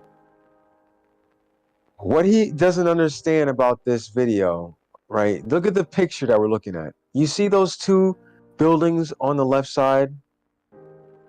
Those 2 buildings are taller than that boat. This is what he wants to ignore. He wants to focus on zooming out and the boat being unresolvable when we zoom out. But he doesn't want to focus on when we're zoomed in.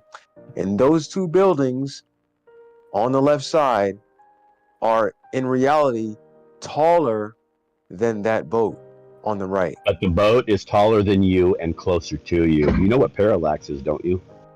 Gary, that building is 170 feet tall. But it's way further than the boat. This is what you don't seem to understand. It's called parallax. I am up on things closer to you can appear higher than things further away when the thing between you is taller than you are. Was the boat taller than you were?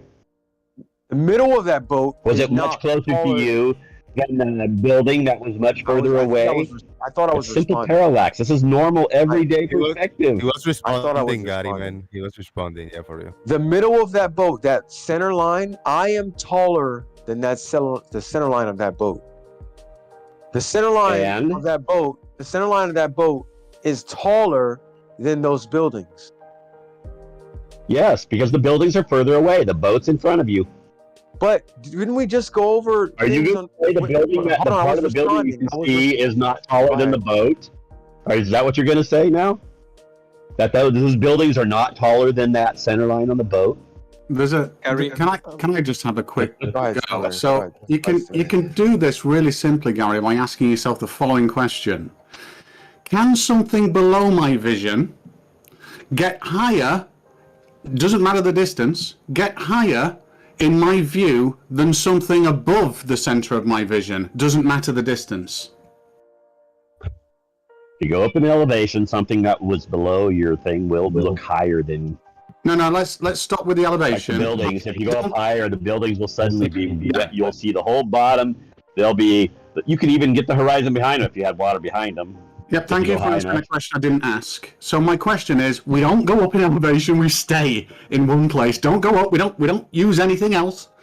Can something, no matter its distance, that is higher than the center of my vision, get lower than something that is below the center of my vision, no matter the distance? Can that happen? It'll compress into that, yes. Yeah, If they keep moving away, they will compress. The ground will compress to your eye line with your natural vision, and everything above it will compress into that. We agree. So now you've got a problem, because the hull of that boat that's going off into the distance is higher than the building points that are higher than the center of my vision. So I've got the boat hull, the bottom of it where it hits the water, below my center of vision, and it's rising up due to perspective. And then I've got a place on the building behind that is higher than my actual elevation, going down past the bottom of that boat, something that we both agree cannot happen due to perspective. His picture is no different than Ranty's Blackpool Tower. Blackpool Tower was higher than the observer, and the mountains were way further. And so the thing between them is going to appear higher unless you move either backwards and go away from it, because then gradually it will drop below and the mountains would appear back above Blackpool Tower, just like on the buildings on the boat. Right, you can move farther away, the buildings would end up appearing over the top of the boat again if you can move far enough away and stay at the same elevation. No, I'm not. I don't disagree with any of that, but all of that is utterly irrelevant. Oh my God! All of that is utterly irrelevant to what I just asked. Oh no, it isn't. How could something be lower than something that what your claim is, and then you can move further away, and all of a sudden that thing would be higher? Right. So we're not moving away. We're not doing anything. We're looking at what's on screen with the boats. We have the boat hull, which is below my vision point, below the horizontal line, which is level with my eyes and the surface of the water. It is rising, as we would expect, due to perspective, except it is surpassing something of a building that is way above in elevation, my eye height, and crossing. Now, that cannot happen. Otherwise, we'd look at the distance and would look at train tracks, and they'd cross and start diverging. That would be the only rule that would make this happen if the Earth were flat. But a sphere explains it. You could build railroad tracks up into the sky. It'll do the exact same thing as what you see on the ground. The tracks will appear to be converging, even though they're not. But that angular separation between the rails will become too small to resolve, and you won't be able to see anything between them. It works in any direction if it's moving parallel with your line of sight. And since we live on the ground and we generally look forward, that everything happens in front of us generally, right? Yeah. So if you can actually build a road up into the sky, it would do the same thing, no matter what. There's no curve involved. It's just angles. Okay, right. You keep saying this is perspective, this is perspective. No one is disagreeing with that. What we are saying is the equivalence here with these buildings and this boat, if we had train tracks that are below our vision, and they're red train tracks, let's say, and then we have train tracks that are above our vision, and let's call them blue train tracks. And in the distance, somehow, we see that the red train tracks get higher than the blue train tracks, but we know that's not the case because they're level with the surface of the water. You're saying that can happen, and that is utterly wrong. Yeah, railroad tracks will converge. They'll converge together, right? The rails, and they will converge to your horizon based on your natural vision at the same point. And beyond that it's where point, the angles become too narrow in the distance. The angle to the surface is too narrow. And the angle between the rails is too narrow. Yeah, and so they converge at that point, or appear to converge. They're not actually converging, which I should say. Otherwise, you guys will say, "Oh, he actually no. merged." You're just saying perspective. Point, Gary, because if you take it away, And then if I go higher, I did put a railroad track by. By the way, I did put one of my videos with railroad track in there, and I raised my camera up and down. And the point where it looks to converge, if you go higher, it doesn't look to converge there anymore. It looks to converge much further out because they're going forward into the distance. You're not. It's hard to see depth on a camera, but that's what you end up having. That's why your horizons, when you go up higher, they're further out. Okay, Gary, I'll say this one more time. See if you can answer my question. Don't insert other things. Just answer this question. If I'm looking at the ocean, if I'm looking at the ocean, if I'm looking at the ocean surface, and let's say it's at my feet, is there any way that train tracks, let's say that are following the surface of the ocean, that train tracks above my vision, let's say 10 feet above, so the water's 10 feet below, train tracks are 10 feet above. Is there any way for those train tracks above my vision to get below that center line and then below the water? Is that possible? No, they will converge into your line of sight. They'll compress. Everything above your eye level compresses into it. Everything below your eye level compresses into it with distance with your natural eyes. That's why the horizon is always a vanishing zone, no matter what. So if I rise in elevation, Gary, then and increase like the what's in my viewing field above vertically, then it'll lower those things then, and they'll seem to drop from eye level up here too. The original point where you saw the tracks look like they were converging, it would lower into your field of view and extend further out, though, rising back up towards your eye level where they converge again. Pretty simple. It is very simple. Yeah, Gary, I think you missed the point. It's not only converging, and after some time they start diverging again in the other direction. They're going away from you. They're going away from you. You should ignore this. You should ignore this because that goes against your mantra. They're converging. No, they're not only converging, they're converging and then diverging at the different direction. Now, the top, the bottom, the red way. You don't make any sense. Well, it doesn't make any sense. I know, but that's no. You don't make any sense. Well, that's what was explained to you. You have two rails, one red, one blue. The blue above you, the red below you. At the distance, the red above you and the blue, the red is above the blue. How did that happen? They must converge and then diverge again in the other direction, Gary.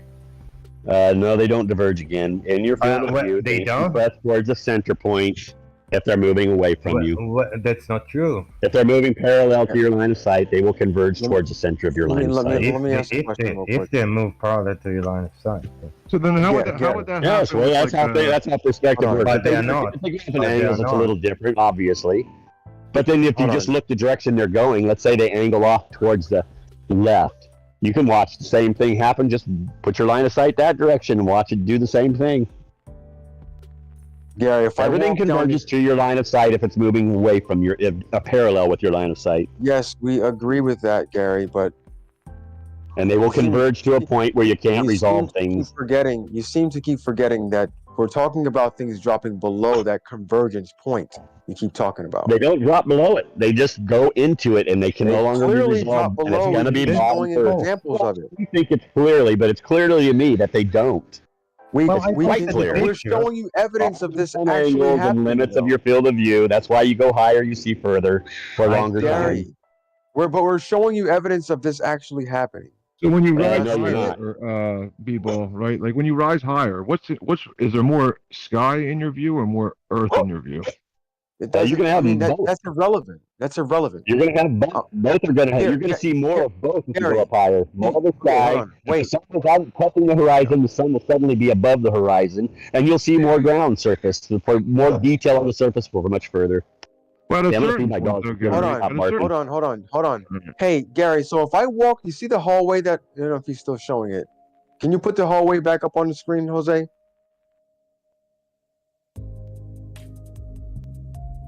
Yeah, he's up. All right. So if I walk down, let's say my head is the same height as that black line on the wall. Are you saying that at some point, if I walk down this hallway, that my head is going to drop below that black line?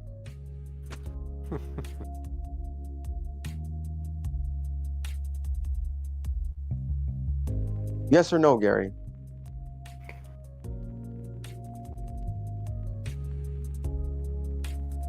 How about you, No Tanks? What do you think? Do you think if my head is the same height as that black line, and I walk down this hallway, that my head is going to somehow, at some point, drop below that black line? Well, that's what I was asking, Gary, because in your example in that hallway, right, we know that from the black line to the, ceiling, from the black line to the floor, it's an equal, or a measured distance, right? Exactly.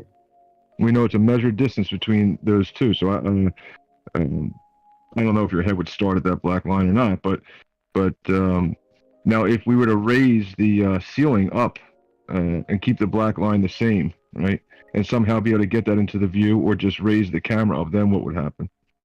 Like, so start your head off there, right? Sure, but then just raise the camera up another 5 feet, or what? I don't know what those 3 feet maybe. We're talking you're changing the scenario. We're talking about the scenario like this, where the black line, that would be the height of the observer. The height of the observer will be where the black line is, and let's say that the black line is in the middle of the view right now, of the lens. That's the scenario. You want to change it to change the camera higher and take the ceiling off. Let's do it with this example. It should be easy to answer. Well, this is just a picture. There's no, I don't know. Put somebody in the picture then. You cannot think a man standing right here and the top of his head is roughly at the line. You cannot think of a man walking away. You cannot think of that. Nothing. Maybe a short man, I think. But all right, so you got a man standing there. All right. The man is standing there, and his head is the same exact height as that black line, right? As he walks away, his head will remain at the same height as the black line. But what we're showing is that we have observations where something is dropping below that black line. In a hallway? Objects like the sun, the moon, buildings, mountains, all these things. Right, but in those examples, what would happen is you would have to take the ceiling off. The ceiling would start to get bigger as you rose up from the ground. We're not talking about the ceiling. We're not talking about the ceiling. We're talking about you got like a your eye level. We're talking about eye level. Things dropping below eye level. Yeah, what is eye level? The center of the camera, the view in this the picture, level, for example. From the distance from the ground to your eyes. That's eye level, looking at the ground?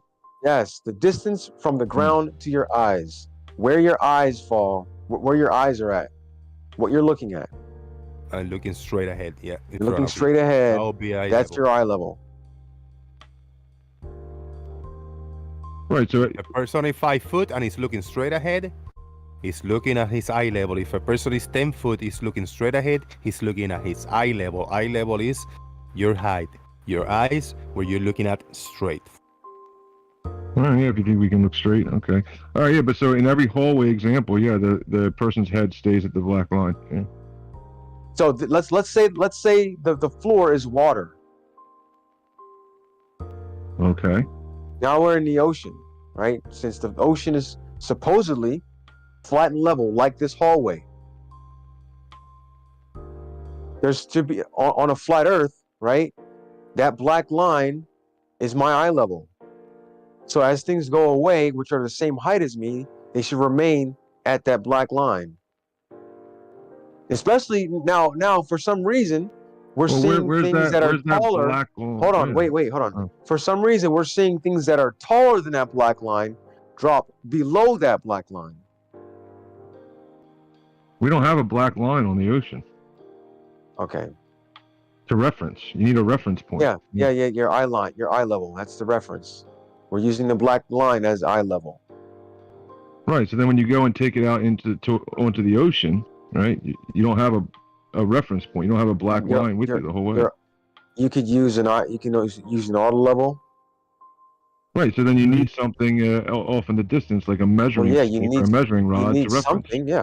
You need some kind of tool. People, can't you go one better and say that that line, even if it's conceptual, exists at your eye height at the building or at the ship, and they are not in a straight line anymore?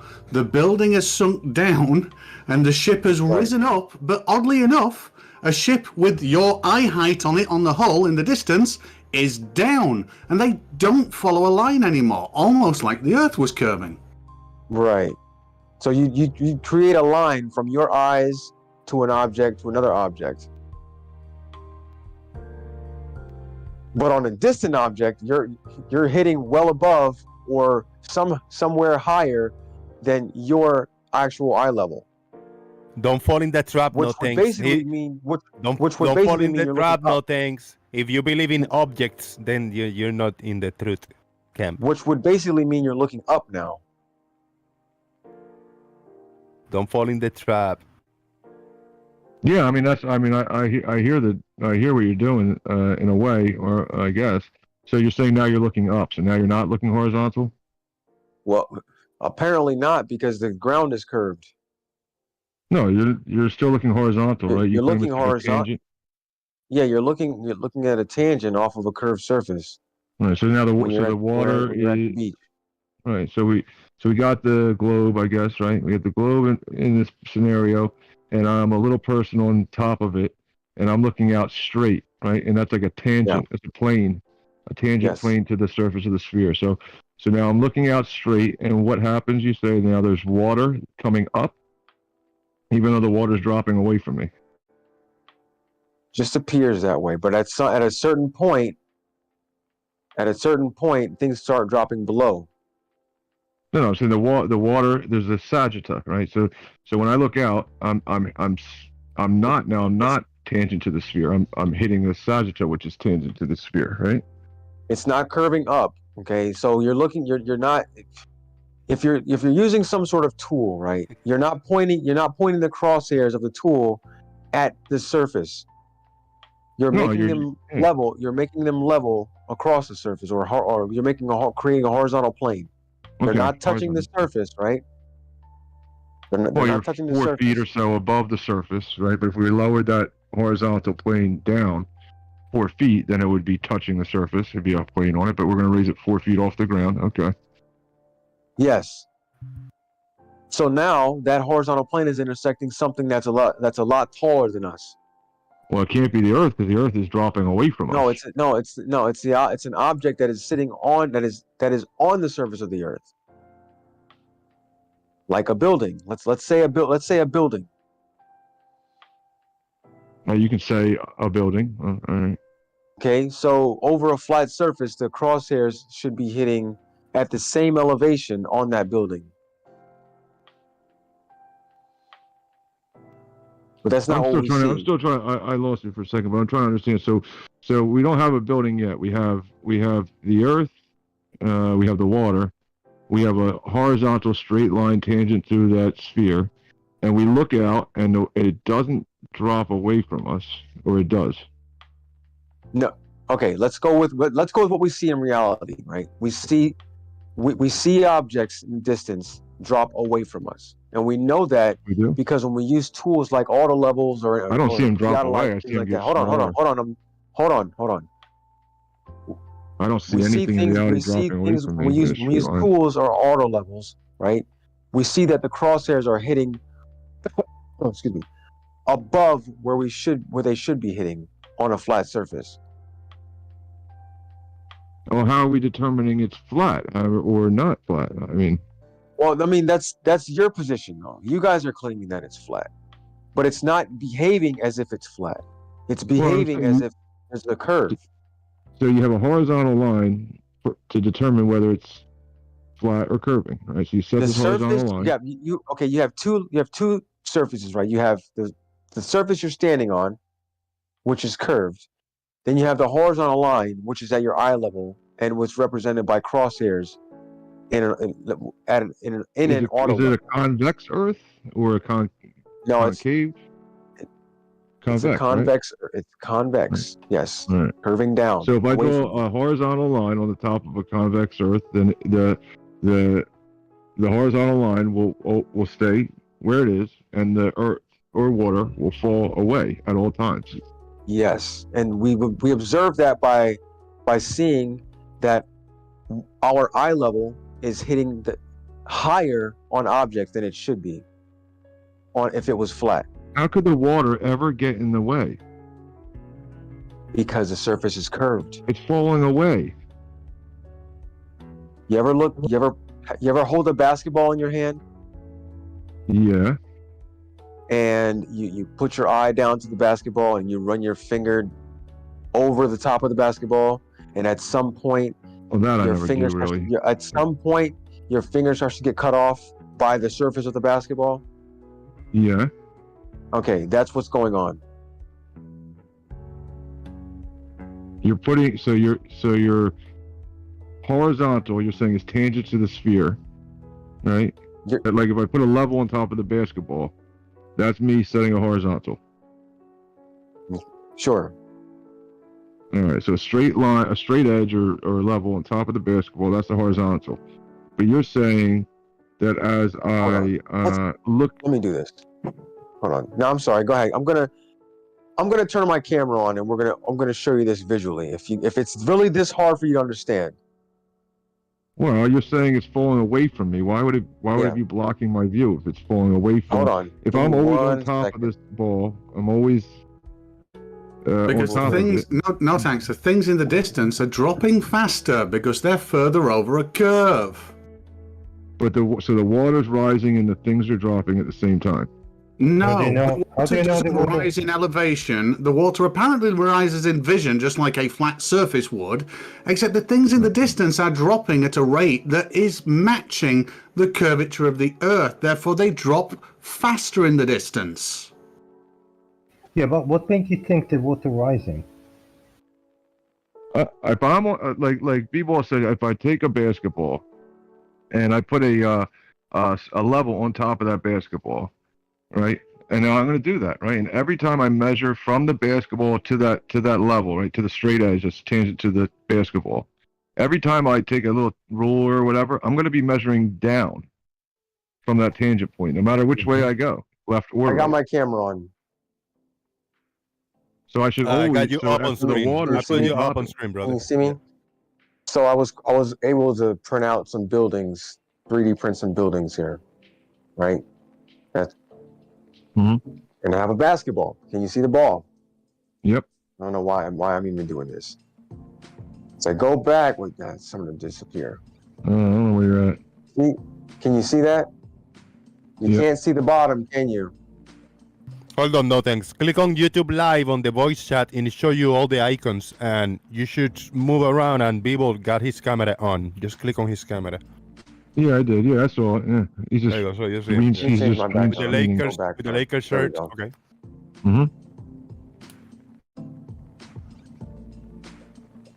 He sees you, Beeble. Go ahead.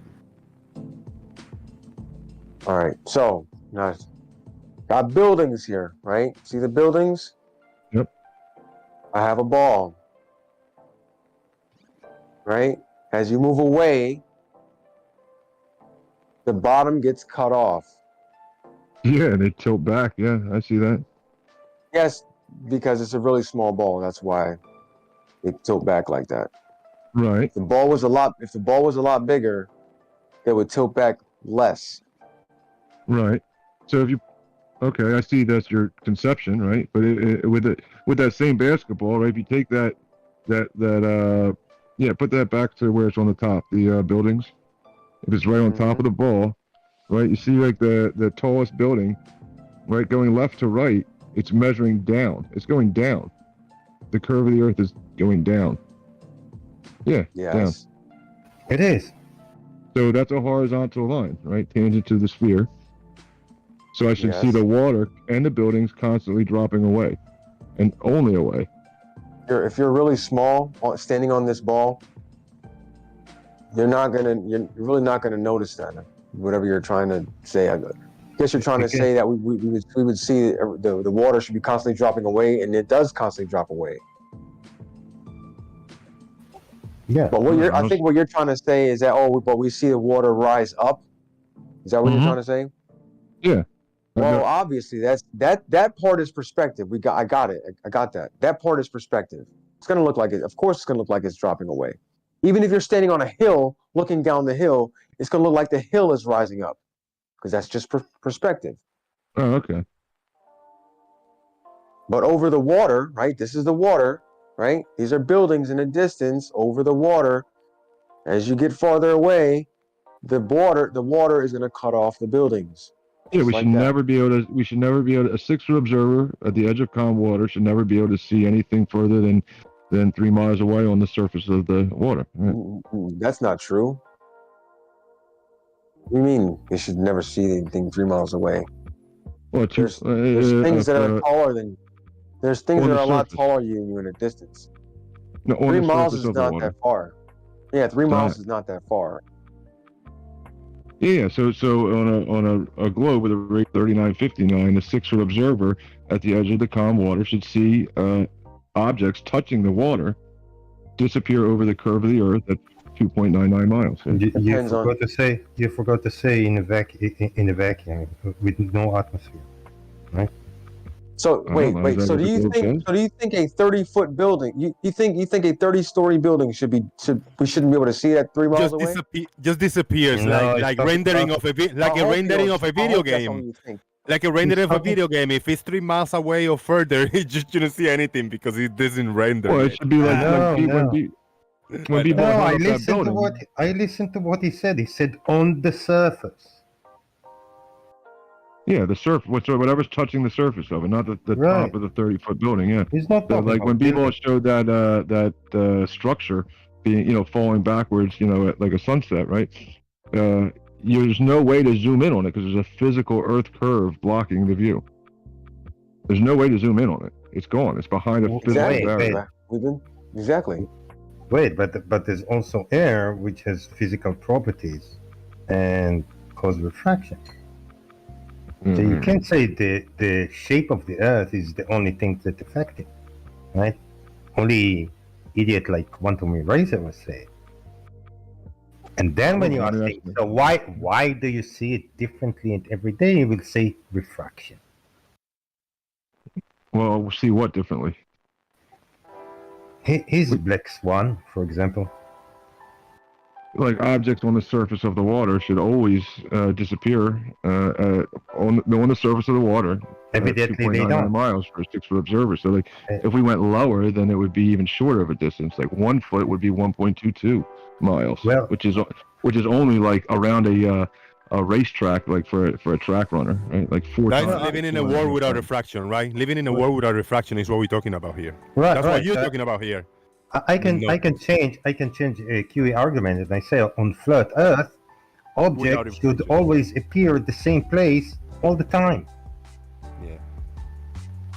But they don't, right? Why? Quantum Eraser answered me when I asked why. He said refraction. So he can use refraction on his flat Earth, but I can't use refraction on a globe. Yeah, pretty much. Well, I mean, there's reasonable refraction and there's unreasonable refraction, but that doesn't go to like. Greedy. So reasonable flat Earth can use the reasonable refraction, and if globers use refraction, is the unreasonable one. Yeah, like there's water vapor and fog in the air for like 20 feet off the ground, like 25 feet off the ground. That's it. It's just fog, moisture in the air, evaporating due to the sun, right? Like 25 feet off the ground. That's all. Yeah, but fog would would just stop you from seeing it. It wouldn't cut it off from the bottom. Fog would start at the bottom. That's where it starts. Yeah, but you would notice the fog.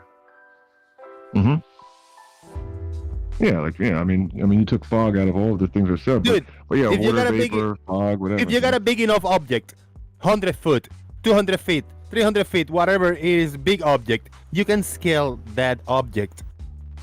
And what you will be missing, you can delete. You can take 50 feet above the surface of the about the horizon. You can take 50 feet. It wouldn't mind because the object will be so big that you can scale it with a control image. And what you will be missing will be either underwater or compressed, crushed down, like if it was a midget with like tiny 1 foot feet and a 7 foot tall torso. That's how the object will look, like a 7 foot torso and a 1 foot little tiny legs walking around.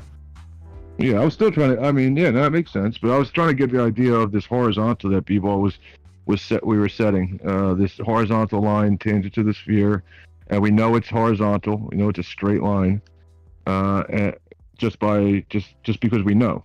Like, is there anything that we need to confirm it? Or? A 9-foot man. Sorry, go ahead. No, I didn't. I wasn't listening. I'm sorry. Like we know it's like we believe it's horizontal. We know that it's horizontal. The surface or your eye level? The either one, horizontal to the surface, right? We know it's a horizontal line, like a straight line. That's never going to again touch the surface of the sphere. So okay, so you. I don't want to straw man you. Do you think the surface of the water is horizontal? It appears so. It appears appears concave, but that horizontal line is somehow obscuring things that are on it. That well, horizontal that's what I'm surface. asking. So you believe it's a horizontal line that intersects? No, it should never touch the sphere again, but it intersects with the water. No. Your eye level, your eye line, what you're seeing, creates a horizontal. Okay. Above the surface of this Earth, which is curved. Up or down? Curved down. Up above. Oh, it's curved up. Then it makes sense. No, I didn't say curved up. Not what I said. Down. There's only up or down. Which way? So if it's curving down, we know it's never a horizontal tangent to the sphere. It's never going to intersect with the sphere again. So do you still believe that you're setting a horizontal level line tangent to the sphere? Horizon is the horizon is always below your eye level, so yeah. Well, again, what is the horizon? It's never touching that horizontal that it's creating by your eye. Earth appeared to me with the Earth appeared to me in the sky. Surface of the Earth, surface of the water. Unless you're looking down at the horizon. You have to be looking down. Yeah, the horizon is simply a result of the Earth curving. That's it. Right. The horizon is the Earth curving. No. The result. I said the horizon is a result of the Earth curving. Down? Correct. Yes. Okay. So when you set this horizontal to the surface of the sphere. Here, let's do this again. It's never going to touch the horizon. Because the horizon is yes, this has been demonstrated with water levels. If you set a water level and define a tangent from two water levels that are connected, that does not intersect the horizon. Not only that, it doesn't intersect in the distance anywhere lower than itself or at itself. It intersects something a lot higher than itself in elevation because of the Earth curving. All right, so then the horizontal line is going to or is not going to intersect with the horizon? It is not going to intersect with the horizon if you are at any kind of elevation, such as 20 feet, 50 feet, 100 feet. Jose, can you put me up on the screen real quick? Yeah.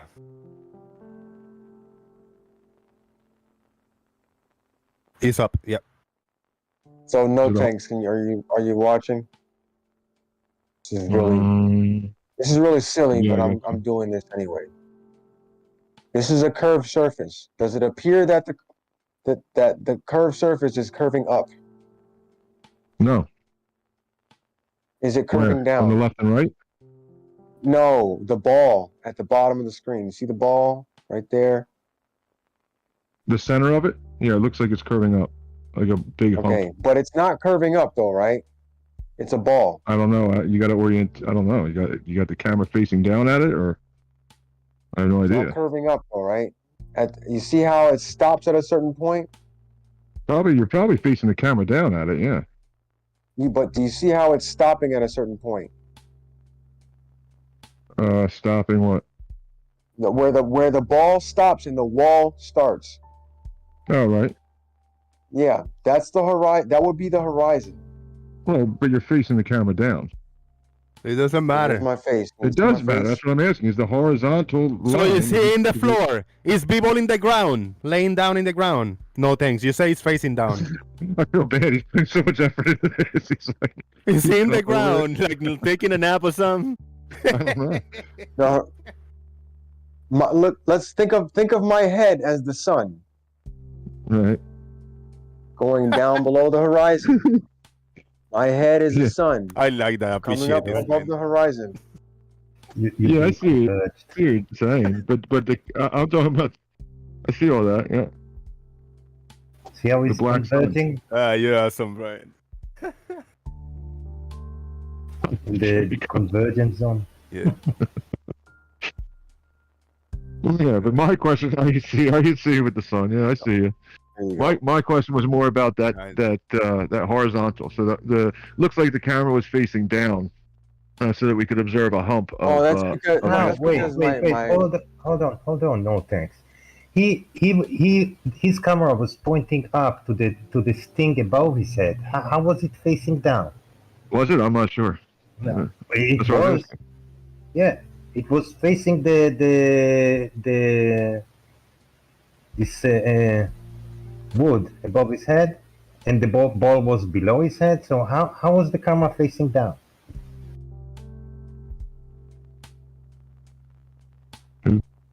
Maybe Bibo was taking a nap when he was pulling his head up and down. Maybe he was in the ground laying down. That's the logic we gotta use over here. I know we have to get really, really elementary with these things. I love it. Yeah, because I mean, I've tried the same type of test, right? Where I took but I had to make sure the camera was like super level, right? I had to like really make sure it was level, and then put it to close to this to like a ball. Well, even if you were standing on let's say you were standing on a basketball and you looked out, it would still appear that the ground was curving up, but at a certain point, things would start dropping down. Let's not do it with the basketball. Put a ramp that is a bit elevated on your side, yes, and is dropping away from you, and put the camera, and it still looks like it's going up in your field of view. However, you know it's not because it's sloping down from you away.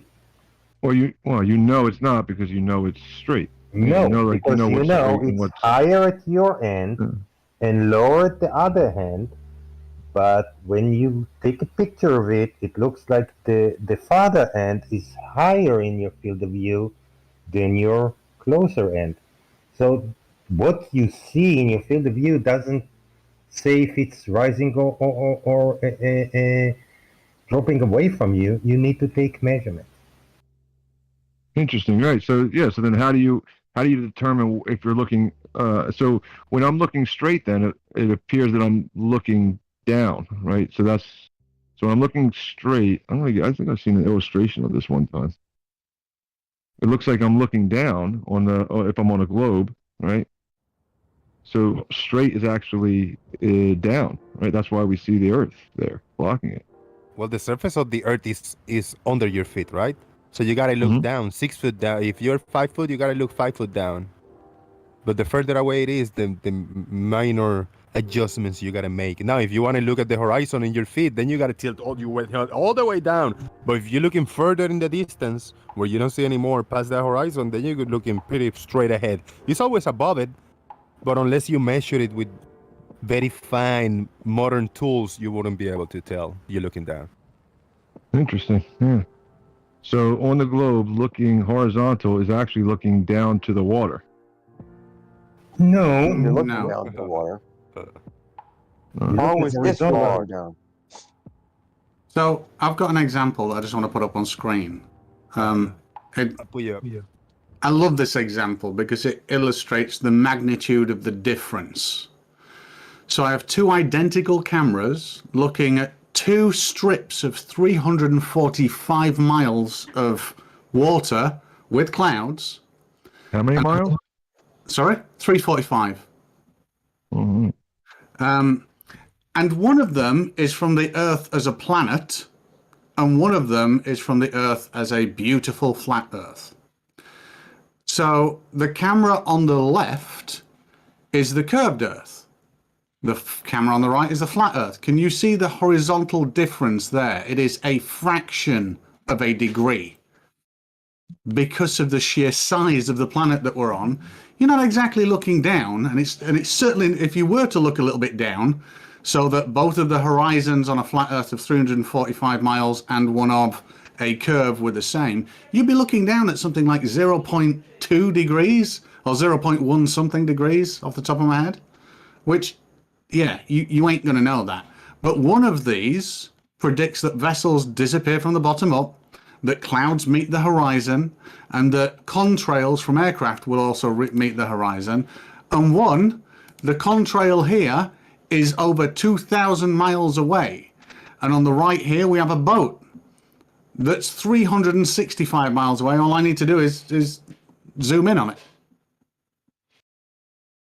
Sorry, 345 miles away. Yeah, I don't know. You have to. How high are you off the surface of the ground? You're seeing 345 miles away. 6 foot on both of these. Yeah, sounds a little suspect. Don't it? He doesn't understand what you just explained, Stingray. He didn't pay attention. He just doesn't know. He's just too dumb to try to comprehend. I think he gets it. I think because he laughs a fair bit as well. So you're not this dumb, no thanks. You cannot keep playing dumb like this. I mean, if you want to move on in the discussions and be taken seriously, I mean, you just gotta be, tempt. Well, explain it back to me, Jose. You're more elaborate.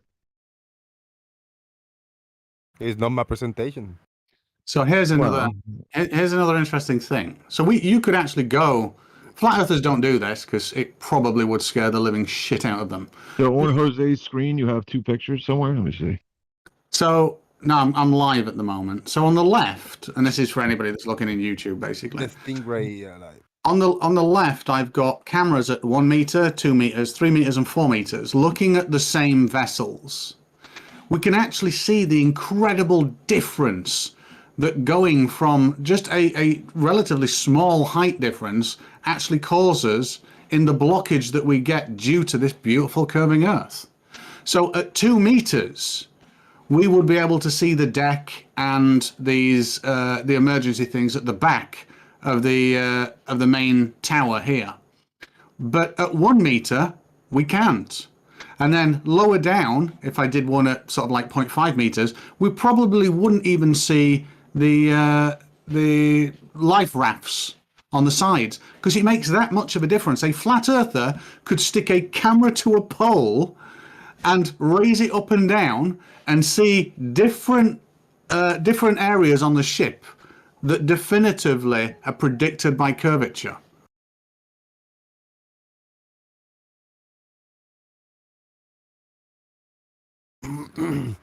Do magic listen, what you're calling, technology? What you're calling curvature is just a hijacking of perspective. Like as you raise higher off of the surface of the ground, you're getting less of the ground, more of the sky, and then it compresses and it lowers. That's all that's happening.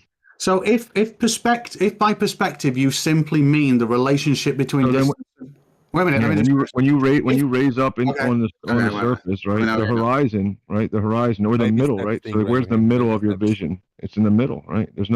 The water should not be in the center of your vision ever. Don't make it too fancy. Just make it like words for kids. By perspective, you mean the relationship between size and distance that you can calculate. No, that's not what I mean. All right, now, so it's a different, okay. So what do you mean by, what's different between, okay, so the general term perspective is if something is a meter high and it's a meter away. Yeah, I don't mean the angular calculation of perspective, like with known distances that are close. Okay. Okay, so what do you mean by, so let's throw perspective away, because that's actually what perspective is. I mean the law of perspective that you're talking about with like two straight lines making flare perspective, Stingray, flare perspective. Flare perspective, yeah. So give me the variables for flare perspective, and we'll see if we can come up with something. Yeah, so we can't see forever, right? So like eventually there becomes like a backdrop, right? Like a 2D backdrop even, right? We can't see forever. So as we rise up from the surface of the earth, right? In this example, right? As we rise up from the ground higher and higher, right? The ground doesn't rise with us. No, there's a maximum distance that we can see. So whatever that line that you see like all these horizontal lines of the water and the sky, right? But now you're raising up higher off the ground. And in your view, you only have a little bit of the ground and a lot of the sky, right? So your perspective then pushes and compresses to a center point. You think that the ground is now falling away from you. It's always at your feet. Yeah, there's no curvature of Earth. That's all you're saying. Not if I rise up. So that's not what perspective is. So let's deal with the first thing. I mean, that's what your eyes are seeing. It's like what you're perceiving. Let me just ask a question about the first thing. The first thing is our vision stops somehow via some mechanism. Can you explain to me at what distance that is and how you've verified it? Yeah, the atmosphere. You can't see forever. That's it. Okay, brilliant. It gets foggy and it gets more and more. All the water, right? All the water vapor, everything in the air, it becomes opaque and you can no longer see through it. Awesome. That is utterly awesome. So if I were to tell you that on a clear night you can see stars close to the horizon, incredibly close to the horizon, even on the horizon, as well as a moon. Further at night, let me just finish. You as well as a moon, moon, you got to learn how to tighten it up. Like as well as a moon on the horizon. How does that happen if they're really far away? I don't know. I'm going to stop listening like 2 sentences in, just like yesterday, right? But you can see further at night. So yeah, so when like the atmosphere is going, when the sun is like kind of like stopped for a little while for putting more and more water vapor into the air, you can see further at night. Lighthouses being seen 50 miles away at 40 feet, 30 feet high. You can see a lot further at night. Has nothing to do with the curve of the Earth and everything to do with the atmosphere and angular resolution, Rayleigh criteria. Has nothing to do with the curve of the Earth. Yeah. So Rayleigh criteria doesn't come into it. Let's just say sensors to be able to record whatever we want, which we have. So let's deal with this. So you're saying this apparent thing is also responsible for the horizon. Yeah, I can't see beyond the horizon. That's what you're saying, basically. I'm saying you can see further. You can see a light in the sky further at night. Yeah. Okay, but this. Let's say we're in the day now. Can I see no? You can't see. Now you can't see as far. Yeah. Yeah. Can I see beyond the horizon or not? What's the horizon? The horizon is just the limit of where you can see. Okay, cool. Yeah, you can see further at night. Oh, no. In the daytime, the horizon is the limit of what I can see, correct? You can't see any further. You can see past the horizon? I'm asking, can I? This is your reality now. Can I see? Is the horizon the limit of my vision in the daytime, yes or no? Different places. The horizon is the limit of what you can see on the surface. Yeah, as I say, the surface is different and the center is different. Yeah. So if it's not on the surface, if it's like a millimeter above the surface, I can that's not the surface, right? If it's a millimeter above the surface, what? If what's a millimeter above the surface? Something that I'm looking at. Anything. Can I see beyond the horizon is what I'm asking. Can I answer that? Okay, go ahead. Okay. That's like if you just go out to the deep, you look out at the horizon, it looks smooth, right? Smooth line across. You might have 5-6 foot waves out there, but it looks smooth line, right? Correct? Anyway? Yes, let's say they're 5 foot waves. That's just perspective and size, but yes. Yes. Okay. So it'll look like a line. It's across the field of view, and it looks smooth. You can't really see the waves at that distance with your natural eyes, right? Unless you zoom in, but with your natural eyes, the horizon will look smooth. If there's 5 foot waves there, and you see, let's say you go another 100 yards, and you got a 6 foot wave. Can you tell the difference between that 6 foot wave and the 5 foot waves that were closer, that were your horizon line? It depends on what optic I've seen. I've seen all the way. No, with your eyes. I'm talking about with your natural eyes. Don't divert now. With your natural eyes, would you see a 6 foot wave behind those 5 foot waves if it was an additional half a mile away? So first of all, you never use eyes. No. You're not going to go away. You're going to answer the question. Okay, I have to wear glasses and I've got astigmatism, so I just use a camera. A normal person, even if you take it with a camera, that's fine. No zoom. Just take it with the camera. Zooms. Yeah, go for it, Gary. The camera wouldn't resolve a 6-foot wave behind the 5-foot waves if that 6-foot wave was half a mile away, farther. You wouldn't see it, right? Depending How do you know? How do you know? What about a 10-foot wave? And that's 10 miles away, a 10-foot wave on that flat surface, and you can't. You're not going to see it. It's not going to be enough angular separation between the top of that 10-foot wave and the 5-foot waves that are at your horizon to see them. You can't resolve them as separate. So I can see with a zoom lens, like a P1000, with its 0.5 degree field of view at an equivalent 2000 millimeter focal length, I can see those waves on that horizon. And based on my elevation, I'd be able to look down at 10-foot waves and discern the difference between a 10-foot wave and a 5-foot wave. Yes, I would. What's your point? Yes, if you change all that, you can do that. If you go higher, you can see more waves further, but you still reach a limit with your natural eyes, right? Or even with a zoom camera, you can eventually reach a limit with a zoom camera. If I got a 40 zoom camera, which I do, and Jose has the P900, he's going to see more detail for further, no matter what position we both stand at. If we're both at 10 feet, if we're both at 50 feet, if we're both at 100 feet, he's going to see more with his camera than I am, aren't I? Okay, so what you're saying is, so let me get this straight, just so I understand. Let's just use it. We're talking about how perspective works now. So the 10-foot wave that's 5 miles away, I'm not going to be able to see it any different than the 5-foot wave at 3 miles away. Right. So you're not going to be able to tell the difference.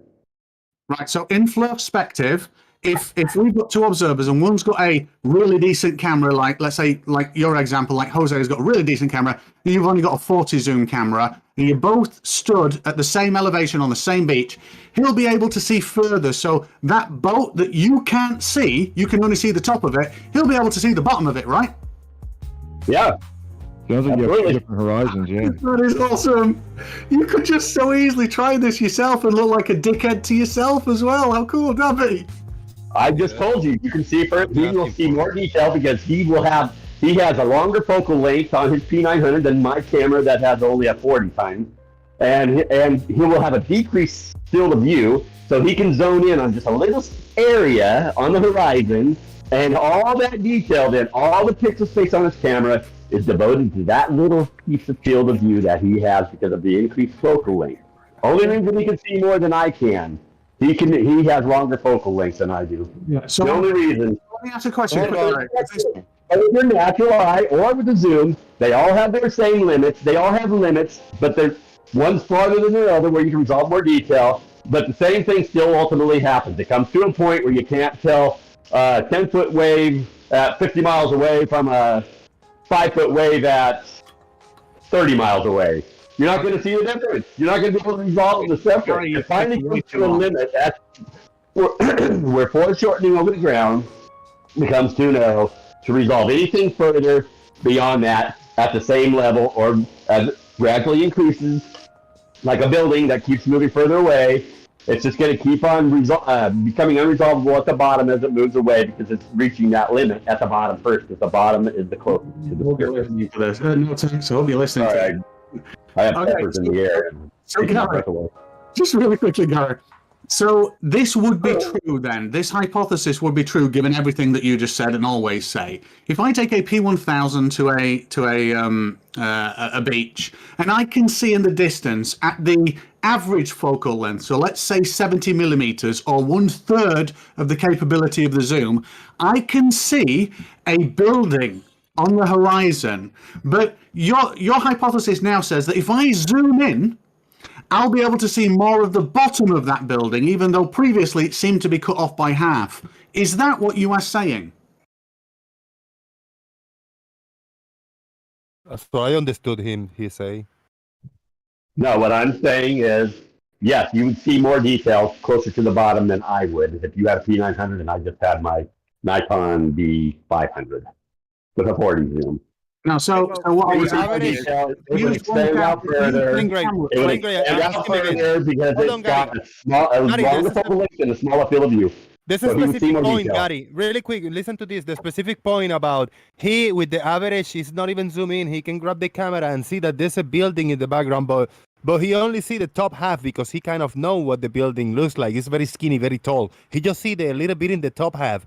And then he zoom in a little bit so he see a little more clear the top half, which that's what you can see with your own eyes. You only see with your own eyes. You got a little binoculars. You got like, yeah, I see the building. It's like the top half, but I see it.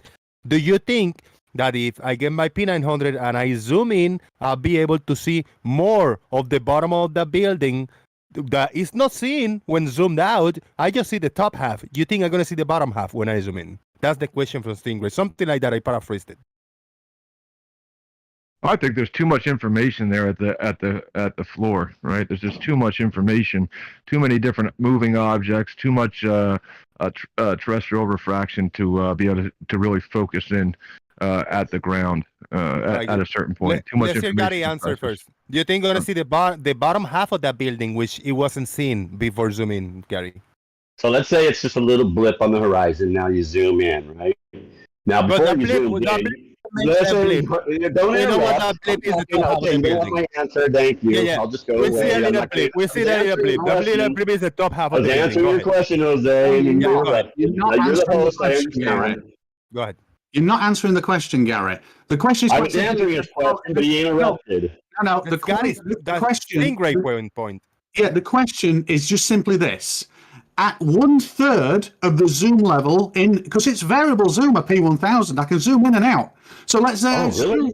Yeah, so let's say I zoom in 1/3. Let's say I zoom in 1/3. Let's say I zoom in 1/3. Let's say I zoom in 1/3. You learn more, Gary.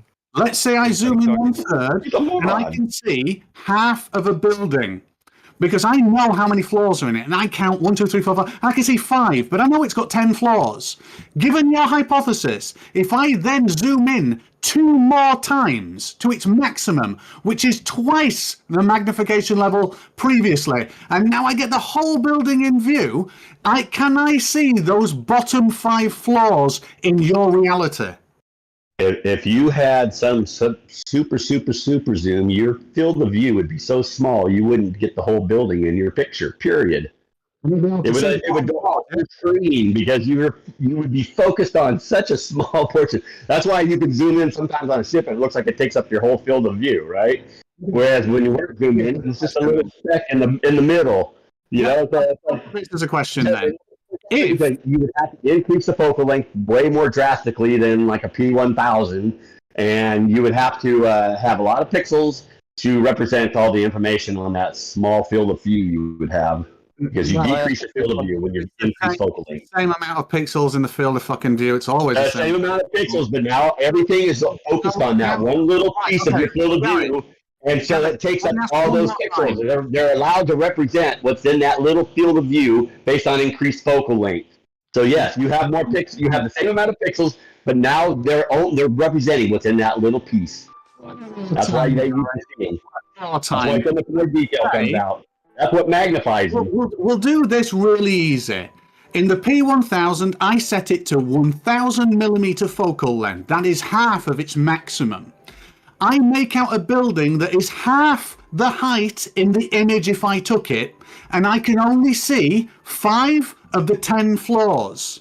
If I then zoom in, making the building the full size of the frame by going from 1000 to 2000mm, would I see more of the fucking bottom than I saw previously? Absolutely, you would. Holy shit, you had the building is becoming decompressed because you did increase your focal length, you magnified the image, and you're going to see more detail at the bottom, as well as everywhere else on the building. We're done. Beautiful thing right there. Can I ask a quick question? You zoom in, you start from natural, from normal, you zoom in, and everything expands outward from the middle, right? Or, I mean, when you zoom in, it expands outward from the middle. Right? It's interesting. And all of a sudden, that little building that was a blip that I started to say to Jose earlier that he interrupted me on, That little building before you zoomed in was a little blip. You didn't see any detail. You could tell there was a little blob somewhere there on the horizon. So you start to zoom in. Now you see get that blob gets a little higher in your field of view compared to the horizon. You keep zooming in a little bit more, and all of a sudden now you can start to make out some of the windows, especially at the top because they're less compressed than the ones at the bottom. And you keep zooming in, and more detail expands outward and upward. And of course, you reach a limit based on the angle over the surface. If you're not high enough, you would have a limited angle there. And things that are much further, you're not going to see the bottom. Just like the 10-foot wave, you can't see that's 5 miles out compared to the 5-foot waves that are 3 miles out. You can't see that bottom. You can't see that extra wave. It's too small in your field of view. We got based on somebody its attempting to talk for a bit. Melhum. Yeah, it's interesting that earlier they said that it's the atmosphere and the air that blocks things because it's getting thicker and thicker with the distance. And now you can just zoom in on it and just make things out. It's just double speak. No, at a certain point, the atmosphere is going to become opaque and you will not be able to see through it. Yeah, but it has nothing to do with the horizon if you can zoom past the horizon with a good camera.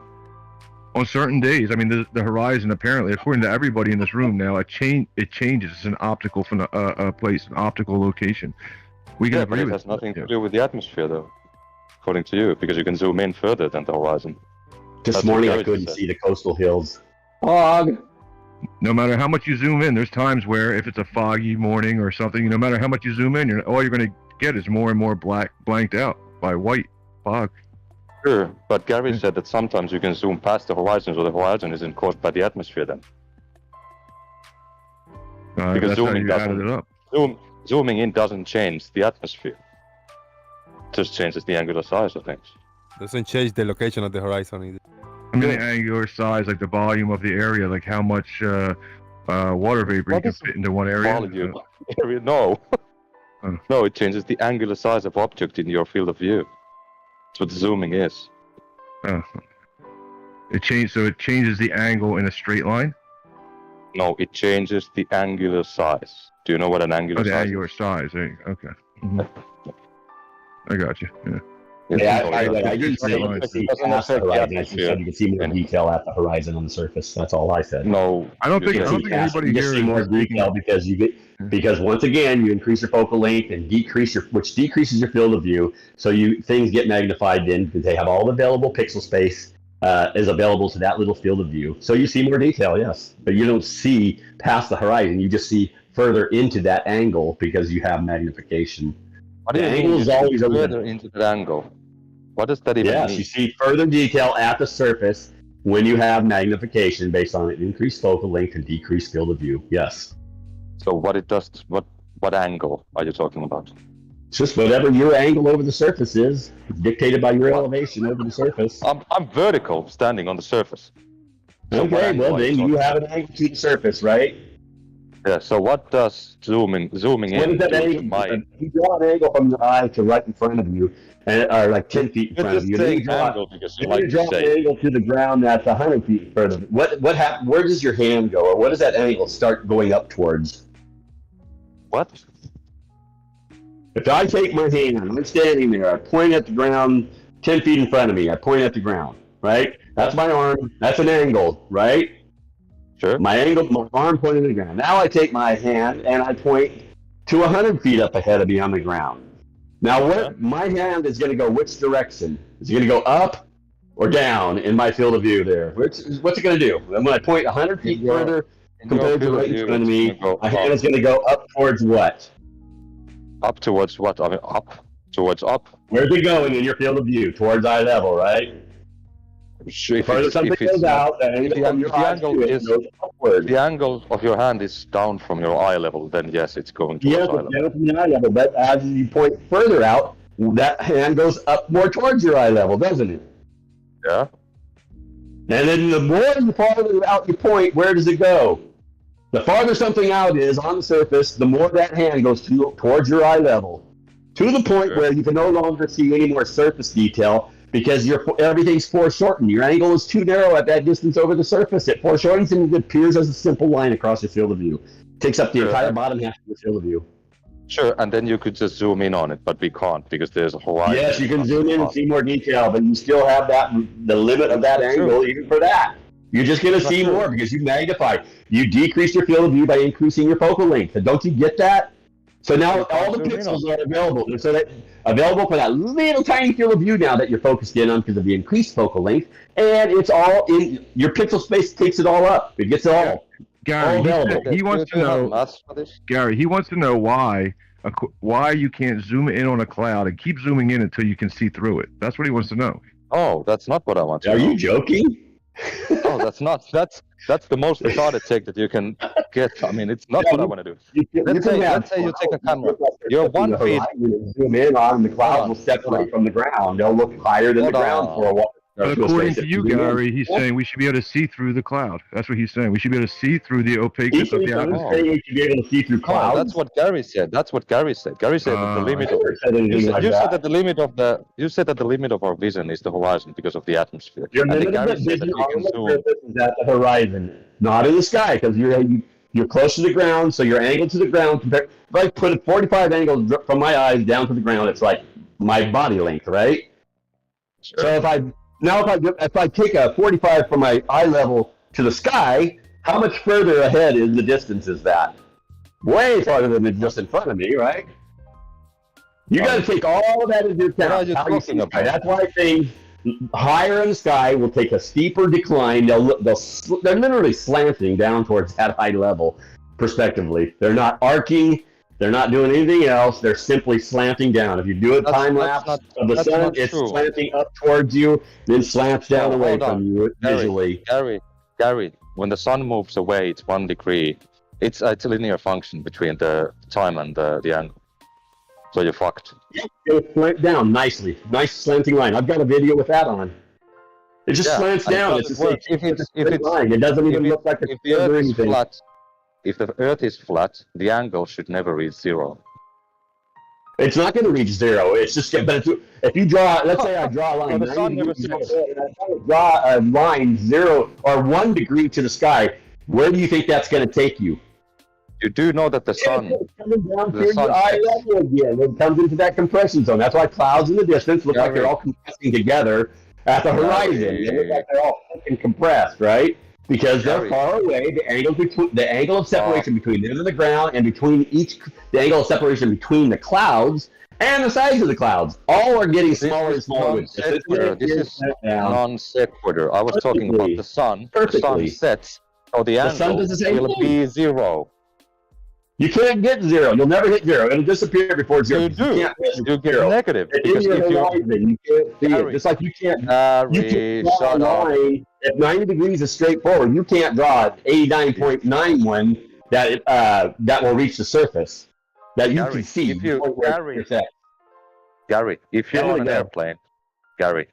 airplane, and you look out horizontally, is the surface of the Earth horizontal below you? If you're just looking with your eyes, the horizon will be just below your eye level, virtually indistinguishable. And the sun will be at the horizon, below your eye level, correct? The sun is going to be, but your eye level is going to be virtually indistinguishable from the horizon, and so yes, the sun sinks towards that point. You're not going to tell the angle to the sun will be negative because the horizon is below you and the sun is at the horizon. No, it's not negative. You can't reach. You can't even reach a point where you can draw an control. I mean, it's boring. One angle to the sky. You'll never even see where it intersects because it's melted into your horizon. The angles from below you to the horizon and above you to the horizon reaches a point where you can no longer see any more detail, and it's way before you reach that limit. He is an NPC. He just repeats what he says. That's it.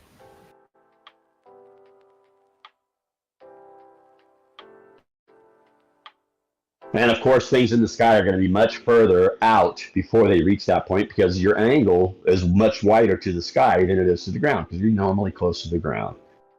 So the thing moving away will keep on moving, just like when you point from the ground in front of you to the ground further up, your hand goes up. If you point to the sun overhead and point to it as it moves away, your arm's going down. They're all reaching that limit. They're all going towards the center of your line of sight. Because they're all moving parallel. The ground's parallel away from your line of sight if you're looking straight out. And everything in the sky is moving parallel toward that way too. Gary, one last question. You're in an airplane and you see the sun at the horizon and you point towards it. Where do you point your hand, up or down?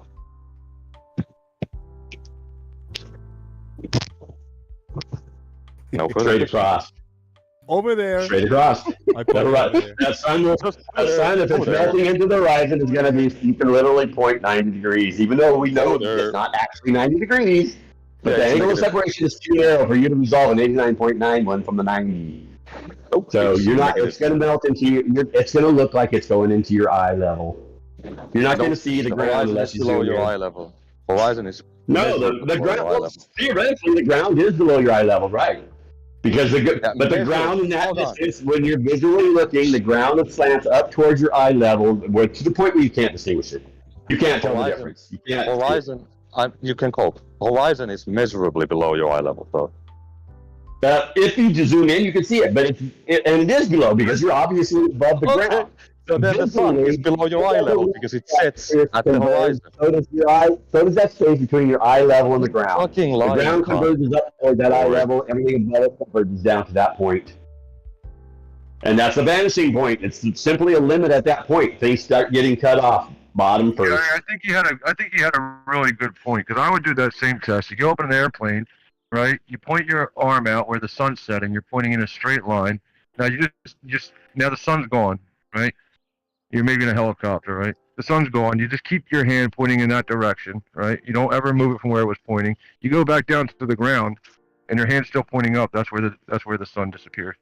That's a good test. I like it. Yeah, and when you're playing up in a plane, it's going to be much further out than if you're on the ground, but it's still at your eye level.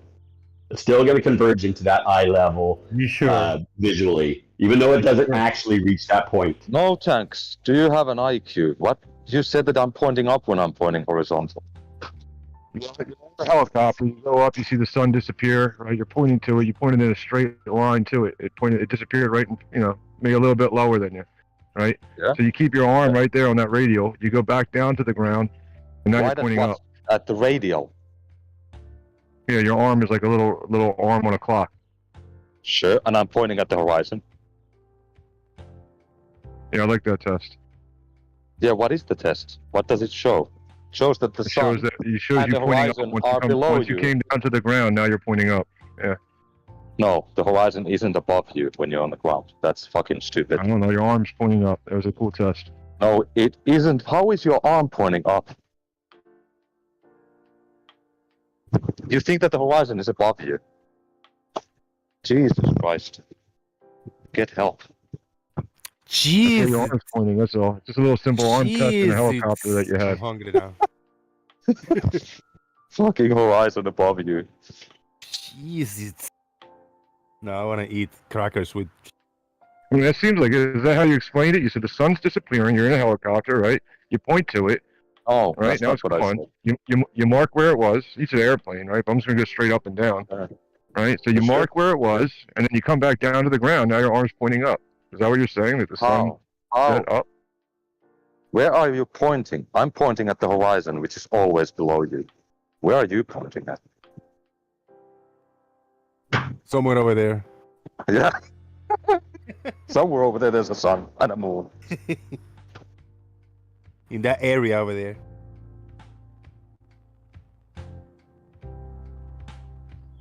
Guys, I didn't know I was streaming for this long. I gotta get out.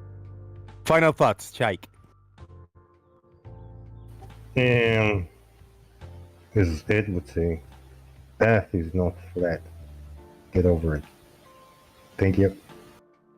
Thank you, Chike. Wait. Oh, Hold go on. ahead, yeah. Good show. Good show. Thank you. Appreciate it. We have Komar, final thoughts. Gary Waibenga, final.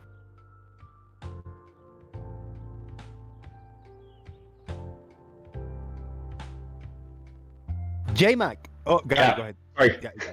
I don't know what's wrong with my mute button today. Every time I hit it, it doesn't want to do anything.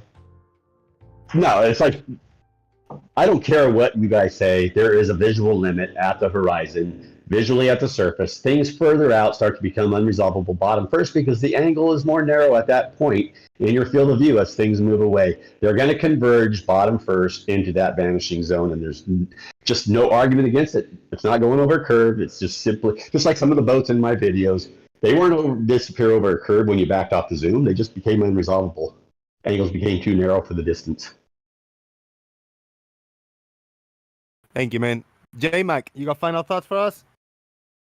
Yeah, Jose. If surface is flat and you're above the surface viewing something that is also above the surface, no thing will ever obscure that object from the bottom up because surface isn't flat, it's curved. Thanks. Thanks for the show.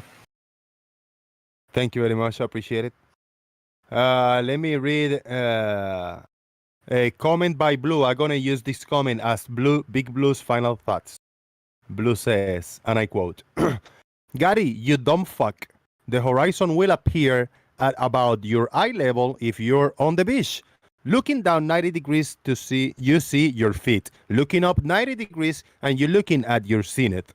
Now, follow along with me. 90 degrees is pretty much equal to 90 degrees, dipshit.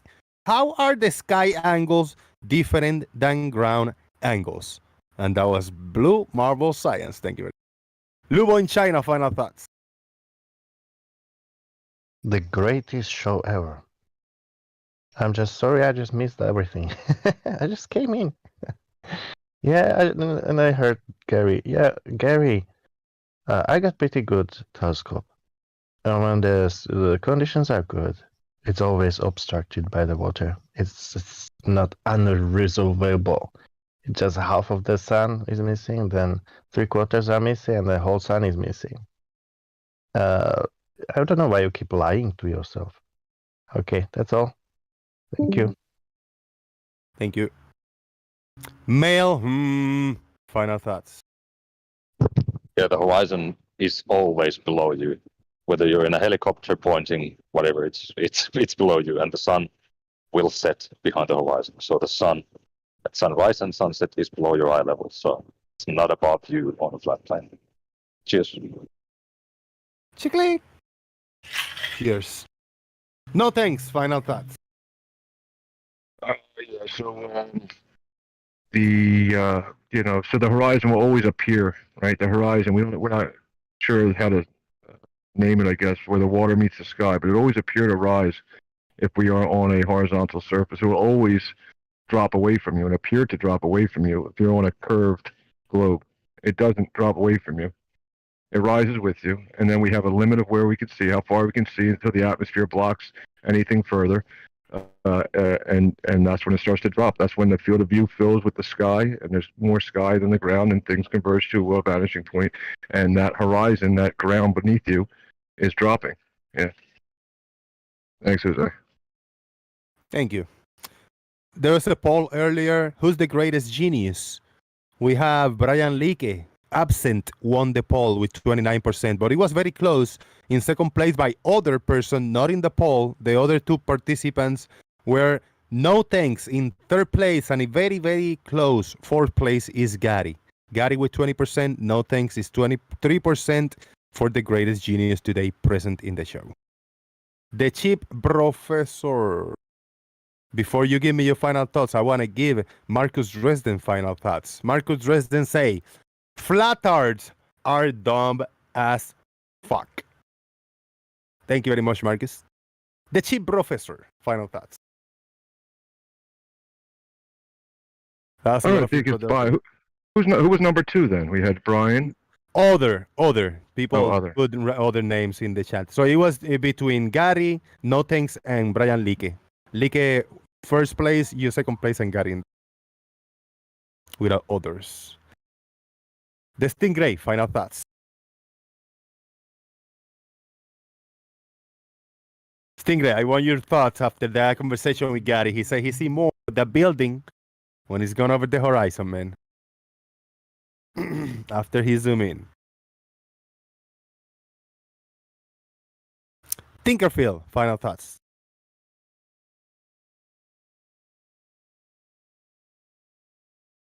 Ladies and gentlemen, 36 people still watching. Don't forget to leave a like before you get out of here. I appreciate everybody coming in and participating in the chat box, participating in the poll, giving me super chats and giving me PayPal. Everybody, really, really, really thank you. I really do appreciate it. The internet bill is coming up in the next few days. Hopefully, I can keep it up and make $5 or $10 in the next few days and complete it. Good time soon. Leave a like, check on the links in the description box. Welcome back another day. Tomorrow is Saturday. Maybe early in the afternoon I do a live show. If not, I'll be back on Sunday, definitely. Tomorrow is a day that there's a lot going on in my end over here, and I'm not sure if I'm going to be able to do the whole setup over here for a few hours tomorrow. Maybe I can. If so, I'll see everybody then. We are still on the Discord Daily Boom. Jump in there in the conversation, and we go into the text chat. Will be the daily nonsense. I'll see you later, everybody. Jose JG out. Boom. Thank you.